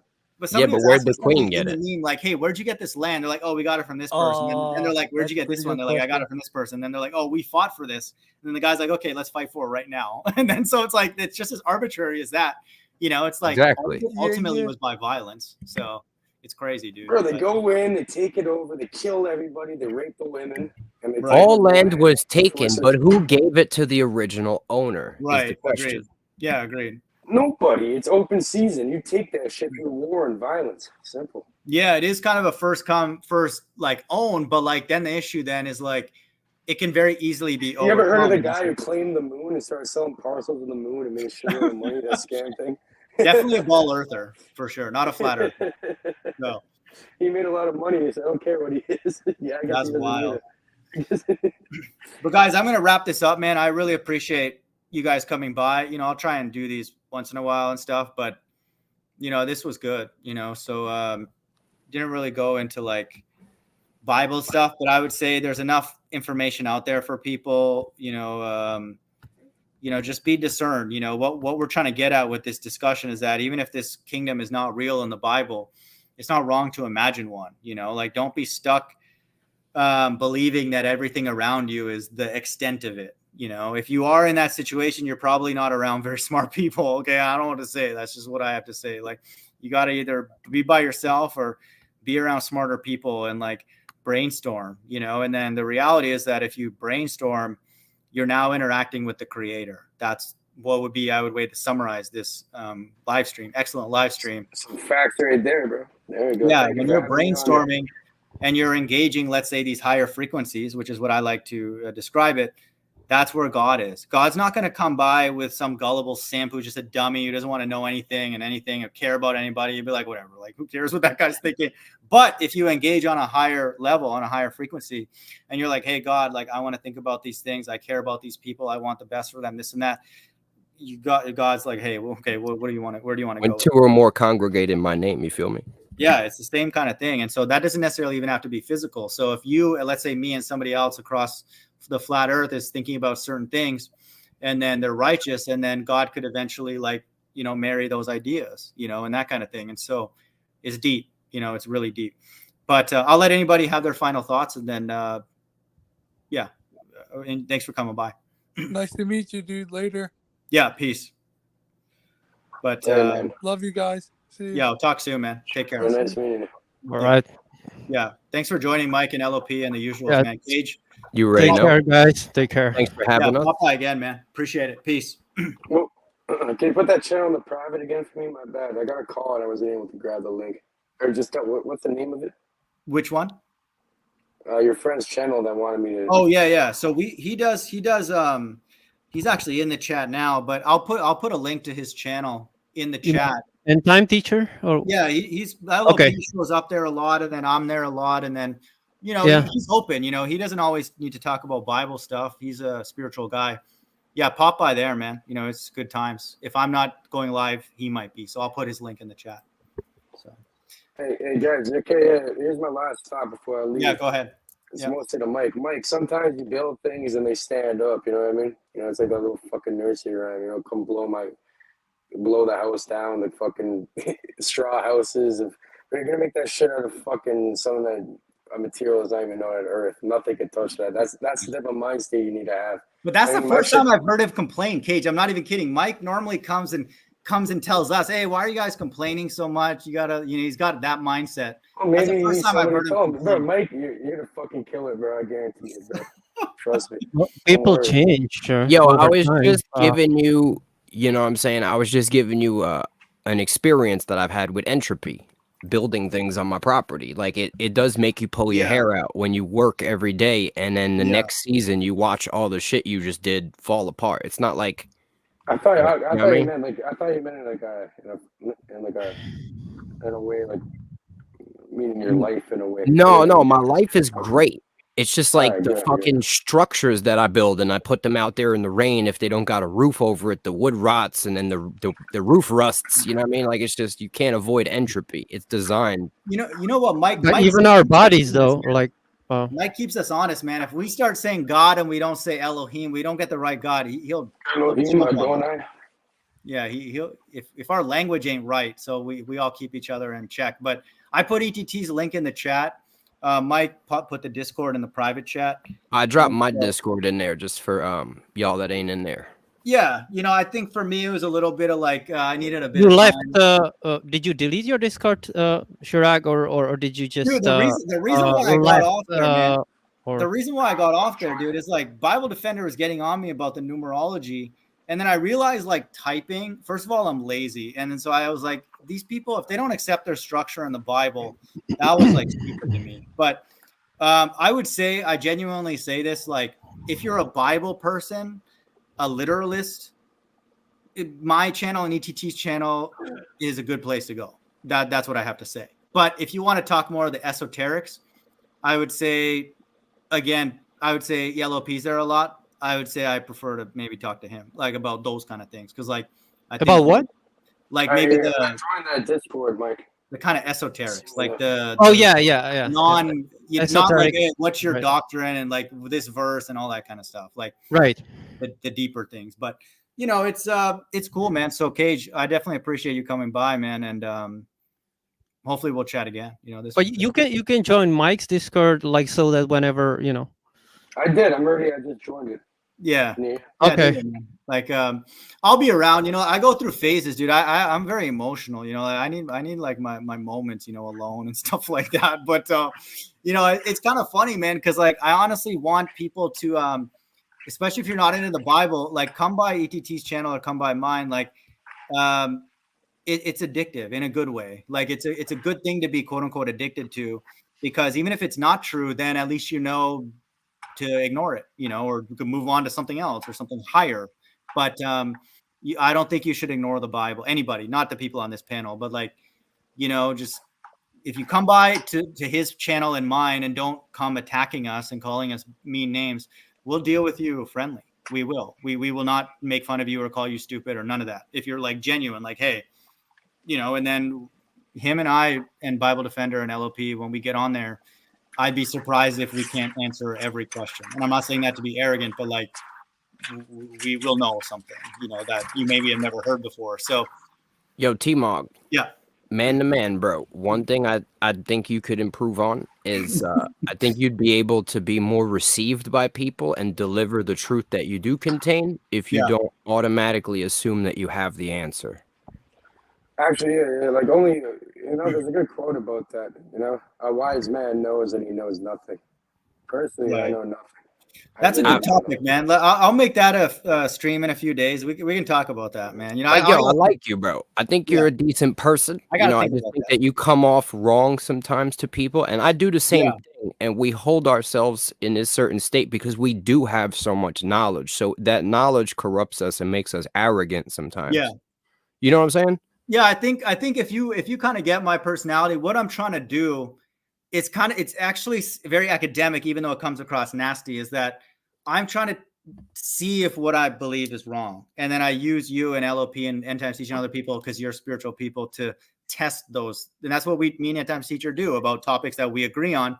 We invite people to our panel, and then we'll say, hey, let's start from scratch. Okay, prove that the God of the Old Testament is Satan. And then we had somebody do that this morning. And then we're like, well, that doesn't make sense. You know, and then I know what you're saying. I'm just saying that as a man, right? Like the way that you come off to people is, you know, it's arrogant. I do the same thing. Yeah. And we have to, you know, if we do have the truth, in order to deliver the truth of the Almighty, we got to walk in his ruach. You know what I'm saying? We have to be moving the way the Almighty moves and not the way that we want to move as men. Exactly. Even if we want to be arrogant, you know, we want to show people up and, like, you know what I mean, humiliate them. That's not in line with the law. You know what I'm saying? Yeah, I'll think about it, man. And I won't take that lightly. I'll think about that for sure. Look, I'm working on it myself. It's not easy, because when you have studied and you have done all the research, you're like, this fucking idiot. You can't pull your fucking hair out of your head, and you're doing it from a standpoint where your intentions are to help this man. Yeah. So it fucks with you. I understand. Sometimes if somebody said something completely ridiculous, then you can't help yourself and say, like, are you fucking, like, you know? Yeah. You can get kind of angry or saying. arrogant. That's for sure. Look, we ain't perfect, but at the end of the day, some people will literally reject the truth if it's not delivered in the right way.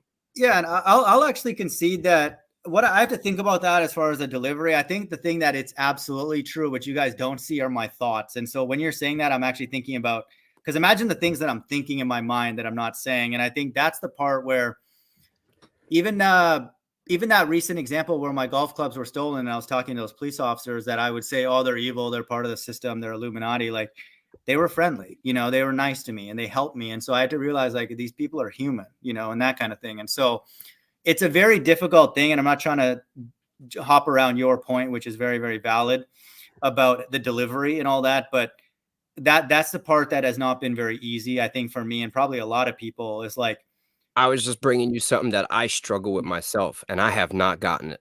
You know what I mean? But I'm working on it, and little by little, I've noticed that I've been able to change that. Yeah.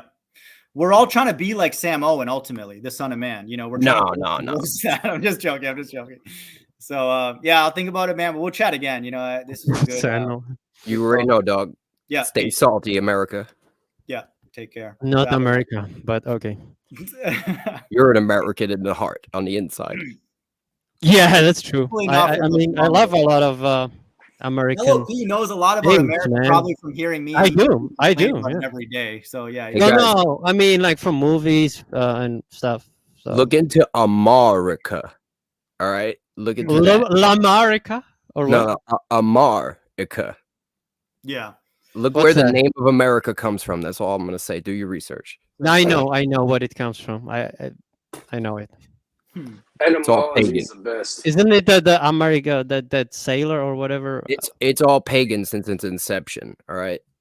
I was just about to say that. Like, I'm certain it's not something that like is anything. I heard something. It was about this one guy called like Amerigo something. Vespucci, yeah. Vespucci. This guy and maybe Mike has some other There's a origin Bible of verse about that. LoP, but, I gotta read it while you're here, man. Okay. They like that about that. About what? How they named their lands after their own name. Oh yeah. And I think that's there's many verses. I know that for sure. Many verses where they named like after Edom or whatever, right? Check this out. You probably already have heard us quote this. Psalms 49:11. Their inward thought is that their houses shall continue forever, and their dwelling places to all generations. Listen to this. They shall call their lands after their own names.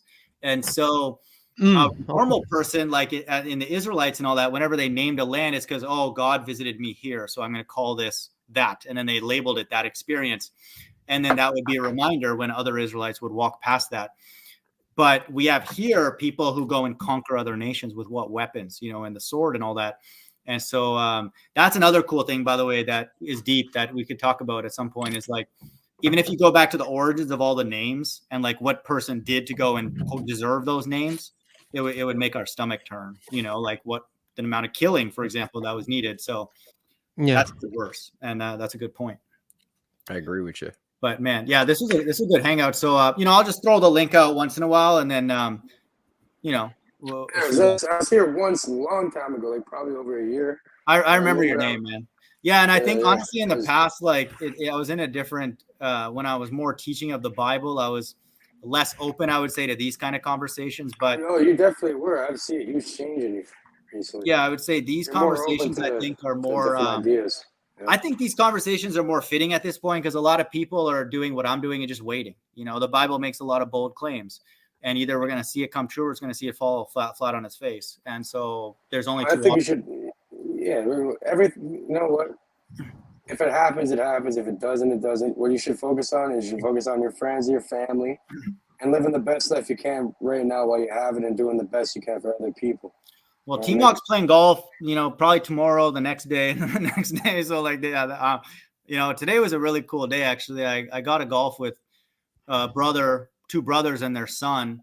And, it was just cool, like you just meet new people, and like, it was just a perfect day in Houston and all that. So, as much as my channel is very, very negative and all that kind of stuff, like I'm very, very aware that people have to live a certain life, but we are required to be circumspect, and all that. Honestly, I see your channel from time to time. I noticed you had a different name. I saw Open Panel, so I'm like, I was subscribed. I'm like, all right. Yeah, it's not negative, TMoG. What do you do that's negative? Yeah, I would say the world's negative. You're just right world. Yeah, that's you not seem like a good guy, bro. You seem like the world is negative. You're shedding light on it. It's not.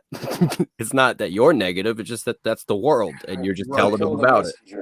Yeah, I don't think that's the right word, but I would say pessimistic, maybe. Pessimistic would be very pessimistic. And I would biblical fear porn. I say that if you come by, and I'm not misanthropic too. I'm not saying would you say misanthropic? Misanthropic, you don't know what that means. That means you hate humanity, which you say that a lot, though. I hate God hates majority of humans. You say that a lot. LoP, why are you giving away all my secret cards, man? But I had to look that word up, dude. And I would say I'm bordering on that. What secret words? You say it in like a lot, bro. No, I know, but some people may be new to the channel. No, I'm totally okay, yeah. So but disliking humankind and avoiding human society, dude. That actually literally describes me. Like that's. I told you. That's what I was saying. And me too. I'm gonna be honest. Yeah, I mean, I would say that I have a lot of bitterness, but again, my life overall that I've had up to this point, I've avoided a lot of pain that a lot of people have gone through, and that it looks like you're in a decent sized place you're living in. You have glasses. You have a. I'm in a bunker, man. I'm in Saudi Arabia, dude. The Wi-Fi is great from here. So no, I'm just kidding. You know what I'm saying? Bunker, man. Actually, where are you in Abu Dhabi? No, I'm just kidding. I'm in Houston, Texas. Yeah. But Mike said I lived in a bunker just because he saw my ceiling was like concrete. But a lot of apartments are doing that. They literally make the walls concrete, and that's like a trendy thing, I guess. Well, they block 5G. Well, at least get a Faraday cage in there. But dude, I think the neighbor won't hear you when you like play loud music and shit. Concrete blocks 5G, so I be can happy. hear my neighbors' arguments almost clearly, dude. I know exactly what they're arguing about. Wait, so the walls are not fake then? No, like because their bedrooms on the other side. So, yeah, it's not that deep, if you know what I mean. It's not that thick. So, you know, I wish the walls were soundproof because then, you know, people could play instruments. Oh, I would love that, man, because the cars are so annoying, man. Bro, with all that money, you don't even have privacy, bro. What's wrong with you? Exactly, dude. I live in the woods, man. I live in the woods, bro. I got privacy at least, you know what I'm saying? I might live in a shack, but I could fart on my front lawn, bro. No one would know. Yo, T, you're not hating on a butter, man. If you're out there and you're living well, I genuinely feel happy for those people, but I also have to be diligent and warn people that may not last, you know, and then I don't know, you know, but I would suspect what may not last. That comfort, you know, and security. What comfort? I mean, you think what you have is going to last? No. Anybody else that has more than me, whatever that amount is. Oh, I mean, I don't think comfort is going to last for anyone. I think all of us are going to be in the fucking desert pretty soon. Why are you thinking about who has more than me? Okay, listen. It's not even comfort, even if you have. Stop focusing about me, this, and get that out of your head because you're not you. You're not your emotions. You're not your thoughts, and none of that. Okay? That's the fact of the matter. No, I agree with that. I think that's the cool thing. That's the cool thing about it is that I think a lot of us have done that inventory in our life, and we're like, well, what are we now? You know what I mean? Like, are we a vessel for like being a slave? No, I don't want that. So like now we're like, well, what are we? And then so what value do we bring? Let's say we are out of the body. Like what value can we add? What state do we return our soul in back to the creator? And then that's the cool thing about it is let's say you've filled that soul with, let's say, knowledge and information that could be useful in a kingdom where people will value that. Then God could then literally resonate that information. What people have to realize is this. Look, you put on your hand on your chest right now. Eventually, or feel your pulse. That's time ticking away from right now. So you have to focus on. That's time taken away from your entire life. So you have to focus on this life right now, what you can do right now. I'm not talking about later. Later is all speculation until we see it. Yeah. So I'm saying right now you got to focus on what's important. You know what I mean? So what's important? As long as you have a roof over your fucking head, you know what I mean? You have some food on the table you can eat at least once a day. You know what I mean? Not starving. You have, I'm sure you have friends, you have fucking family that care about you, that love you and shit. Bro, focus on that. That's what's important. As money cannot buy that. Money's not gonna buy that for you. Yeah, well, that's a longer conversation. But I'm not trying to be against that. I think again, what we said here about why God puts people through things and then, being thankful and all that kind of stuff, like I would never speak out against that, for sure, because ultimately if we're here today, then there would have to be a righteous purpose for it, or else why are we here, for today, let's just say, and tomorrow or whatever. But yeah, well, there's also a very, very righteous cry, I would say, for people, just to summarize this conversation, which was excellent, is that don't feel like your environment or even the people closest to you should limit what you want. Let's just say the amount of creativity that you're allowed to express and then nurture and then grow and all that kind of stuff. Because we've done that. A lot of us, we've been limited by whatever, the school system, our family, and then whatever.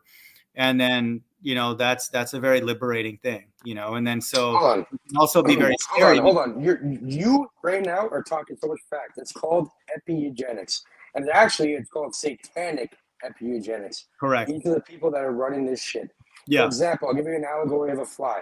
A fly usually has a 36-inch vertical. You know what I mean? You can put you can put two flies in a fucking thing. Another 666, by the way. Keep going. Yep.